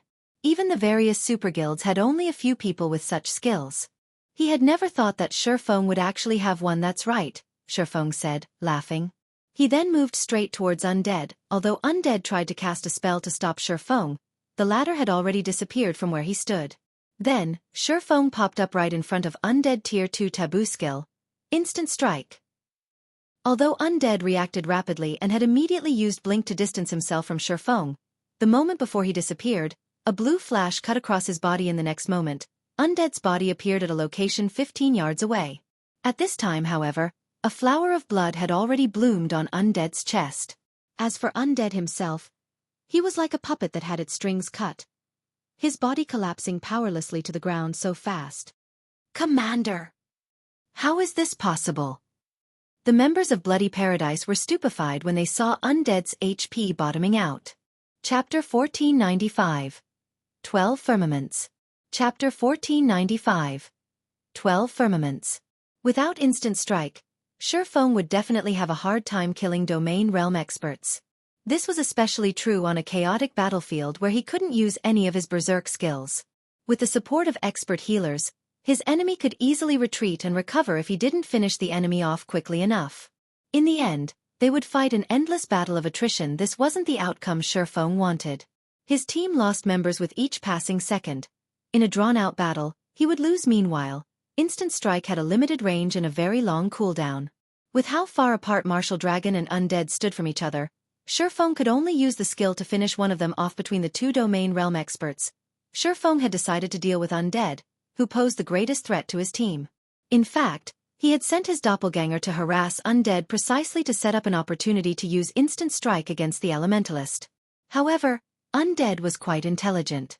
The Elementalist had maintained a certain distance from his doppelganger, attacking from his maximum range. However, when Undead had assumed Feng had died, he had relaxed, giving Feng the opportunity he needed. Even so, he had nearly allowed Undead to get away.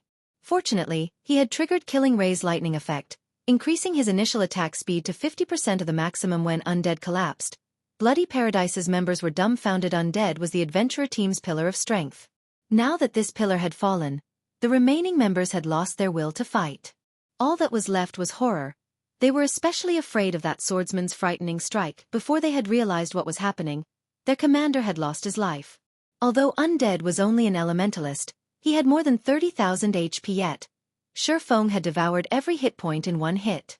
In other words, this swordsman could instant kill any cloth armor class on the battlefield.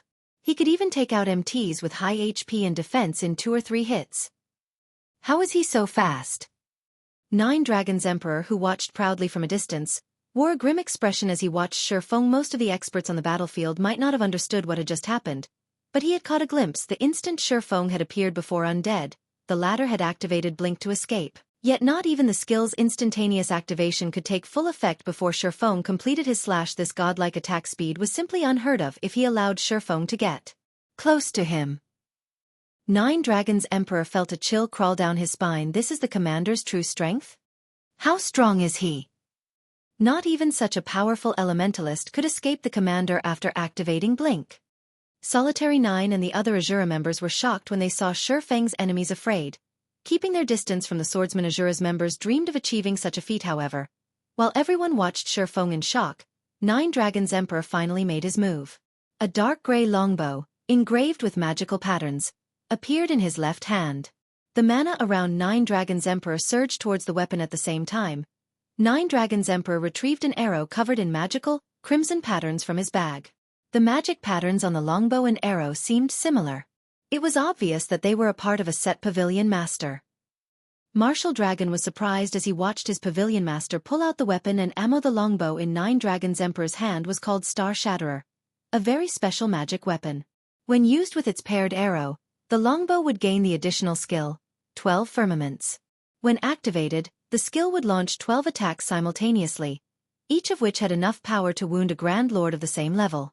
Moreover, the 12 attacks were impossible to dodge. The attacks would even break through invulnerability.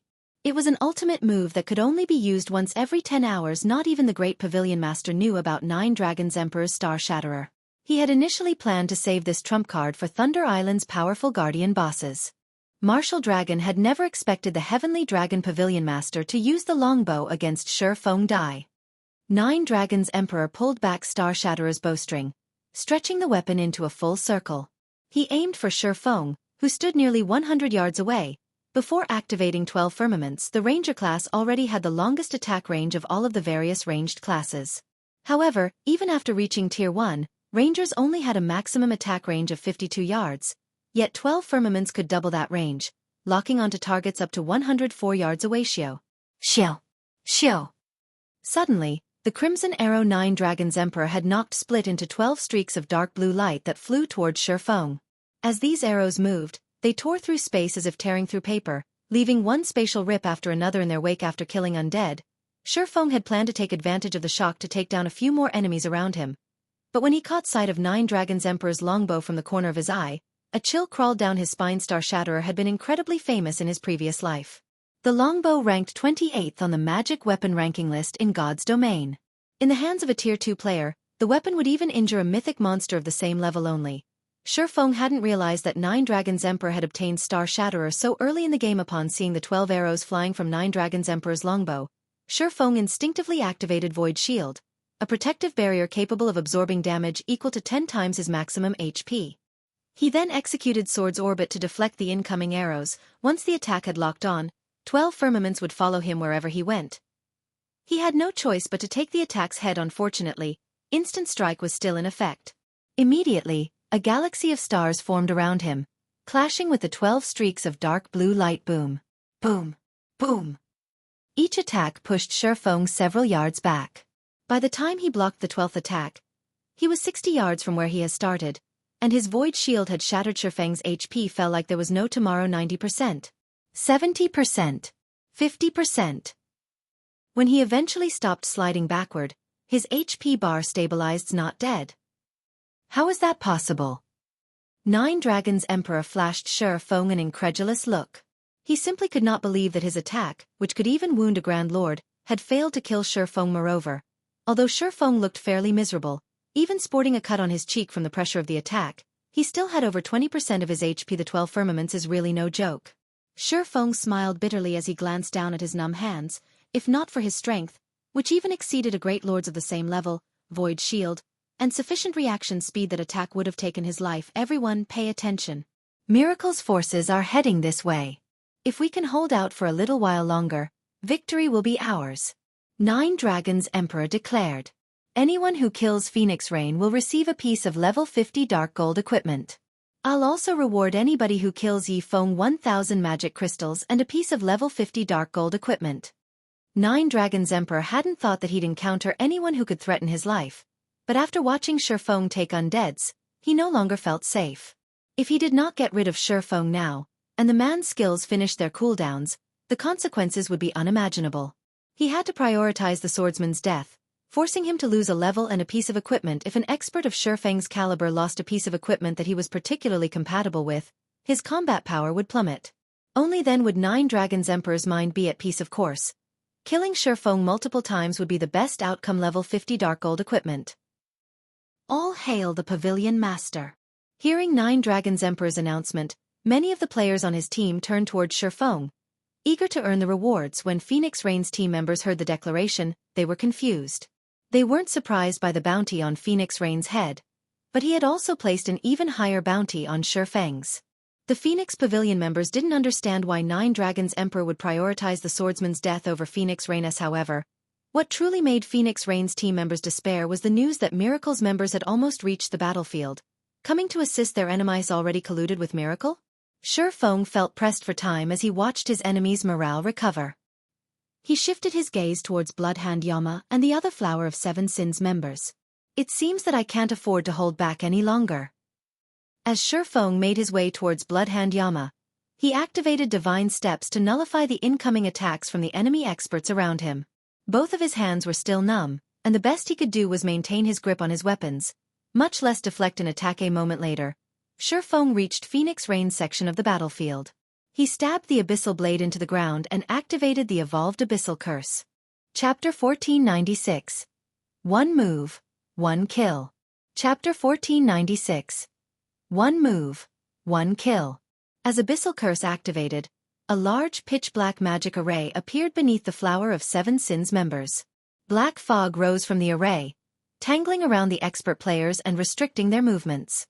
Moreover, they received a debuff that reduced their basic attributes by 20% for 10 minutes, although the Flower of Seven Sins members had reacted very quickly and immediately activated their control removal skills. Breaking free of the fog, the 20% reduction to their basic attributes decreased their combat power significantly. The Flower of Seven Sins MTs, in particular, watched their HPs drain as they tried to protect their DPS experts. Even with the support of numerous healers, their HP bars steadily fell. Even Bloodhand Yama, who had been overwhelming Cola, found himself on the defensive. What a powerful control skill. Phoenix Rain shot Feng a glance after seeing the assassin group's combat power decrease drastically. She had never thought that Feng still had such a trump card. In one move, Feng had turned the tide of battle. In reality, he hadn't wanted to reveal this move. Abyssal Curse would work wonders in a large battle where players couldn't use tools, berserker skills, or silencing skills, but there were many superpowers fighting for control of Thunder Island. The designated contest area wasn't particularly large, so it was easy for the different powers to encounter each other.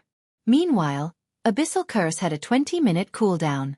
If his team met another superpower during the cooldown, he'd have one less trump card. When Nine Dragons Emperor saw the results of Feng's attack, his expression darkened. The Flower of Seven Sins members already had a numerical disadvantage against the Phoenix Pavilion's team. They had to rely on their MTs and healers to hold on. Now that their basic attributes had decreased, they would have a much harder time holding back Phoenix Rain and her people. Marshal, take some men to help Bloodhand. Do not let Phoenix Rain's group break free of the encirclement. Nine Dragons Emperor commanded. Thanks to Feng's move, the Flower of Seven Sins suffered one casualty after another. At this rate, Phoenix Rain's team would escape in less than a minute. If that happened, it had become much harder to take her team down. Understood. Upon receiving his orders, Martial Dragon led 30-plus melee players, who still had a fair amount of their HP, to the Flower of Seven Sins corner of the battlefield. Although Gentle Snow and Zhao Yueru tried their best to stop Martial Dragon when they tried to move across the field, Martial Dragon easily evaded the skills and spells sent his way. When he couldn't dodge an attack, he blocked it with a casual swing of his great sword. The healers in the rear quickly replenished any HP he lost. Meanwhile, Phoenix Rain's team put everything they had into assaulting the Flower of Seven Sins members, who were on the defense, hoping to break free of the battlefield as quickly as possible. Don't even dream of getting past us. When Bloodhand Yama saw that less than 30 players remained on his team, he gritted his teeth and activated the Tier 1 taboo skill for Shield Warriors, Iron Fortress. Suddenly, with Bloodhand Yama in the center, a silver glow enveloped all of his teammates within a 30-yard radius. The affected players instantly received a buff that decreased incoming damage by 30% and increased their maximum HP by 15%.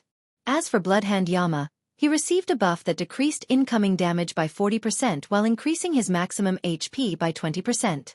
Both buffs had a 12-minute duration. Not only did Iron Fortress alleviate some of the pressure on the healers, but the affected players' HPs also began to increase despite the bombardment they received. Good. As expected of Bloodhand Yama, Nine Dragons Emperor, who helped Martial Dragon open a path, rejoiced when he saw the Flower of Seven Sins members recover. Suddenly, a shadow appeared before Bloodhand Yama's teammates. A scorching streak of light then sliced through the flank of a level 47 Guardian Knight. Although the Guardian Knight had sensed the incoming attack, he hadn't been able to respond quickly enough. Pang. The level 47 Guardian Knight, who had more than half of his HP remaining, lost every point instantly, shock coloring his features as he stared at the figure before him. The figure was none other than Feng. After a few seconds of rest, his hands had recovered, and the allied healers had restored his HP before the Guardian Knight had hit the ground. Feng appeared before a level 48 Berserker. Although the Berserker tried to hack at the swordsman with his battle axe, Feng easily blocked the weapon with the abyssal blade. Killing Ray, which radiated a scorching heat, mercilessly pierced the Berserker's heart. Flame bursts power, turning the player into a pile of smoldering ash instantly. Feng then attacked a nearby shield warrior. By the time Feng used all 15 attack counts, he had killed 8 Flower of Seven Sins members, instantly reducing the organization's survivors to 19. The players nearby gasped at the scene. Even the weakest Flower of Seven Sins member present was a refinement realm expert. In a first-rate guild, these experts would easily rank among the best. Yet before Feng, they seemed as if they were made of paper. Feng. Bloodhand Yama glared at Feng with bloodshot eyes as he watched the man tear through his teammates. Immediately, he shook off Cola and charged at Feng. Before he reached the swordsman, he leaped into the air and swung his double-headed axe down at Feng's head Tier 1 taboo skill, Lightning Blast. In the next moment, a lightning bolt descended from the sky and struck Bloodhand Yama's one-handed axe, enhancing its power and speed tremendously. Despite that, Feng casually swung Killing Ray to deflect the attack Tier 2 skill, Shadow Blade. Boom! When Killing Ray clashed with the double-headed axe, brilliant sparks flew from the weapons. The ground beneath Feng's feet cracked and sunk, extending 10 yards away from the swordsman. He blocked it. Is he even human? That's the commander's strongest move. The Flower of Seven Sins members were stupefied. Not only did Lightning Blast increase its user's strength by 330% and attack speed by 300% for one attack, but it also dealt additional lightning damage. Not even an expert of the same level could block the attack, not to mention dodge it. Yet Feng had blocked Bloodhand Yama's Lightning Blast, and he had only lost around 1/5 of his HP in doing so. How? Bloodhand Yama stared at Feng with a dumbfounded look. He had executed his attack with absolute perfection. Not even a domain realm expert should be able to block the attack in time, dying instantly. Yet Feng had kept up with his speed. When Lightning Blast's effects dissipated, something even more shocking happened. Bloodhand Yama collapsed to the ground, his HP mysteriously decreasing at an astonishing rate. What was happening? Everyone was stupefied. Bloodhand Yama had attacked Feng, but he had died instead of the swordsman. What just happened? The nearby crowd was confused. Big Sis Rain, did you see what Feng did just now? Why did Bloodhand Yama die instead of him? Blue Phoenix asked. Bloodhand Yama had focused on killing Feng, but he failed to realize that Feng aimed for his life as well. Although Feng lost the exchange, Bloodhand Yama lost his life, Phoenix Rain explained in a daze. Once she fully processed what had happened, she took a deep breath as she exclaimed, "He really is a madman." Phoenix Rain found it truly hard to imagine that, despite blocking a full-powered attack from an expert like Bloodhand Yama, Feng had the gall to launch a simultaneous attack at the Shield Warrior's blind spot. Had Feng made the slightest miscalculation, he might have fallen alongside Bloodhand Yama. Chapter 1497.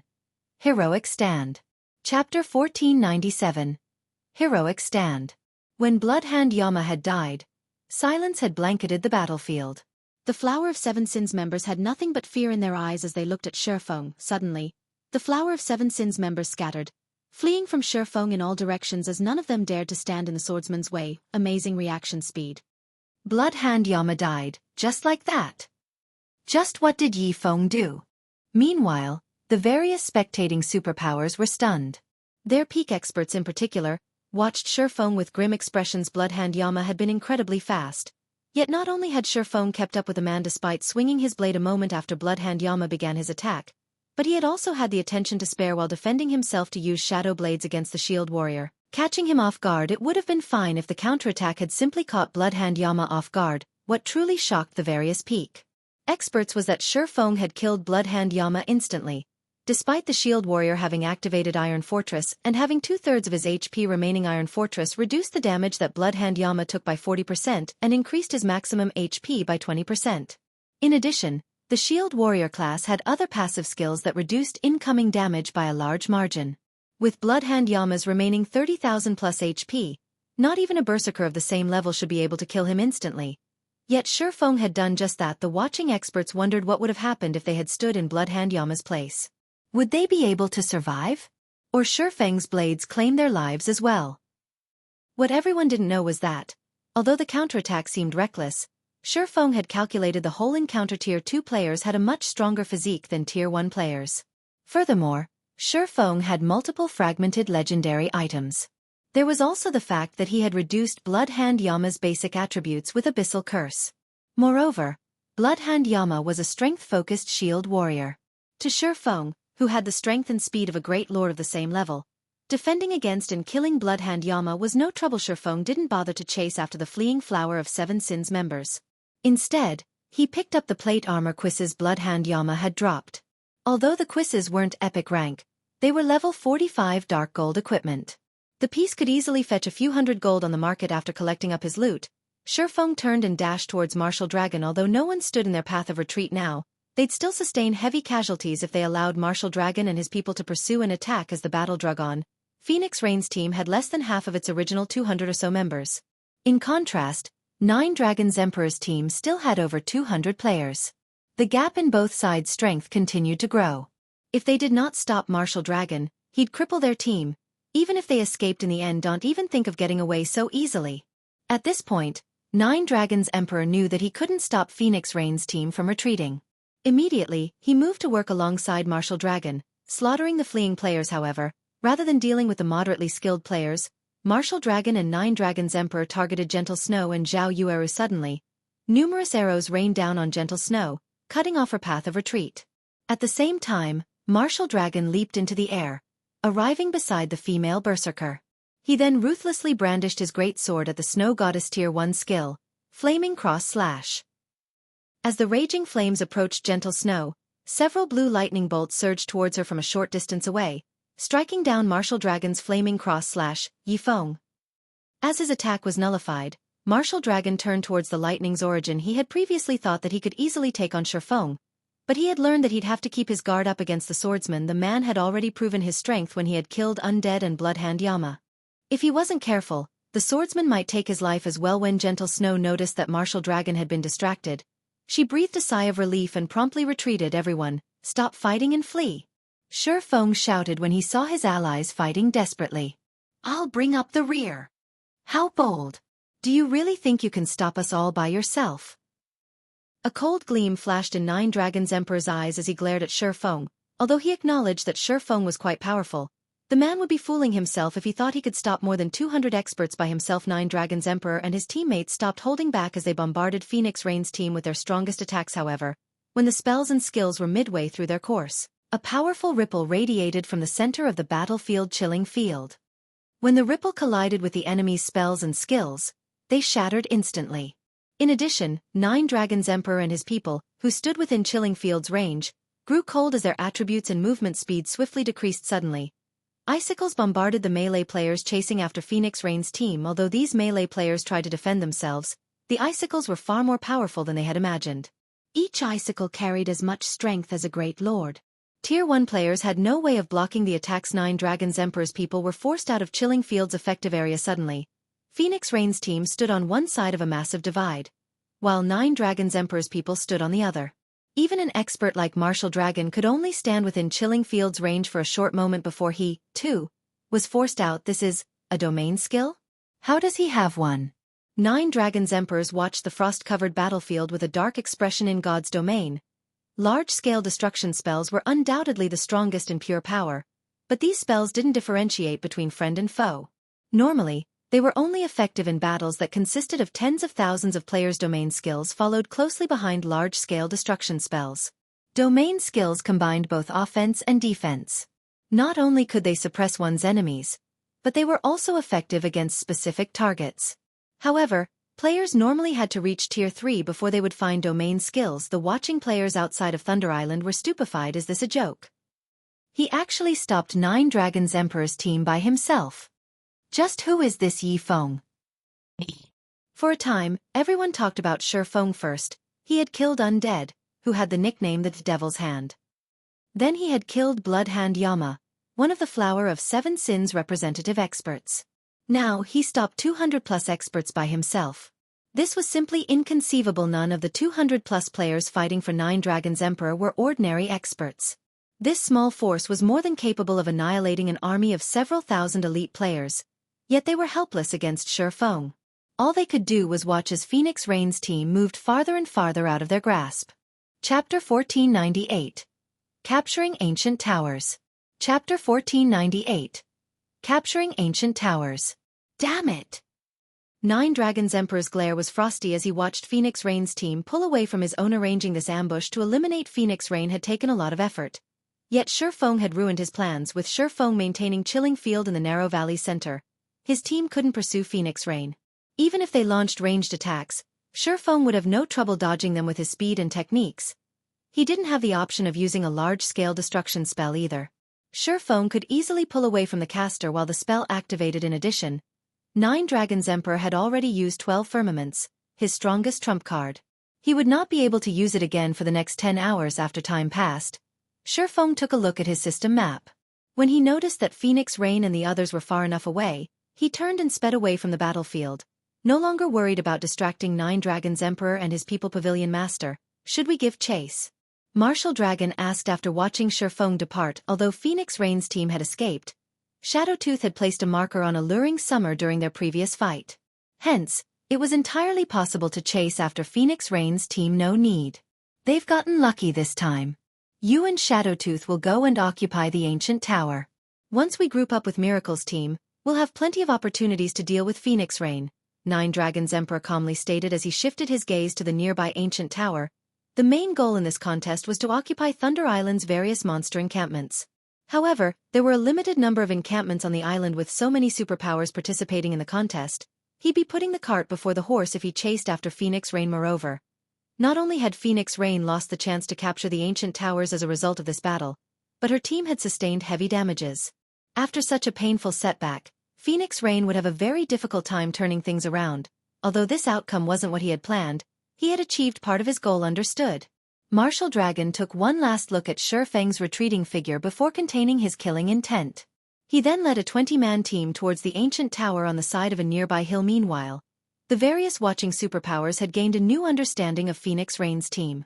This was especially true for Zero Wings Feng. Although it had only been a moment, Feng had held back over 200 experts by himself. Even the superpowers domain realm experts would struggle to replicate the feat. Feng is really unlucky. Had he joined a superpower instead of a small guild like Zero Wing, his future would have been limitless. Send someone to investigate Feng. I want to know his background. Nine Dragons Emperor is ruthless. Although Phoenix Rain still has her core combatants, over 70% of the island's ancient towers have already been captured. She'll have no choice but to wait until the next contest.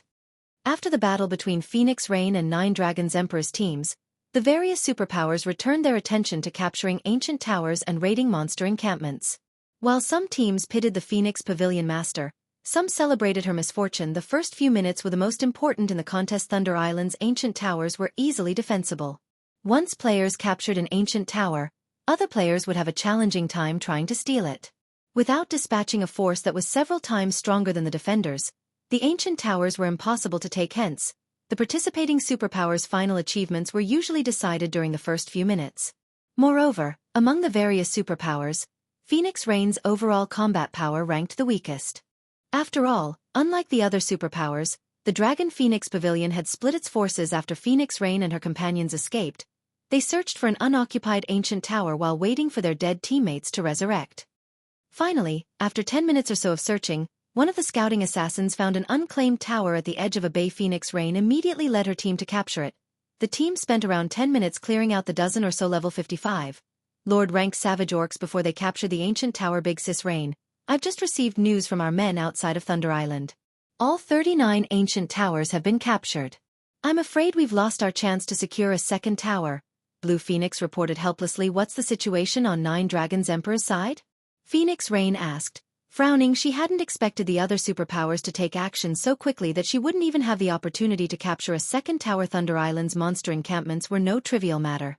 Without tools or berserk skills, taking down ordinary Grand Lords of the same level would be extremely difficult. Not to mention Thunder Island's Grand Lords, the defense and magic resistance a single tower provided wouldn't likely be enough to help them capture a monster encampment, even if they worked together. They needed the weakening effects of 2 ancient towers. With the help of Miracle, Nine Dragons Emperor has captured 3 ancient towers. His team is already preparing to raid a monster encampment, Blue Phoenix said. She then sent Phoenix Rain a statistics chart and continued. These are the forces he has guarding the 3 towers. He's allocated 102 players in total. 42 people are guarding the tower closest to us. Nine Dragons Emperor isn't taking any chances. Phoenix Rain revealed a bitter smile as she read the information. She had planned to attack one of Nine Dragons Emperor's ancient towers after she recovered her forces. But it seemed that was no longer possible. They would have to run for nearly 15 minutes to reach the closest tower.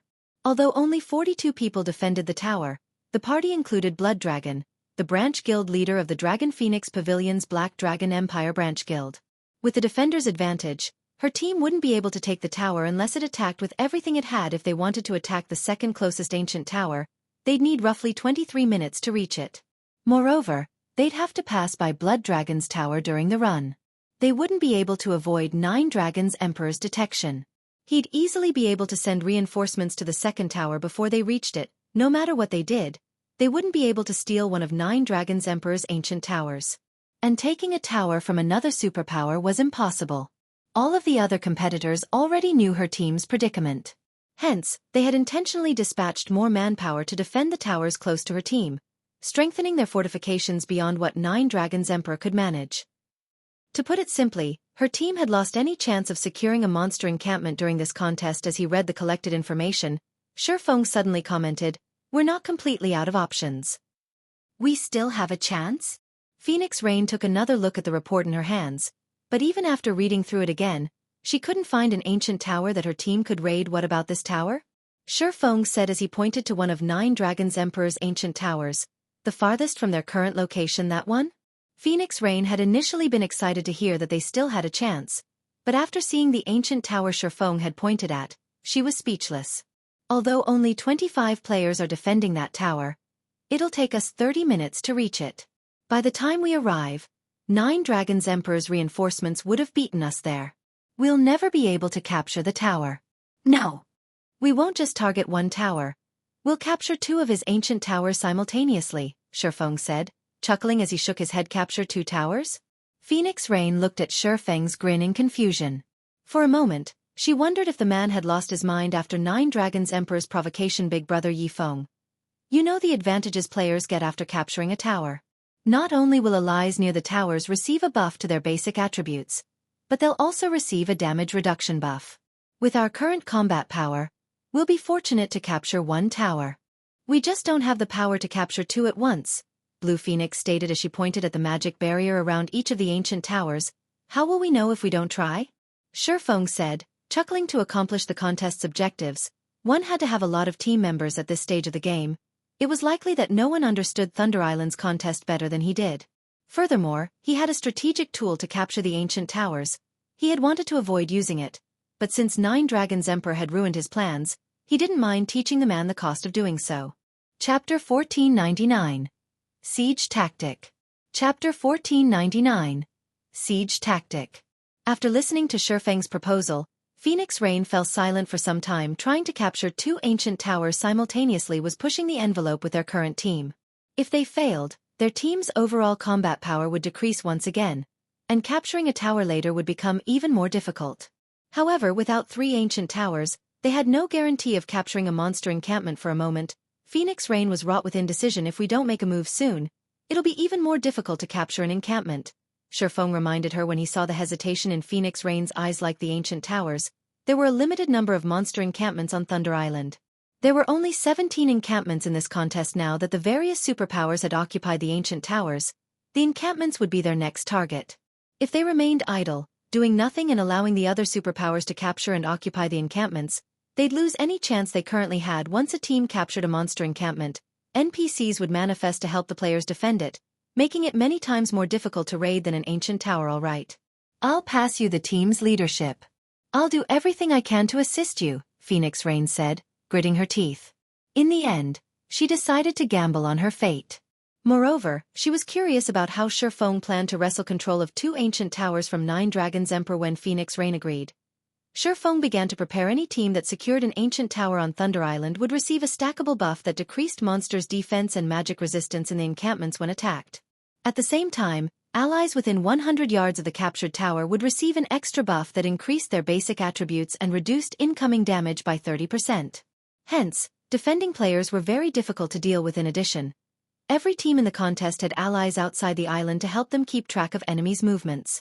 If an enemy team showed any intention of attacking a particular tower, the team would bolster its defense and dispatch reinforcements. This made it even more difficult to steal an occupied ancient tower. Fortunately, these hurdles were nothing to Feng. "Phoenix Pavilion Master. You'll lead 80 players to assault 9 Dragon Emperor's nearest ancient tower. Try to avoid fighting within 100 yards of the tower. You just need to keep the defenders busy. I'll lead a team of 100 to circle the tower and ambush the tower in the forest. The remaining 40 players will stay here and defend this area. If you're all right with this plan, we'll move out right away," Feng said. His teammates were speechless when they heard Feng's plan. They had assumed that he'd reveal some heaven-defying idea that would allow them to capture both towers at once, but his plan seemed overly simple. Big brother Feng, I'm afraid that Nine Dragons Emperor will discover our members too quickly. He'll almost certainly dispatch reinforcements to the forest tower. Capturing the tower will likely, Blue Phoenix said worriedly. Relax. Since Nine Dragons Emperor is busy capturing an encampment, he won't have many players to send if he sends any at all. Stealing the towers won't be an issue, Feng said, but everyone fell silent. The tower's terrain advantage was no laughing matter. They couldn't overcome the hurdle with a small numerical advantage. All right. Since no one else has any arguments, let's move out. Time waits for no man. Feng then formed a 100-man team and made his way towards his target. Big Sis Rain, if we go along with this plan, I'm afraid that, Blue Phoenix said anxiously as she watched Feng depart. Let's see what he has in mind for now. If it isn't possible, we can always join up with his team and concentrate on a single location, Phoenix Rain said, sighing. She had handed Feng authority over the team. She couldn't reject his plan without trying. I understand, Blue Phoenix said after giving the matter some more thought. At this point, they had no choice. Following which, Phoenix Rain led a team of 80 players towards the nearest ancient tower under Nine Dragons Emperor's control, hoping that her team could cause enough commotion to distract the man and luring as many players as possible. This way, Feng's side would have a greater chance of succeeding. After Phoenix Rain and Feng's teams moved out, Nine Dragons Emperor, who was busy raiding a monster encampment, received news of their movements from his scouts outside of Thunder Island. Phoenix Rain is finally making a move? Nine Dragons Emperor muttered when he received the report. After reading it, however, he was confused. What is she trying to do? She dares to split her forces? Does she really think that I won't notice? Nine Dragons Emperor wasn't surprised in the least to learn that Phoenix Rain aimed to capture the ancient towers under his control. After all, among the nearby towers, his were the least fortified. He had done that on purpose. He had 350 players on his team. With the buffs from the 3 ancient towers, he only needed 100 players to capture a monster encampment, leaving the remaining 250 to defend the towers. He had only left 102 players to defend them to give Phoenix Rain the illusion of hope. Once she took his bait, he'd send the remaining 148 players to form a pincer attack, eliminating Phoenix Rain from the contest. However, he had never imagined that she'd split her forces, thinning her already low combat power. Pavilion Master, shall I lead a team to the towers? Martial Dragon suggested no. Let's wait for now. Contact Miracle and tell them to get ready. Once Feng's team reached the other tower, you'll meet up with Miracle's forces to surround them. I refuse to believe they can get away this time. Nine Dragons Emperor growled. Sneering understood. Martial Dragon nodded. He then contacted Miracle's upper echelons. Time passed quickly.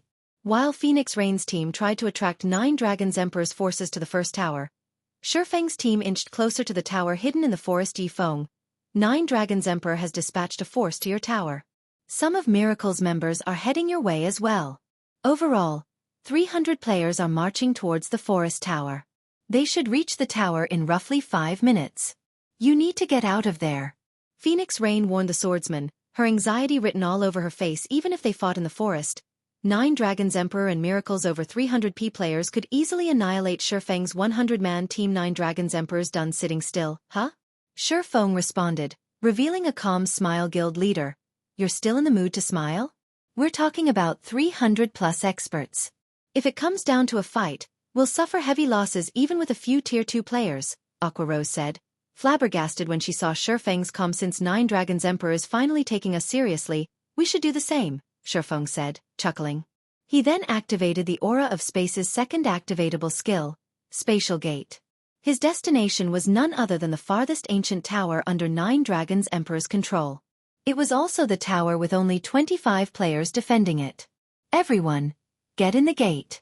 It's time we teach Nine Dragons Emperor the price of targeting us. While tools were prohibited during the contest, weapons and equipment's teleportation skills were not. Hence, he could freely teleport around Thunder Island. In fact, he could even teleport off of the island. Unfortunately, he'd need a new Thunder Pass to re-enter if he did so. Seeing the spatial gate, realization struck Aqua Rose and the others. Since tools were prohibited, players had to rely on their own capabilities to travel around Thunder Island. A skill like teleportation gate was godly in this contest. Upon Feng's command, the 100-man team entered the teleportation gate. In the next moment, they appeared before an ancient tower on the edge of a cliff. When the Heavenly Dragon Pavilion members defending the tower saw Feng's team, they were stupefied. Crap. We're being ambushed. Quickly notify the pavilion master. A level 47 ranger, who reacted very quickly, shouted. However, as the ranger finished speaking, towering pillars of fire rose up from the ground, enveloping a large fraction of the defending players. The instant the flames touched the players, their bodies fell to ash. This move was none other than Feng's flame domain. When the flame domain dissipated, less than 10 of the 25 players remained standing. Chapter 1500. Unstoppable Yi Feng. Chapter 1500. Unstoppable Yi Feng. In one of the monster encampments on Thunder Island, the Team 9 Dragons Emperor led cleared out the savage orcs in the encampment's outer region. There were far more orcs in the monster encampments than in the ancient towers. The encampment 9 Dragons Emperor raided easily had over 2,000 savage orcs, and they all wore armor and carried both a spear and bow. Walls of stone and wood protected the encampment, and dozens of watchtowers with ballistas were stationed at regular intervals along the walls. Moreover, all of the orcs were level 55 and above, and the weakest among them was chieftain rank. A level 60 specialized Grand Lord even stood in the center of the encampment. The quantity and quality of the monsters even forced 9 Dragons Emperor's expert team to move carefully lest they attract too many monsters at a time. While 9 Dragons Emperor commanded his team to attack a watchtower, a shout suddenly came through the team chat. Pavilion Master, we're in trouble. Someone's ambushed our tower. We need reinforcements. An ambush. Who is it? How many people do they have? 9 Dragons Emperor's expression darkened. Angrily he shouted, didn't any of the scouts warn of the attack? To guarantee the safety of his towers, he had tasked over a dozen people outside of Thunder Island to scout for movement around the towers. Yet, despite his scouts, his least defended tower had been ambushed. He wanted nothing more than to crack open his scouts' heads to see what occupied their empty skulls. Pavilion Master. The team appeared suddenly. Yi Feng is the team's leader. We're outnumbered. We can't hold on for much longer. Yi Feng. How? Wasn't his team heading for the forest tower? 9 Dragons Emperor's expression was dubious when he heard the news. However, he saw the truth of it when he watched the live stream that his subordinate had sent. Before 9 Dragons Emperor could say more, Feng appeared before the reporting ranger, the swordsman's 2 blades easily slitting the ranger's neck. Although the ranger had unsheathed a short sword to defend himself, Feng was simply too fast. The ranger had been struck numerous times before he could even raise his short sword. Following which, the live stream disconnected and the screen faded to black. It was obvious that Feng had killed the reporting ranger. How did Yi Feng get all the way over there? Questions plagued 9 Dragons Emperor's mind as he stared at the dark screen. He had recently sent Martial Dragon to surround Feng at the forest tower, yet the swordsman had appeared at the cliff tower, over 10 minutes away, a few minutes later. This sudden development was inconceivable. However, the Heavenly Dragon Pavilion Master quickly snapped out of his daze, realizing the severity of the matter. Hurriedly, he contacted Martial Dragon and commanded, Martial, head to the cliff tower immediately. Why? Weren't we supposed to surround Yi Feng's team? Martial Dragon asked. Don't ask. Just hurry over there. Yi Feng is leading an assault on that tower. The defenders there won't hold on much longer. Urgency and anxiety tore at 9 Dragons Emperor. He had only stationed 25 players at the cliff tower. Feng could easily capture it with 50 to 60 players. Understood. When Martial Dragon saw 9 Dragons Emperor's panic, he realized the severity of the matter. He immediately commanded his team to change course for the cliff tower. However, a few seconds after Martial Dragon gave the command, everyone on 9 Dragons Emperor's team lost 1 stack of their tower buffs, leaving them with only 2. 9 Dragons Emperor's expression twisted in rage. The thread of hope he had clung onto had been destroyed. What 9 Dragons Emperor did not know was that, among the 25 players defending the ancient tower, Feng's flame domain had killed over 15 instantly. Meanwhile, Feng led a 100-man team. Even if the defenders had the 30% buff to their basic attributes and damage reduction, they were outnumbered. Furthermore, Feng had multiple Tier 2 players on his side. Even with the buff, the tower defender's basic attributes were nothing compared to Feng and his companions. Yi Feng. 9 Dragons Emperor bellowed as the live stream replayed in his mind. He knew every trump card Phoenix Rain possessed, and none of those trump cards allowed players to cross such a large distance in such a short amount of time. The sudden arrival of Feng's team had to be the swordsman's doing. Without the team's 3 tower buffs, it would become extremely difficult to capture a monster encampment. It might even be impossible. Aside from the specialized Grand Lord in the heart of the encampment, they also had to deal with 4 ordinary Grand Lords beside it. Without the 3 stacks of defense and magic resistance weakening, his team couldn't deal enough damage to the bosses with their attributes. Everyone, listen up. Aside from the players defending the ancient towers, all of you will follow me to the cliff tower. 9 Dragons Emperor announced after taking in a deep breath. Marshal, notify Miracles members and have them gather there as well. I refuse to believe that Feng can face us all. Although he had lost the ancient tower, he still had the numerical advantage. Even if Feng had over 100 players, he could still recapture the tower. Elsewhere, when Phoenix Rain, who currently distracted 9 Dragons Emperor subordinates, saw her tower buff increase by a stack, she was stunned. He actually succeeded. Phoenix Rain could not believe her eyes when she saw her status window, but when she read the latest update on 9 Dragons Emperor's movements, her joy fell away. Hurriedly, she warned her companion through the team chat. Feng, 9 Dragons Emperor is furious. He's gathering all available manpower to your location. Miracles members are heading your way as well. We estimate that around 400 players are moving towards you. You can't defend the tower. You need to retreat. Although Feng's achievement delighted her, the difference between the 2 sides' strength was massive. She had to admit that little tricks like this were meaningless in the face of absolute power. It's fine. Let them come, Feng said, smiling faintly when he read the report. Right, your side should get ready.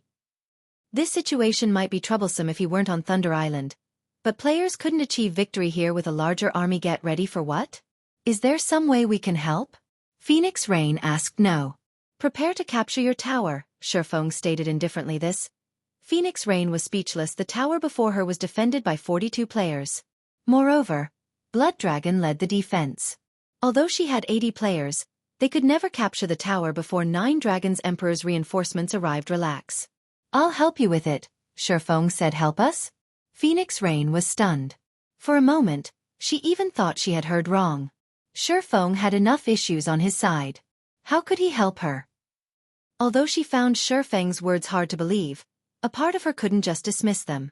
Of the man's multiple insane declarations thus far, he had never once failed to carry them out. When I tell you to attack, strike with everything you've got.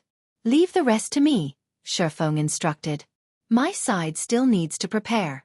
Try to lure as many people out of the tower as possible in the meantime. Phoenix Rain had no response. There simply wasn't anything she could say about his simple approach, yet the way Feng had spoken about the plan made it seem as if the decision had been obvious. After a moment of silence, she sighed and said, I understand. I'll have my men lure them out. The minutes flew by.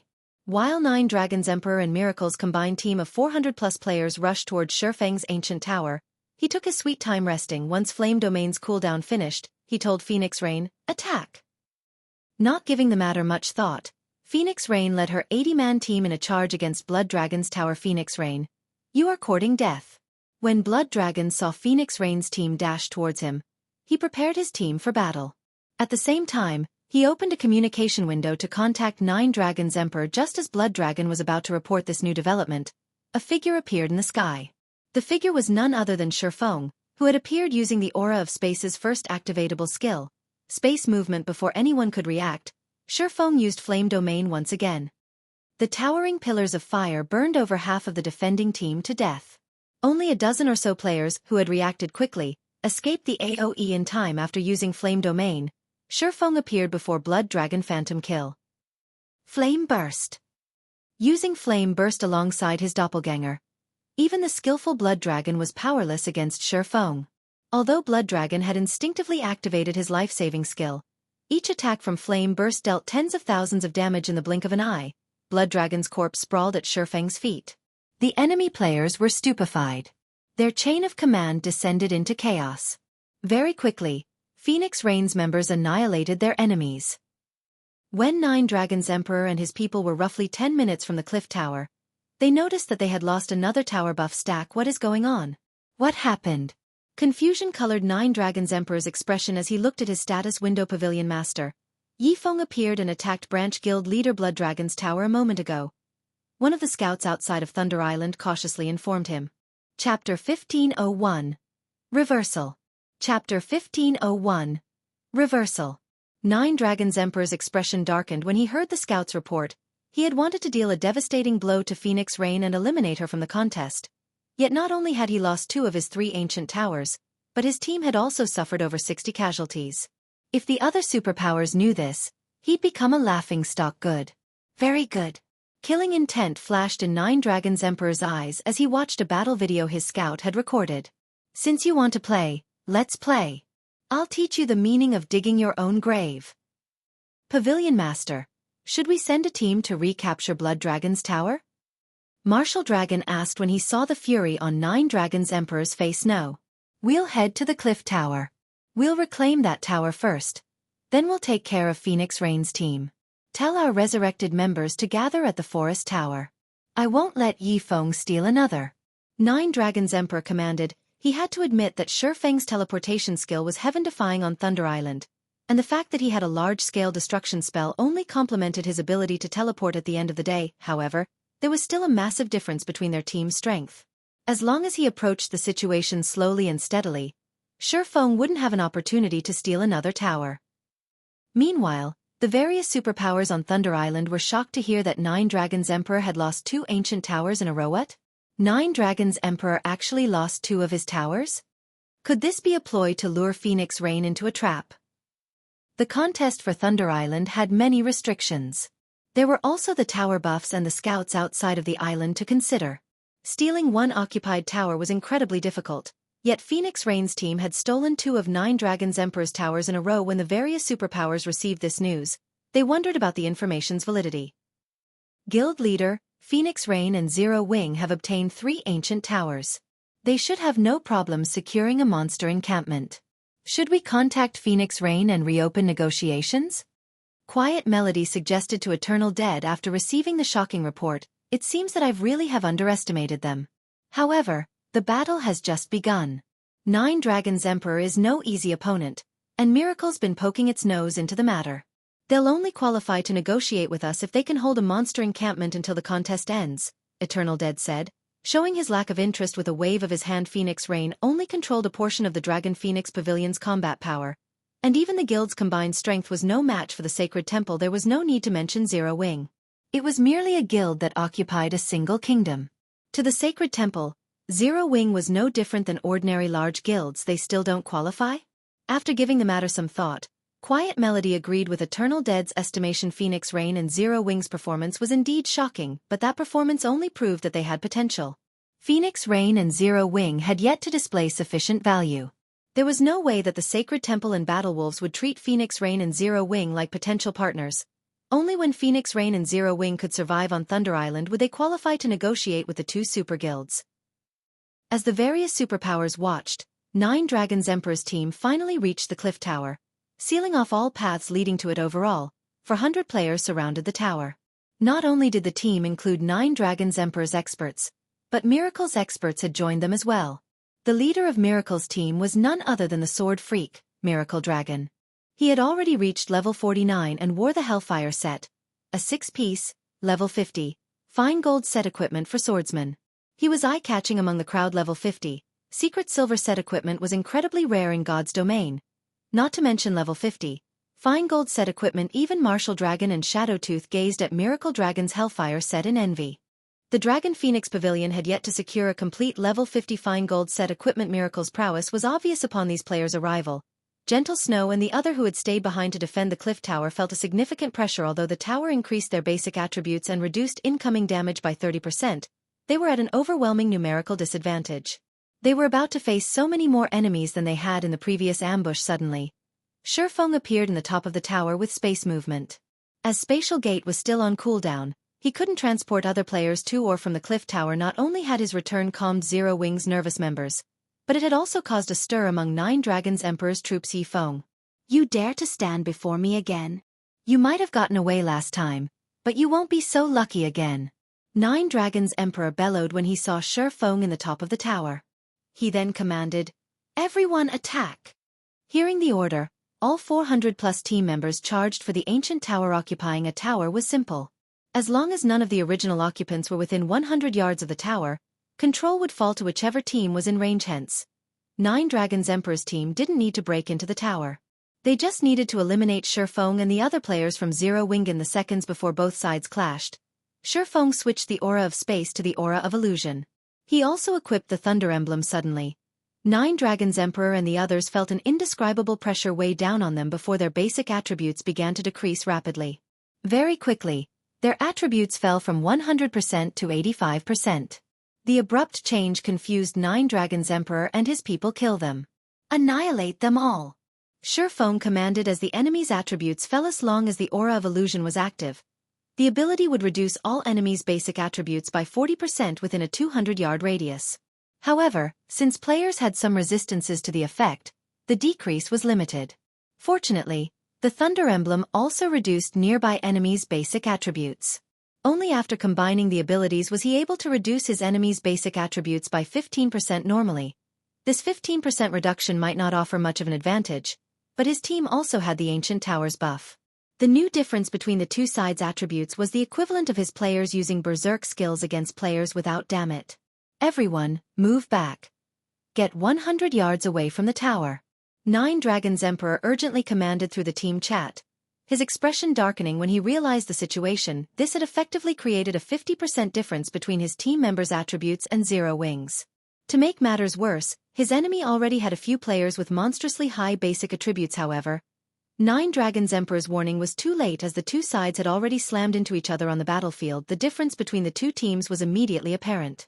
Aside from Martial Dragon, Shadowtooth, Undead, Bloodhand Yama, Nine Dragons Emperor, and Miracle Dragon, 0 Wing and Asura's experts quickly suppressed the enemy players. Even Cleansing Whistle, an expert who had yet to reach the Refinement Realm, could easily overwhelm a Refinement Realm expert of the same level. She could even hold her own against 3 Refinement Realm experts simultaneously.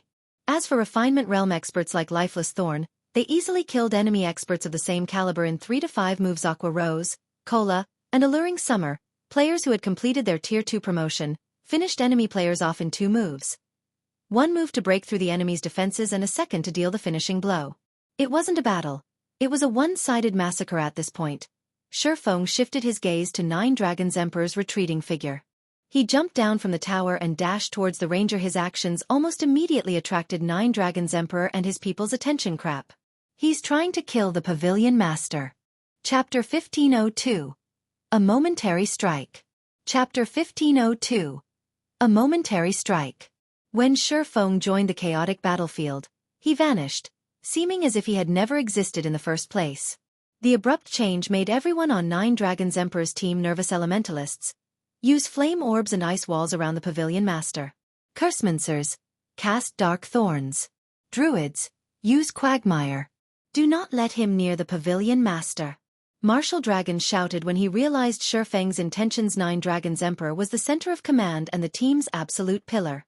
They could not afford to lose him. Fortunately, many of their experts guarded Nine Dragons Emperor. If they still allowed Feng to assassinate him, they would become the laughingstock of God's domain. In addition, this wasn't the first time he had seen Feng's void steps. Although the footwork technique was sophisticated and unpredictable, it wasn't impossible to counter. Generally, a concealment footwork technique like void steps would lose effect when its user received damage or altered their course, exposing themselves. As long as they bombarded the area around Nine Dragons Emperor with weak but sustainable attacks, they could prevent Feng from approaching their Pavilion Master without being detected. The Elementalists, Cursemancers, and Druids cast as Martial Dragon had instructed, covering the battlefield in AoE and control spells. Sure enough, Feng reappeared. However, the moment Feng reappeared, he shoved off of the ground and shot forward, transforming into a shadowy streak as he maneuvered around the bombardment of spells and made his way towards his target. Feng already wielded the strength and speed of a great lord of the same level. With the tower's buff, even a ranged expert would struggle to spot the swordsman's afterimages, much less land a spell or skill. When Feng was within 50 yards of Nine Dragons Emperor, numerous spears of darkness descended from the sky as if they had a life of their own. These spears of darkness thrust themselves at Feng's flying form while cutting off his path. Undead, huh? Feng glanced at the elementalist in black robes, who controlled the spears of darkness. Faced with these accurate attacks, he was forced to retreat temporarily. While he defended himself as Feng retreated, a black-clad figure appeared behind him. 2 streaks of light, one black and one silver, sliced at Feng's head and back simultaneously. Die. Shadowtooth smiled at Feng's sneak attack. Assassinate. As Shadowtooth launched his attacks, Martial Dragon fell from above, his great sword swinging down on Feng's head and cutting off the man's chance of escaping upward indiscriminate slash. Broken mark. As the trio's attacks were about to land, the swordsman split into 11 identical copies divine steps. When the attacks struck Feng's main body, it seemed as if they had hit air. All of their attacks lacked the feeling of encountering a physical object after activating divine steps. Feng promptly switched positions with one of his doppelgangers and appeared beside Shadowtooth. He then brandished Killing Ray against the assassin. A streak of blue light, followed by 9 shadows, struck Shadowtooth, giving the assassin no time to react. Shadow Blade. At the moment of imminent peril, Shadowtooth activated Wind Steps, instantly nullifying the incoming attacks. At the same time, he thrust Magic Breaker at Feng's heart. However, when his weapon sunk into Feng's body, his expression twisted into something ugly. He knew he had failed to hit the swordsman's real body. Just a doppelganger, damn it. He tricked me. The moment Shadowtooth realized he had been tricked, he activated Vanish suddenly. A blue sword sliced across the assassin's previous position, but the only reaction Feng's attack had earned was a loud clang. Realizing his attack had failed, Feng tightened his grip on the abyssal blade and Killing Ray before brandishing his blades at his surroundings. One sword light after another cut the air around him, looking like a lotus flower in bloom. Tier 1 skill, Omni Slash.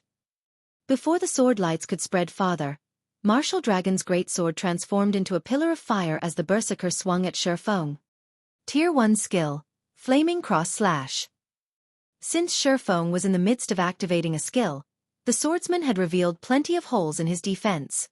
He had no way of blocking Martial Dragon's Flaming Cross Slash boom. When Martial Dragon's Flaming Cross Slash struck Feng, the ground beneath his feet cracked. Feng had forcefully stopped his Omni Slash, using his 2 swords to block Martial Dragon's attack. What kind of insane reaction speed does he have? Martial Dragon frowned at the unharmed swordsman before him. His coordination with Shadowtooth and Undead was seamless. While he and Shadowtooth attacked Feng's main body, Undead bombarded the swordsman's 10 doppelgangers, preventing Feng from switching positions with any of his clones. The only thing Feng could do was block his Flaming Cross Slash. However, since Feng had been in the midst of activating a skill, he shouldn't have been able to react in time. Normally, when players prematuring deactivated a skill, they'd freeze for a brief moment. Yet Feng had protected himself successfully. This was simply inconceivable. Moreover, Flaming Cross Slash dealt both physical and fire-type damage. Even if one blocked the attack, they'd still receive a significant amount of damage. Yet Feng had not taken any damage.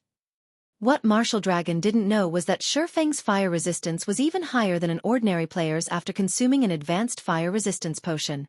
The additional burn effect when blocking the skill was useless against Feng. While Martial Dragon momentarily marveled at Feng's performance, the sacred sword in Feng's hand sliced at the berserker with lightning speed. Martial Dragon instinctively executed Whirlwind Slash to block the attack ping. However, when Martial Dragon's greatsword met Killing Ray, the resulting impact threw him over a dozen yards, the berserker's HP decreasing by a huge chunk.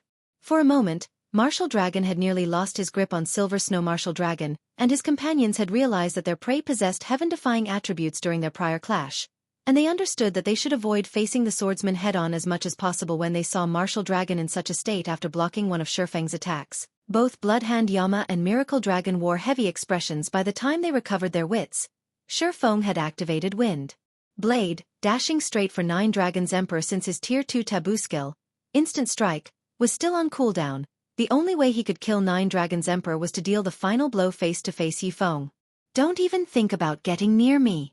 9 Dragon's Emperor bellowed. He then pulled several dark green arrows from his back and fired at Feng. Magic patterns decorated these dark green arrows, and before they had even been fired, faint arcs of electricity danced around them. These arrows were the product of the legacy skill, Magic Mark, which 9 Dragon's Emperor had obtained after class changing into the hidden class, Spellbreaker. The magic-marked arrows would enhance an attack by 1 tier to a maximum of Tier 2.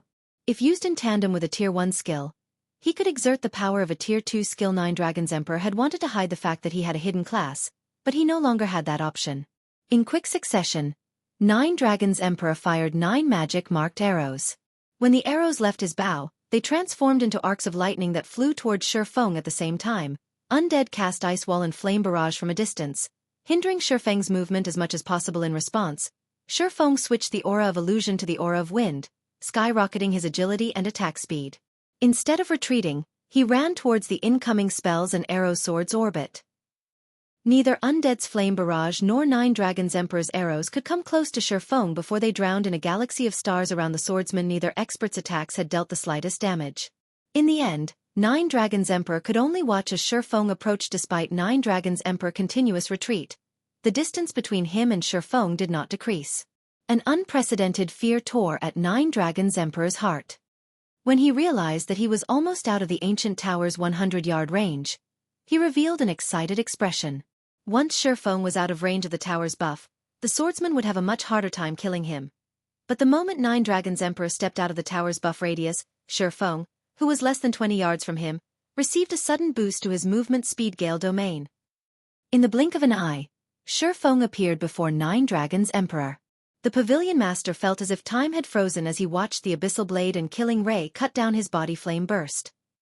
Nine Dragons Emperor then felt burning pain devour his body before his vision darkened, and his consciousness separated from the world. All the players outside of Thunder Island saw was Feng pass by Nine Dragons Emperor.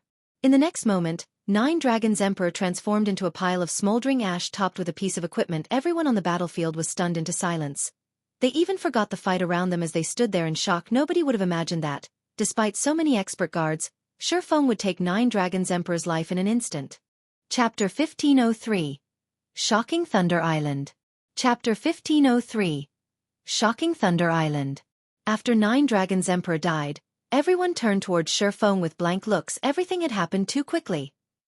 Only a few short seconds had passed between the moment Feng began his charge to the moment Nine Dragons Emperor had died. Feng's speed when he had landed the killing blow had been particularly ridiculous. Before any of them had even noticed, Feng had already moved past Nine Dragons Emperor, taking the ranger's life. Feng. Martial Dragon stared at Nine Dragons Emperor's ashes in a daze. Although he had considered the possibility of Feng killing Nine Dragons Emperor, he had never thought that the swordsman would achieve the feat so quickly. Just seconds after Feng had broken past his blockade, he had taken the Pavilion Master's life. Even Undead had failed to save their leader Martial. The Pavilion Master is dead. We are no match for Zero Wing while we're within the tower's range. We need to retreat. Shadowtooth shouted when he noticed that Martial Dragon hadn't moved. Now that Nine Dragons Emperor was dead, the team had fallen into chaos. Even if he and Martial Dragon took command of the battle, the outcome wouldn't be in their favor with Zero Wing's absolute advantage in attributes. Furthermore, Feng was still alive. Shadowtooth didn't think any of them had the power to contend with the swordsman while in range of the ancient tower. Everyone, split up and retreat. We'll regroup at the forest tower. Martial Dragon shouted as he shot Feng, who had turned towards him, a glare. Despite the fact that the man wasn't particularly muscular or tall, he felt as if he were looking at a giant. When Martial Dragon recalled Feng's last attack, he felt stifled. That final attack had been so fast that he hadn't had time to react. If he had been on the receiving end of that attack, he doubted that he would have fared any better than Nine Dragons Emperor. In the end he, too, would have died when Martial Dragon gave the command. The Heavenly Dragon Pavilion and Miracles members made a hasty and disorderly retreat, making it difficult for Zero Wing's members to kill them. Don't even think of escaping that easily. However, Feng refused to let such a profitable opportunity get away. After picking up the level 45 Dark Gold belt Nine Dragons Emperor had dropped, he dashed towards the retreating crowd. Rather than going after Domain Realm experts like Martial Dragon and Shadowtooth, he opted for the Refinement Realm experts. After all, it was far easier and less time-consuming to kill Refinement Realm experts. The Refinement Realm experts practically died as he reached them by the time Martial Dragon and the others had made it out of the tower's 100-yard radius. Feng had killed another dozen or so players as Martial Dragon and his companions breathed a sigh of relief. A pillar of fire descended from the sky. At the same time, the ground beneath their feet froze solid. A short distance away, a massive tidal wave surged forward, devouring another group of retreating Heavenly Dragon Pavilion members. The devastation looked as if Armageddon had begun. These attacks were the result of none other than Zhao Yueru's Frost Flame Hell and Aqua Rose's Annihilation Torrent. In seconds, another 100+ players had died, reducing the 200+ players that managed to escape the ancient tower's range by half. Zero Wing. Martial Dragon's heart bled when he saw how few of his teammates remained alive. The damage they had suffered from the assault was simply too massive. Thunder Island didn't have a special death penalty. Players suffered the same fate when they died in the field. Hence, any players that were killed would lose one level and a piece of equipment. Meanwhile, Every player the Heavenly Dragon Pavilion had dispatched was an expert. Every piece of equipment they lost would be extremely difficult to replace, and when these players resurrected, they would suffer a significant drop in their combat power. Meanwhile, as the battle ended, the various superpowers on Thunder Island received news of its outcome. What did you say? Zero Wing defeated an army of over 400 with only 100 players? Impossible. How did they manage it?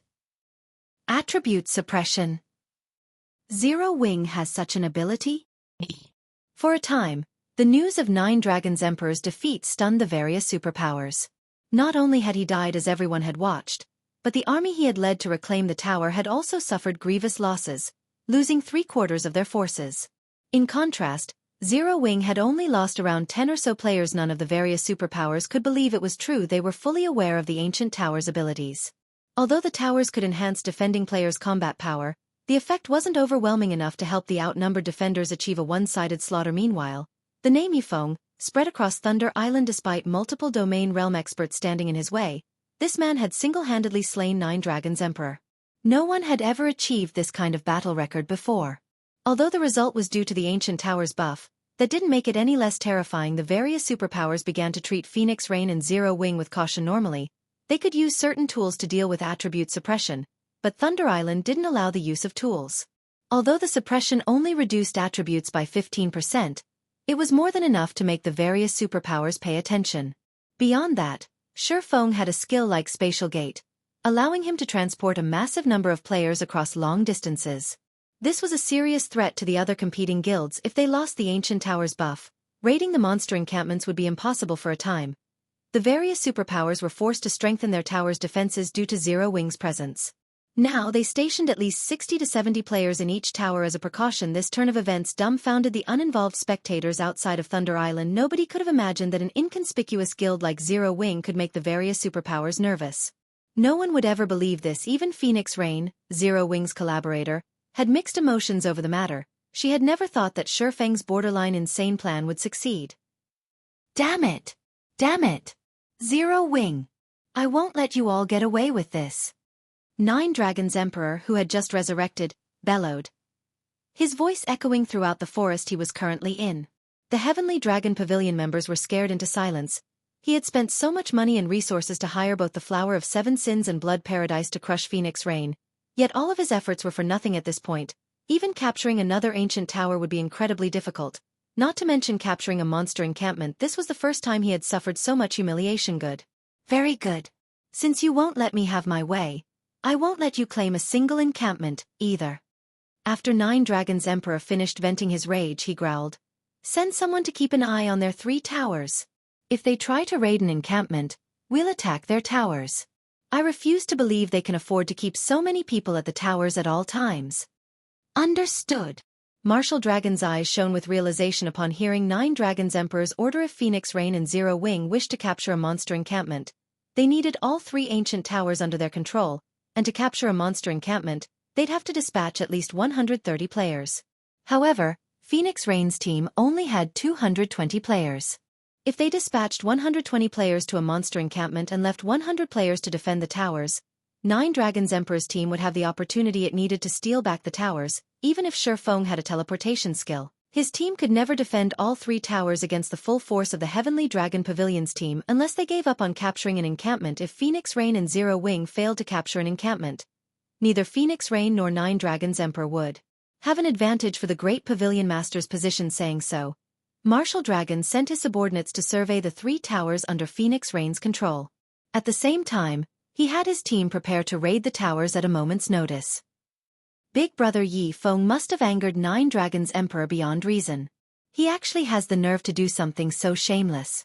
When Blue Phoenix read the report she received from her subordinates, she didn't know whether to laugh or cry. This was the first time she had seen anyone push Nine Dragons Emperor to this point.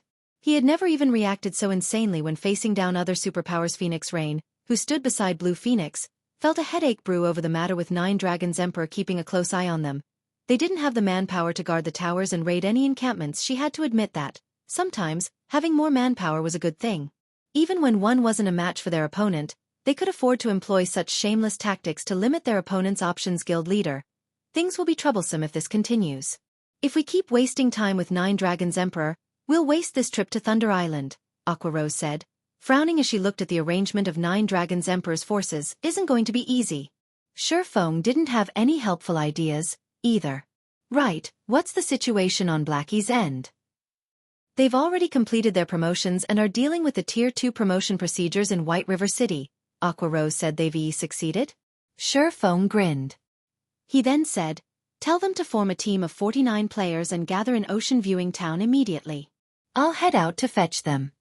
He had yet to use the Thunder Emblem's available slots, so he could easily bring another 50 people to the island. Chapter 1504. Unfathomable Zero Wing. Chapter 1504. Unfathomable Zero Wing. Have them come over? Sure, Feng's decision excited Aqua Rose. After all, Blackie and the others were now Tier 2 players. They'd be powerful reinforcements on Thunder Island. However, she quickly realized the problem and commented, Guild leader, they'll need entry slots to enter Thunder Island. Moreover, with how much time we have left, I'm afraid it'll be too late to do anything by the time they arrive. Even if they had the available slots, it took a considerable amount of time to travel from Ocean Viewing Town to Thunder Island. Even if they used the one-horned sailboat, the contest would likely be over by the time Blackie and the other arrived. Relax. I still have a few available slots, and we can use the spatial gate to make the trip. Although it will take some time to get here, the contest has just begun. If we hurry, we should have enough time, Feng said, smiling wonderful. If Blackie and the others can make it, they'll definitely be a great help. We'll even surprise the other superpowers. Aqua Rose was ecstatic. She could already imagine what would happen once Blackie and the others arrived.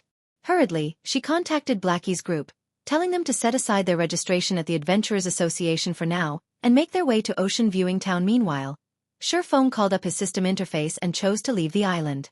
As Thunder Island prevented the use of tools, he could only use a return scroll after he left.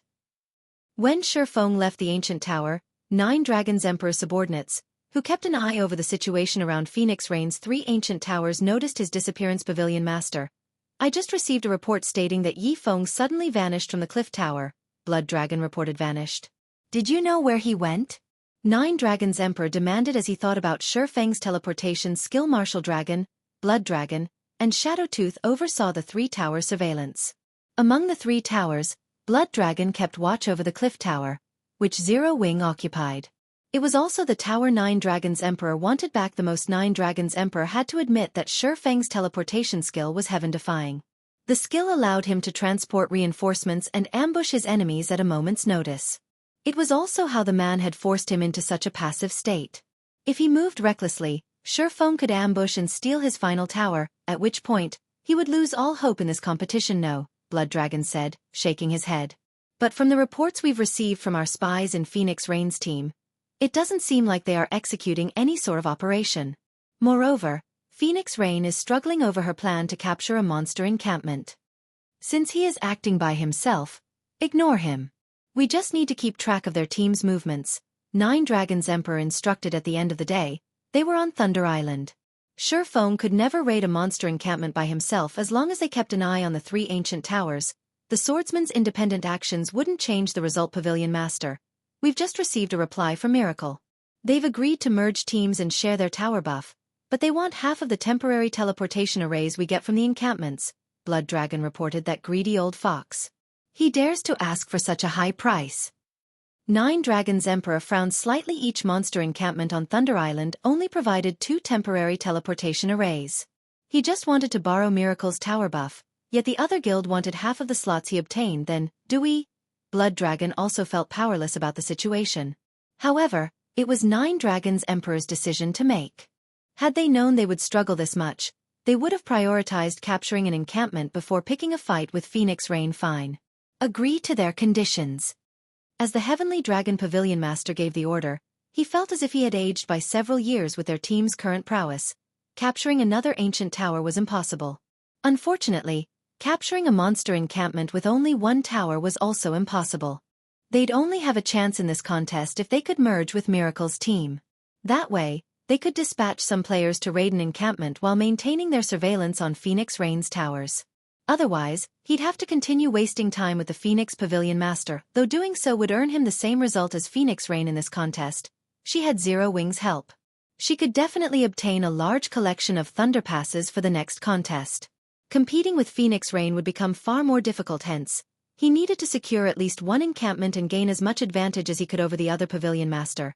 Ensure that he'd have some options in the next contest for Thunder Island. Understood. I'll lead a team and integrate with theirs. Blood Dragon left the ancient tower and led his team to one of Miracle's towers. As time passed, the various superpowers began to raid their first monster encampment. There were far fewer encampments on Thunder Island than ancient towers. Only 17 monster encampments were available. Yet there were more than 6 superpowers participating in the contest. Needless to say, every superpower was trying to capture as many monster encampments as possible to achieve a higher rank in the contest. The competition for these encampments was intense. Fortunately, the monster encampments were not that easy to raid, and not all of them were equal. The weaker encampments were only guarded by one specialized Grand Lord and a few ordinary Grand Lords. Meanwhile, archaic species guarded the stronger encampments. Although the tower buffs helped weaken the boss's defense and magic resistance, it did not do anything about their basic attributes and skills without tools. Even the superpower's peak experts would find dealing with Grand Lord-ranked archaic species difficult. These teams even risked team wipes. Hence, all of the participants were extremely careful when they took action. Big Sis Rain, this is bad. 9 Dragons Emperor has just merged with Miracle's team. He has led a team of 120 experts to an encampment. What should we do? Blue Phoenix reported anxiously. What about the players keeping an eye on us? Phoenix Rain asked somberly. Now that he has Miracle's help, he has spared 230 people to watch our towers. 100 of those players are watching this tower, while the remaining 130 are scouting the cliff tower. They'll likely attack if they notice the slightest movement on our side, Blue Phoenix said in frustration. If they wanted to raid an encampment, they'd have to dispatch at least 100 players. Otherwise, they'd have almost no chance of succeeding. However, if they dispatched 100 players, they'd only have 120 players to defend the towers. Trying to defend all 3 towers with so few people would be incredibly difficult. If Miracle sent reinforcements to help 9 Dragons Emperor surveillance teams, he might succeed in recapturing at least one of their towers. With only 2 towers, they could never capture a monster encampment with 100 players. Phoenix Rain could not help her frown. She hadn't expected 9 Dragons Emperor to resort to a merger. The other superpowers had already begun their raids. As more time passed, the struggle for the monster encampments would grow viciously intense. If her side remained idle, her chances would drastically decrease once the other teams raided their second encampment. After a moment of silence, Phoenix Rain contacted Feng. 9 Dragons Emperor has merged with Miracle's team and begun to raid a monster encampment. At this rate, our chances of success will plummet as time passes. Should we try to negotiate with the Sacred Temple or battle wolves again? 9 Dragons Emperor sure is moving quickly. However, it's too soon to consider an alliance, Feng said, smiling calmly. But if we continue to drag our feet, it will become far more difficult to capture an encampment. Phoenix Rain understood Feng's perspective. If they contacted the Sacred Temple and battle wolves now, they'd be at a disadvantage in the negotiations. But if they failed to obtain a single temporary teleportation array, their development in the Sea of Death would slow to a crawl. Even the advantage of their 2 sailboats would be limited against their competition. Since that's the case, let's prepare to raid an encampment, Feng said. We raiding one now? Phoenix Rain's eyes shone with excitement. Do you have a plan to deal with 9 Dragons Emperor's team? No, I don't, Feng said, shaking his head. But it shouldn't be a problem if we increase our manpower. Phoenix Rain didn't know how to respond. Naturally, she wanted to increase her team's manpower, but they needed Thunder Passes to do so. Was she just supposed to magically summon more allies? Leave the manpower issue to me. First, send 20 of your people to the cliff tower, Feng said, smiling as he brushed off the contemptuous look Phoenix Rain gave him. Do you really have a way to bring in more people? Phoenix Rain asked, surprised. Judging by her companion's serious expression, she knew Feng's claim hadn't been a joke. But I need some time to do so, Feng said, nodding. He had already met up with Blackie and the others. They just had to make their way to Thunder Island. All right, I'll send them people to the tower right away. Although Phoenix Rain was excited, she felt as if she were looking at a stranger as she watched Feng on the screen. Or rather, Zero Wing as a whole felt foreign. A few months ago, Zero Wing had been nothing more than a fledgling guild that had only begun to flourish, yet now the guild could accomplish feats that were even beyond her capabilities. It was incredible. Chapter 1505. Arrival of Powerful Reinforcements. Chapter 1505. Arrival of Powerful Reinforcements.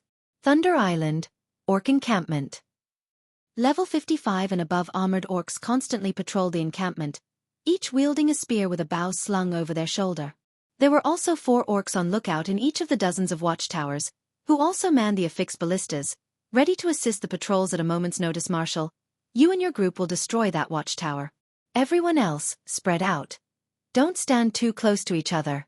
Be careful not to get dragged into the ballista's AoEs. 9 Dragons Emperor commanded as he watched the ballistas fire at his team. The orcs guarding the encampment had ridiculously high basic attributes and combat standards. Even a patrol squad could pull his 120-man team into a bitter battle. The watchtower's cover fire was even more of a pain. The ballista's fire would kill any player it struck instantly.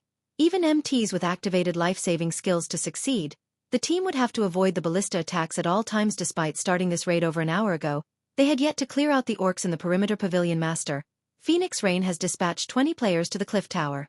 By the looks of it, they seem to be planning something.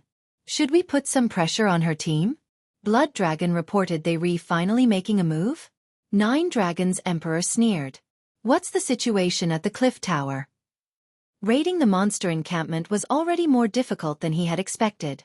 Even after merging with Miracle's team and armed with 5 stacks of the tower buff, they still struggled. Needless to say, Phoenix Rain's team, which only controlled 3 towers, would have an even harder time with the encampments. If Phoenix Rain and Zero Wing had dispatched a 100-man team to raid an encampment, he could ambush towers. Moreover, Miracle had offered to send reinforcements if he attempted to steal her towers. With this development, he might be able to take all 3 towers for himself, rendering all of Phoenix Rain and Zero Wing's effort useless. There doesn't seem to be any movement at the cliff tower so far. However, there is something strange, Blood Dragon said. Based on our spies' reports, Zero Wing seems to have found a way to bring in reinforcements. But even now, we don't know which superpower has agreed to cooperate with their team. Reinforcements. 9 Dragons Emperor sneered. So what if they found reinforcements? If they try to raid an encampment, we'll ignore the towers and attack their raid team instead. I want to see how they plan to secure a monster encampment with dead players. Tell our scouts to continue watching them for now. Report back if anyone moves. It was incredibly risky to attack an ancient tower. This was especially true if Phoenix Rain's team had truly found reinforcements. However, ambushing a raid team outside of the tower's range would be easy without the tower's attribute buff. Taking out Phoenix Rain's team would be a piece of cake. Even if he failed to annihilate Phoenix Rain's raid team, getting rid of a few dozen players would be more than enough to destroy Phoenix Rain's chances of securing a monster encampment. Understood. Blood Dragon couldn't help his grin when he heard this. In fact, he even hoped that Phoenix Rain and Zero Wing had found reinforcements. This way, they could proudly defeat Phoenix Rain and Zero Wing's team and restore their lost reputation. As the various superpowers frantically raided monster encampments, Phoenix Rain's anxiety grew as she waited for the reinforcements. Feng had mentioned the other superpowers were also watching the situation carefully. They hadn't expected 9 Dragons Emperor to be so ruthless. Phoenix Rain is finished. Not only did 9 Dragons Emperor deal a heavy blow to her team, but he's also limited her options of taking action. She'll likely fail to claim a single encampment. But the situation is strange. I never thought that Miracle would be willing to help 9 Dragons Emperor. What did Phoenix Rain do to provoke the guild? Don't you know? Phoenix Rain didn't provoke Miracle, but Zero Wing did. Remember the Dark Arena some time ago? Miracle's battle team suffered a miserable defeat at Zero Wing's hands. I'm sure that the guild wants to teach Zero Wing a lesson and restore its reputation. Phoenix Rain sure is unlucky. If not for her cooperation with Zero Wing, she might have had a chance to secure a monster encampment. Now that Miracle is helping 9 Dragons Emperor, she has lost all hope. I know, right? The various superpowers expressed their sympathy for Phoenix Rain. With the woman's tenacity, she should have been able to claim at least one encampment, but due to Zero Wing, Firmament had stabbed her in the back, and 9 Dragons Emperor allied with Miracle. The events gave the Heavenly Dragon Pavilion Master an overwhelming advantage. Big Sis Rain, I've just received a report stating that the Sacred Temple, Battle Wolves, Miracle, King's Return, and 9 Heavens Pavilion have captured their first monster encampments and are preparing to raid their second. If we don't hurry, it'll be too late to do anything, Blue Phoenix said anxiously. Based on the information they had gathered, the monster encampments were far more challenging than they had anticipated. Meanwhile, the contest was nearly half over. If they didn't take action soon, with only 3 ancient towers under their control, they might not have enough time to capture a monster encampment. Even Nine Dragons Emperor had begun his fight with the final guardian boss in his first encampment, I understand. But we don't have the power to make a move before the reinforcements arrive, Phoenix Rain said, sighing helplessly. Nine Dragons Emperor had a huge numerical advantage, and he was even willing to give up some of his manpower to station teams on standby to steal their towers. If they tried to raid a monster encampment, she had no doubt that Nine Dragons Emperor would attack without hesitation. Thinking up to this point, Phoenix Rain contacted Feng once more. Team leader Yi Feng, what is the situation? Phoenix Rain asked. Quite a few guilds have begun to raid their second encampment. We're almost there, Feng said, chuckling when he noticed Phoenix Rain's anxiety. Give me another 10 minutes, and we'll have 49 more players. 49. At first, Phoenix Rain celebrated the news of Feng's return, but her joy faded after hearing Feng's final statements. Although he was returning with quite a few players, an additional 49 team members wouldn't change their situation. Even with these 49 players, there was still a massive gap between her manpower and Nine Dragon Empress. Relax. The people with me are quite powerful, Feng assured Phoenix Rain. I'll leave it to you then. Although Feng had tried to reassure her, Phoenix Rain didn't have much hope for Feng's plan, but she was resigned to see it through. If they failed, she'd have no choice but to grit her teeth and negotiate with either the Sacred Temple or Battle Wolves. After Feng disconnected the call, Blackie snickered and said, Guild leader, she doesn't seem to have much confidence in you. That's normal. After all, our current situation is problematic, Feng said nonchalantly. When we arrive, make sure you give it your all. Rest assured, guild leader. Not even capturing 2 or 3 encampments will be a problem, let alone the first. Shadow Sword confidently declared after entering the legacy space. Shadow Sword had pushed through numerous trials and finally reached the refinement realm. He was also a tier 2 player now. He itched to display his newfound prowess. Fire Dance, Turtle Dove, Yi Wumian, Violet Cloud, Flying Shadow, Rampant Blade, Minor Wind, and Zero Wings. Other core members couldn't help but laugh as the team chatted merrily. The one-horned sailboat finally reached the edge of Thunder Island. The one-horned sailboat's reappearance shocked the surrounding players. But Feng ignored the stares as he stored the sailboat and used the Thunder Emblem to teleport the team to Thunder Island. Chapter 1506. 16 Tier 2 Players.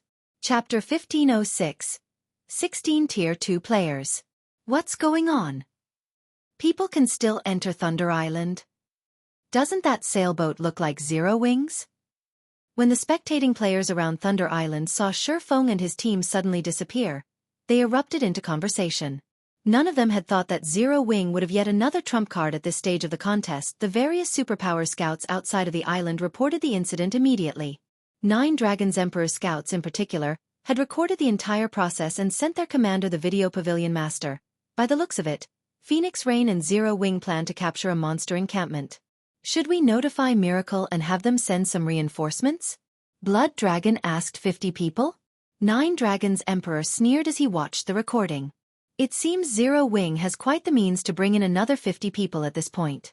Unfortunately, the contest's duration is already half over.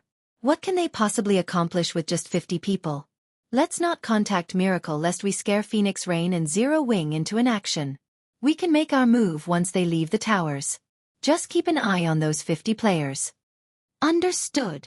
Blood Dragon disconnected the call and reorganized his scouts to look out for the newcomers' locations. Meanwhile, inside a forest of stone on Thunder Island, Feng led Blackie and the others to the cliff tower. This is Thunder Island? There are a lot of experts, Fire Dance, who wore crimson leather armor, stated as she observed her surroundings. From her position, she could sense quite a few assassins hidden around the area. In the past, she might not have discovered the assassins, but after her Tier 2 promotion, both her physique and her senses had improved significantly. Without much effort, she could now get a clear idea of her environment. Guild leader, should I go and deal with them? No need.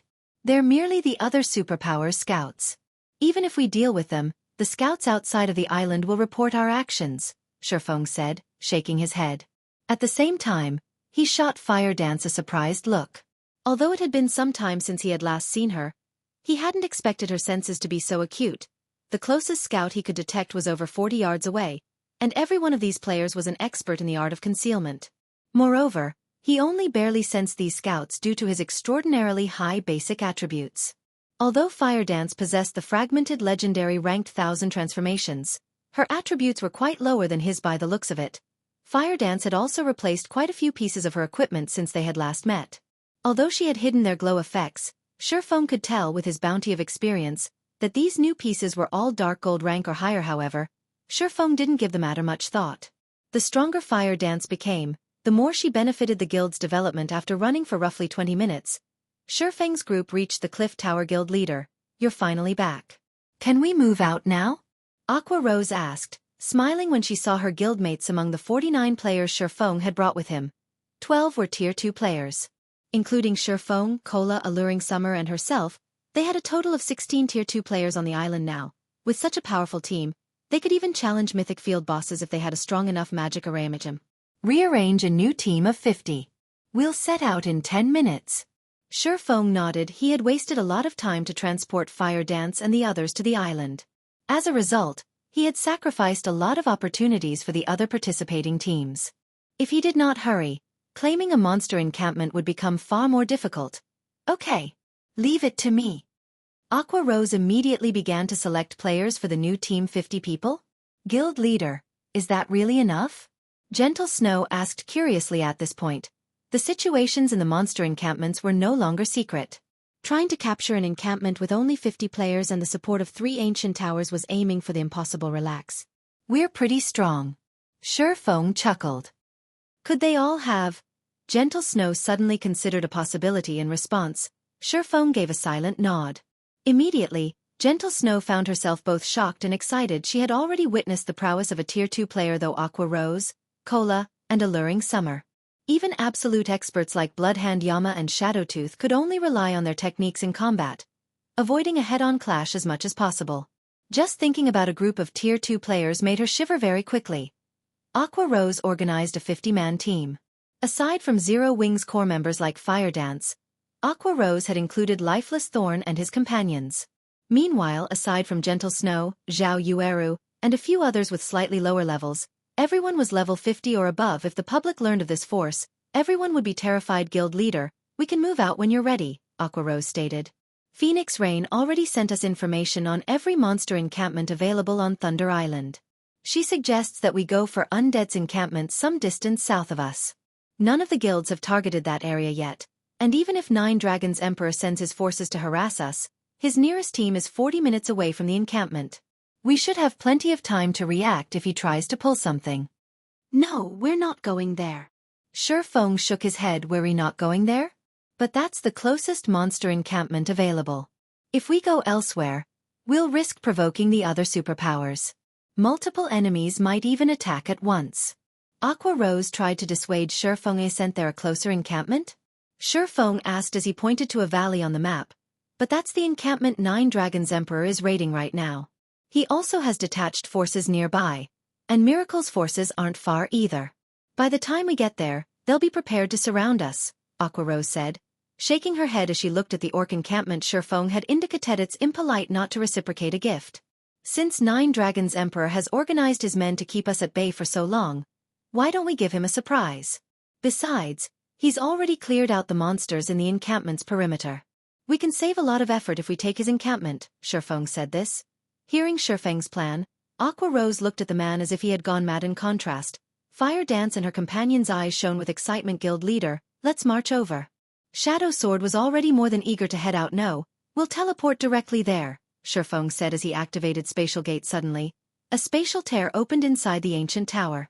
The spatial tear gradually widened into a perfect circle before the spatial gate stabilized.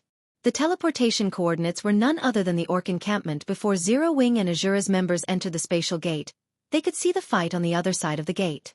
9 Dragons Emperor's team was engaged in a battle against a level 60 specialized Grand Lord and 2 level 60 Grand Lords. Dazzling fireworks illuminated the entire encampment. "Let's head out." Saying so, Feng stepped through the spatial gate with his team close behind him. When they emerged on the other end, they caught the attention of 9 Dragons Emperor's Team Miracles members, who kept watch beside the encampment, were stupefied to see Feng's people. None of them had expected Feng to take the initiative, turning around to harass 9 Dragons Emperor.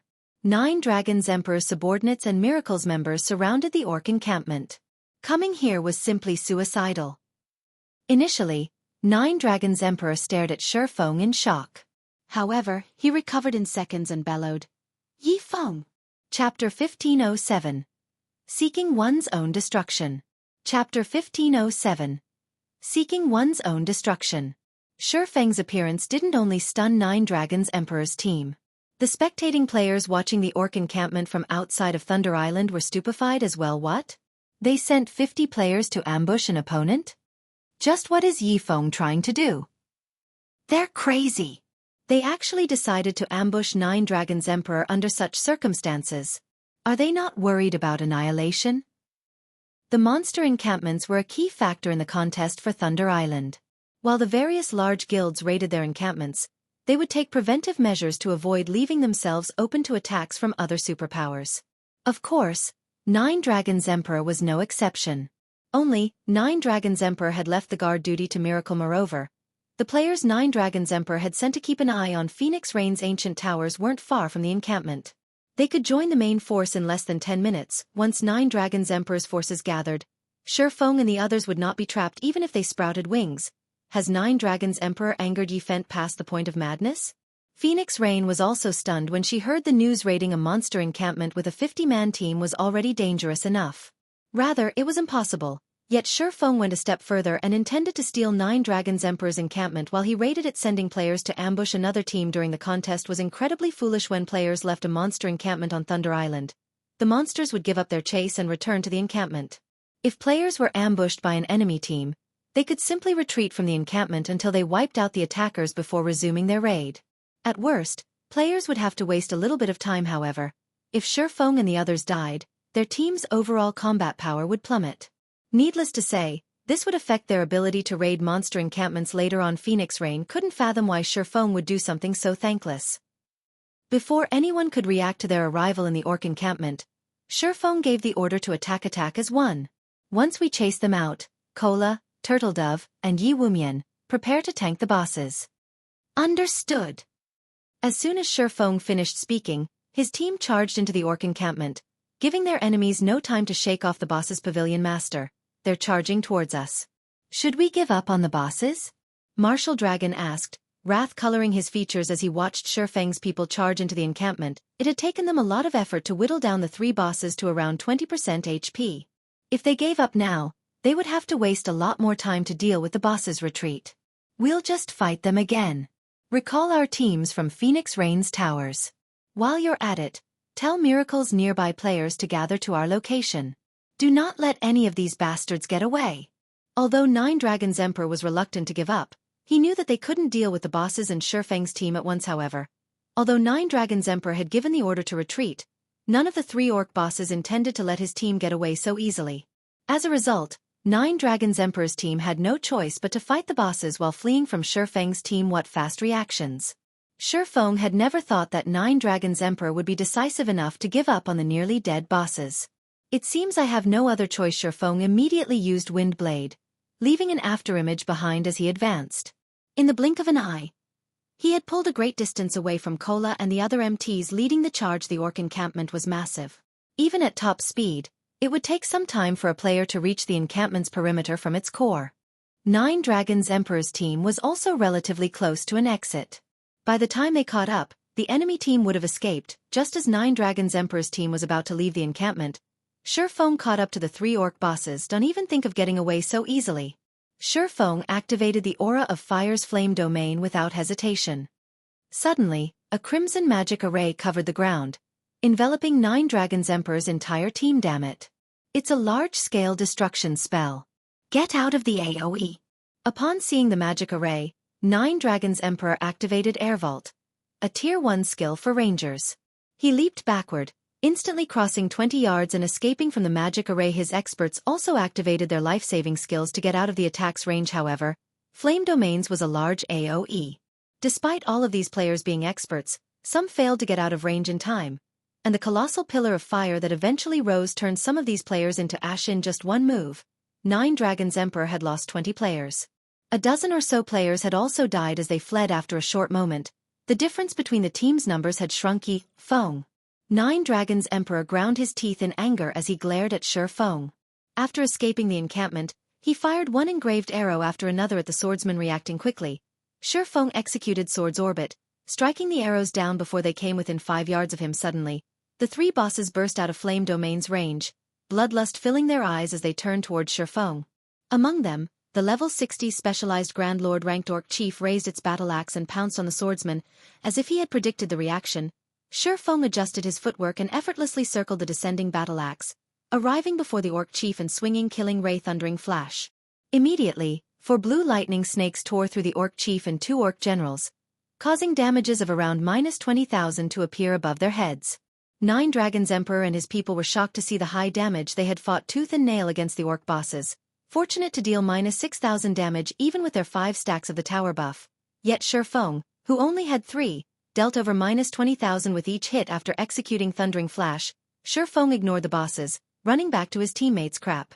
Pavilion Master, we aren't Feng's target. The 3 bosses are. When Martial Dragon saw Feng retreat, he realized that something was amiss on Thunder Island. If the team holding a boss's aggro left the battle, the boss would return to its non-combat state, resetting its HP and skills. But if another team intercepted the boss and stole its aggro, the boss wouldn't reset. The 3 Orc bosses currently had 20% of their HP remaining. Zero Wings team could finish them off with much less effort. If Zero Wings team took down the Orc Chief, the encampment would belong to them. Has this kid lost his mind? The corners of Bloodhand Yama's lips twitched when he saw Feng attack the 3 Orc bosses. Even in the Flower of 7 Sins, he was known as a madman, but he had to admit that Feng was far crazier than he was. Although this was a good opportunity to steal the low HP bosses, doing so would mean that Feng had to deal with all 3 and 9 Dragons Emperor's team. Doing so was little more than seeking his own destruction. Feng simply wasn't taking them seriously. Feng, do you really think that this will play out like our last battle? Since you are so eager to die, I'll grant your wish. Everyone, charge. Eliminate them. 9 Dragons Emperor's face twitched with fury. The various spectators and Phoenix Rain were stunned. Feng was playing with fire. Only Zero Wings members remained calm. They stood in formation as they waited for their commander to kite the Orc bosses and the enemy team, who brimmed with killing intent. Since everyone's in position, attack. Feng nonchalantly ordered as he glanced at the approaching bosses and 9 Dragons Emperor's players. Chapter 1508. Team Strength. Chapter 1508. Team Strength. Big Brother Feng isn't really going to fight the bosses, is he?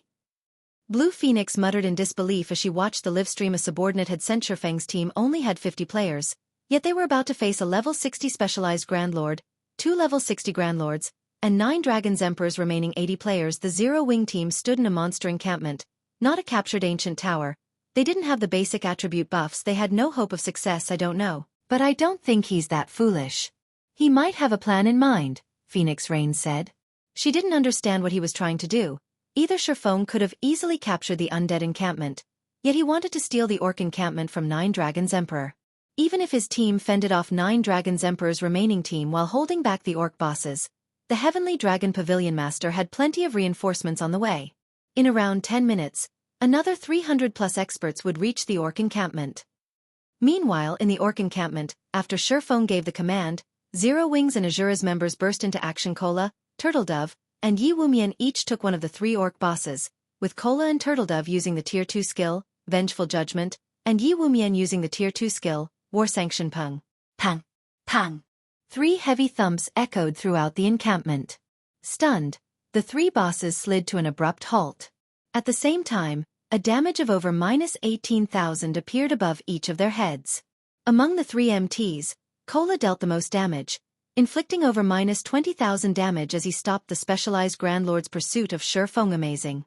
Solitary 9 and Dark Madness could not help but gasp when they saw this. If it were up to them, they would likely need several moves to stop a level 60 Grand Lord, yet Cola and the others had done so with a single attack, instantly dominating the boss's aggro.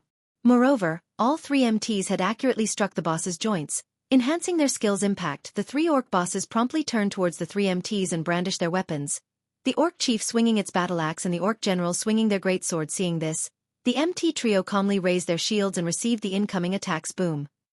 Loud clangs reverberated in the watching players' ears. Although Cola and the others were forced back by 2 or 3 steps, none of them showed any signs of stiffness as the 3 bosses' chain attacks continued. The MTs continued to slide backward, damages of over -10,000 appearing above their heads. By the time the boss's chain attacks ended, The three MTs had lost around 40,000 HP each. This boss's strength is so high. Turtledove said as she released her shield for a second and shook her wrist, but contrary to her statement, she appeared relaxed after her Tier 2 promotion. Her HP had increased to over 65,000. Hence, minus 40,000 damage was within an acceptable range. Violet Cloud, who had been triple casting from the rear line, released her spells immediately. A healing light touched each of the three MTs, restoring over 10,000 HP. At the same time, a healing aura enveloped the players, restoring a little over 3,000 HP every 0.65 seconds for 10 seconds, following which, a faint, golden aura descended on every team member, increasing their maximum HP by 20% for 15 minutes. Immediately, Turtledove and Yi Wumian's HPs shot past 70,000, whereas Cola's exceeded 80,000. The buff also increased healing received by 30%. This move was none other than the Tier 2 spell, Holy Light, which Violet Cloud had learned after her Tier 2 promotion. After casting Holy Light, the team's survivability skyrocketed. However, that wasn't all. Afterward, Blackie used the Tier 2 spell, Song of Darkness, increasing the team's damage by 20% and movement speed and attack speed by 30% for 10 minutes in the blink of an eye. The battle with the three orc bosses became much easier. Nine Dragons Emperor and his experts, who rushed towards Zero Wings members, suddenly had a bad feeling. However, before they could figure out what had changed, Feng activated Thunder Domain and switched the aura of fire to the aura of illusion, reducing the enemy's basic attributes by 15%. Shadow Sword and Rampant Blade then charged into the incoming crowd, knocking multiple players in their path down. They spun, swinging their great swords in wide, horizontal slashes. Berserker's Tier 2 skill, Blade Storm. Suddenly, two tornadoes rose amidst Nine Dragons Emperor's team, and every player caught within 18 yards of the two berserkers was sent flying as they lost over minus 10,000 HP per second. Blade Storm was similar to an AoE spell, so once it activated, Shadow Sword and Rampant Blade could move about freely. In addition, their movement speeds increased by 20% during the skill's 5-second duration. The two berserkers' assault caught Nine Dragons Emperor's team off guard. Aside from a few players that had escaped the blade storms, most of the team was caught in the attack, their HPs falling so quickly that their healers couldn't keep up. Aqua Rose, Alluring Summer, Blackie, and Su Qianlu followed by bombarding Nine Dragons Emperor's team with Tier 2 spells. Although every player on Nine Dragons Emperor's team was an expert, Zero Wings casters were powerful and accurate. Plate armor classes might survive their attacks for some time, but cloth armor classes would die after 2 direct hits in seconds. Nine Dragons Emperor's formations were decimated, and only around 50 players remained. Now they barely had a numeric advantage over Feng's team. Just as Nine Dragons Emperor's team was about to retaliate, Fire Dance and Flying Shadow appeared beside their healers. Without so much as a sound, they thrust their gleaming daggers into the healers' backs, giving the experts no time to react. After killing their first targets, they promptly vanished and reappeared behind another nearby healer, repeating the process. Tier 2 skill, Phantom Walk. When activated, the skill allowed the user to execute 4 consecutive attacks, each carrying enough power to rival Absolute Strike, the strongest skill available to Tier 1 assassins. 8 of Nine Dragons Emperor's healers died on the spot. Although the 4 remaining healers tried to run, Fire Dance ran them down. After Fire Dance's promotion to Tier 2, her movement speed could rival Feng's. Ordinary players had no hope of keeping up with her. At most, they'd see the afterimages she'd leave behind. Don't get too cocky. Martial Dragon bellowed as he activated Charge at Fire Dance. After appearing before the 4 healers, he brandished Silver Snow Indiscriminate Slash. Fire Dance simply smiled and casually brandished 1,000 transformations. She instantly cut down the dozen or so sword lights moving towards her. At the same time, Fire Dance activated 1,000 transformations Phantom skill, and 5 of her doppelgangers appeared beside her. 4 of these doppelgangers dashed at the 4 remaining healers as the last joined Fire Dance in a charge towards Martial Dragon. The doppelgangers possessed 100% of Fire Dance's attributes. Although they couldn't attack, their speed was not affected in the slightest. In addition, the doppelgangers couldn't take damage. Hence, they easily crossed the dozen or so yards between them and the enemy players. When Fire Dance split into 6 identical copies, Martial Dragon was momentarily stunned. All 6 clones radiated similar auras and possessed the same attributes. Not even Martial Dragon could tell the real deal from the fake scram. Martial Dragon shouted as he executed Whirlwind Slash to repel the Fire Dance clones, but the assassin refused to give him the chance as she hacked at the Berserker's great sword with 1,000 transformations. Tier 2 skill, Broken Shadow. Broken Shadow was the fastest Tier 2 skill for assassins. Before Martial Dragon's silver snow could build up momentum, thousand transformations abruptly stopped and repelled the weapon. The collision's impact forced Martial Dragon back 5 steps. He flashed his opponent a dumbfounded expression. Meanwhile, the 4 doppelgangers reached the last of the enemy healers.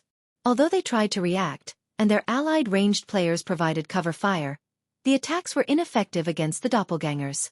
After stopping Martial Dragon, Fire Dance swapped places with the 4 clones, devouring the healer's remaining HP with one strike after another. Each of her attacks dealt over -15,000 damage, -30,000 with a critical hit.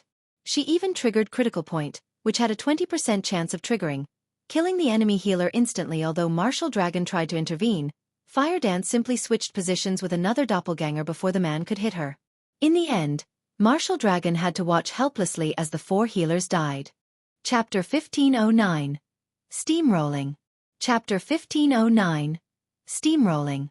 When the 9 Dragons Emperor's 4 last healers died, silence descended on the team. How has she become so strong? Shock overwhelmed Martial Dragon as he stared at the healers' fading bodies. He still had a relatively clear impression of Fire Dance as he had fought her personally during the assault on Zero Wing's residence. She had been insignificant then, yet after some time, she had become powerful enough to suppress him. How does Zero Wing find so many experts? 9 Dragons Emperor's eyes were bloodshot as he watched Fire Dance move across the battlefield unhindered. Although the fight had been brief, it had been enough time to realize that Martial Dragon was no match for the assassin in a head-on confrontation. The skill she had used was particularly troublesome. It was impossible to differentiate Fire Dance's doppelgangers from the real player, and attacks against the clones were ineffective. Yet the doppelganger seemed more than capable of inflicting damage. If they could not attack all 6 copies at the same time, Fire Dance would be practically invincible. However, Fire Dance's prowess wasn't the biggest issue. His team had just lost all of their healers. This had placed his team in an overwhelmingly disadvantageous position. In contrast, not only were Zero Wing's experts capable of dealing frightening amounts of damage, but they were also swift and nimble. Every one of 9 Dragons Emperor's team, not including Martial Dragon, Shadowtooth, Undead, and Bloodhand Yama, were little more than living targets for Zero Wing. They couldn't even slow the enemy players for a few seconds. Dragon Pavilion Master, we can't let this continue. When will the reinforcements arrive? Undead asked as he attempted to keep Flying Shadow and Blackie at bay. Because of these 2 experts, he couldn't cast any of his large-scale destruction spells, which had long casting times. He was too preoccupied with dodging and defending himself with instantaneous spells. He was incredibly frustrated in terms of combat standards. He was leagues ahead of Flying Shadow and Blackie, but the 2 experts from Zero Wing were leaps and bounds above him in basic attributes and reaction speed. Now that the team's healers were dead, it was only a matter of time before Flying Shadow and Blackie whittled him down to nothing. Undead wasn't the only player eagerly awaiting the reinforcements. The rest of the team wanted to know when they'd arrive as well. Without reinforcements, it was only a matter of time before Zero Wing annihilated their team. We retreat. 9 Dragons Emperor reluctantly shouted when he noticed that Zero Wing's team remained intact while he continued to lose members. Now, he didn't even have enough players to stop Zero Wing from stealing the orc bosses, not to mention defeating the enemy players. 9 Dragons Emperor couldn't figure out why there was such a massive difference between their teams. To make matters worse, Zero Wing had only sent around a dozen or so experts to fight his team, while the remaining 30+ players faced the 3 orc bosses. When the team heard 9 Dragons Emperor's command, its members began to retreat. Ha ha ha. Guild leader, we've scared them away.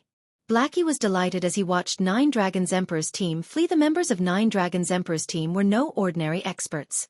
Any one of them could easily rank among the top in a first-rate guild. Moreover, players like 9 Dragons Emperor and Martial Dragon stood at the apex of the virtual gaming world. He had only ever been able to look up to such players, yet now, he and a few of his teammates forced these apex experts to run with their tails between their legs. Guild leader, should we give chase? Unlike Blackie, Fire Dance was unfazed. In fact, a hint of dissatisfaction danced in her eyes.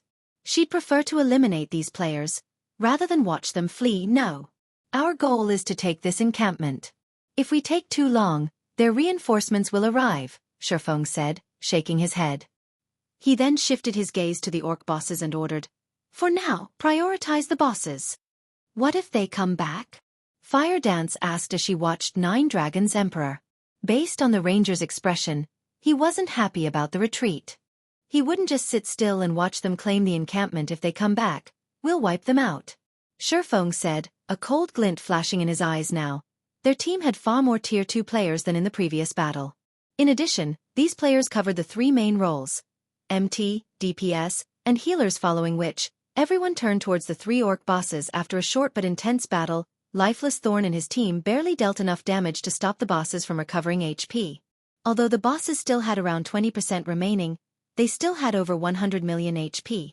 Among them, the orc chief still had 130 million HP, and this was after including Thunder Domain suppression. What? Nine Dragons Emperor was forced to retreat. Zero Wing is amazing. They actually pushed Nine Dragons Emperor back with a dozen or so players. Just how many more of these experts is Zero Wing hiding? The various spectating superpowers were shocked by Zero Wing's combat power. This situation also forced these superpowers, who had thus far paid little attention to the guild, to take Zero Wing seriously. Before this display, they could have afforded to ignore the fact that Zero Wing had an expert like Feng. After all, no guild could rely on a single player to grow stronger. This was especially true when raiding large-scale team dungeons. One player wasn't enough to clear these dungeons. But things had changed with the appearance of Aqua Rose, Fire Dance, Gentle Snow, Cola, Yi Wumian, Shadow Sword, Flying Shadow, Alluring Summer, and others. Big Sis Rain, he did it. Big Brother Feng actually did it. Blue Phoenix could not help but cry out when she saw Nine Dragons Emperor's team flee from the orc encampment. Zero Wing is a truly unfathomable guild. Phoenix Rain sighed as she watched Zero Wing's members raid the three orc bosses. She had to admit that the decision to ally with Zero Wing early on had been a wise one. Had she become the guild's enemy, she would have likely suffered the same fate as Nine Dragons Emperor. Meanwhile, outside the orc encampment, once Nine Dragons Emperor realized that Zero Wing's members had stopped their pursuit, rage and humiliation tore at his heart. If some super guild had decimated his team, he could have accepted it, but he couldn't accept losing to a guild like Zero Wing. The most infuriating part was that Zero Wing was using him as a stepping stone to build its fame. If he did not pay back this insult, how was he supposed to survive in the virtual gaming world in the future? Marshal, contact Miracle and have them send over a 100-man team, Nine Dragons Emperor commanded coldly. Tell our nearby teams to gather and block the encampment's entrances as well. I refuse to let any of Zero Wing's members escape. The orc bosses still had over 20% of their HP remaining. It would take Zero Wing's 50-man team at least 20 minutes to defeat the bosses. Meanwhile, he could gather his reinforcements within 10 minutes. He refused to believe that Zero Wing could come out victorious if he attacked alongside 400+ players while the enemy team was distracted with the three bosses. Understood. Martial Dragon sensed the dense killing intent radiating off Nine Dragons Emperor. Hurriedly, he contacted Miracle and requested the 100 players. While Nine Dragons Emperor called for more reinforcements, the battle between Feng's team and the orc bosses reached full swing. The orc chief's HP is below 20%. Cola, activate your life-saving skill. Feng shouted as he glanced at the orc chief and orc generals. Hearing Feng's warning, Cola activated Protection Blessing. Once its HP fell below 20%, the orc chief went berserk and tore off its armor. Its body enlarged slightly as its muscles bulged. Both the orc chief's attack speed and damage increased significantly. Peng, peng, peng. Following which, the orc chief brandished its battle axe at Cola, every attack forcing the MT back. Damages of over -20,000 appeared above the Guardian Knight's head while the healers frantically healed Cola. Fortunately, Cola received just enough heals to keep his HP above 50%. What destructive power. Too bad you're not quite strong enough. Cola quipped as he took a look at his HP. He then smiled and launched his counterattack Tier 2 skill, Retaliating Sanction. Instantly, Cola's defense increased by 50%. In addition, any attack he received from the front had a 20% chance to trigger an automatic counterattack, a ranged holy attack, which carried 240% of Cola's strength. For the next 20 seconds, due to the orc chief's rapid assault, Cola's one-handed sword repeatedly released dazzling beams of light that struck the boss, each dealing around -40,000 damage. Feng and the other DPS players weren't falling behind in their damage output either due to Thunder Domain suppression. Their normal attacks dealt over -10,000 damage, whereas their skills dealt around 30 or 40,000 each. The orc chief's HP fell visibly. It was obvious at a glance that Zero Wing's damage output was far higher than Nine Dragons Emperor's team. 20%. 10%. When the orc chief fell to 1%, Feng activated Divine Providence and arrived before the boss. He followed up with Flame Burst and Dragon Breath. When the earth-shattering explosions ended, The orc chief roared in anguish as it collapsed and dropped a bunch of items. Chapter 1510. First Kill Reward. Chapter 1510. First Kill Reward. After the orc chief collapsed, Zero Wings members watched as their experience bars increased by a large margin before they heard the sound of a system notification. System. Congratulations! You have defeated the orc chief with less than 100 players. Rewarding 10 Thunder Island reputation and 500 Thunder Island contribution points. What an abundant reward! It's no wonder how the various superpowers secured such a massive advantage in the past. There were two important things on Thunder Island, both of which the various large guilds and players hungered after. The first was Thunder Island reputation, while the second was Thunder Island contribution points. A player's reputation determined their authority and status on Thunder Island. Like the Sea God's Temple, players could use contribution points to purchase unique items on Thunder Island, such as the Thunder Potion for players on the main continent. The Thunder Potion was utterly useless to players exploring the Sea of Death. However, it was a godly potion. The Thunder Potion did not provide additional basic attributes, but it did give players the power of Thunder buff. With this buff, not only could players deal 20% more damage to sea monsters or monsters on islands, but it was also a deterrent, causing monsters to avoid them and reducing their chances of encountering an ambush.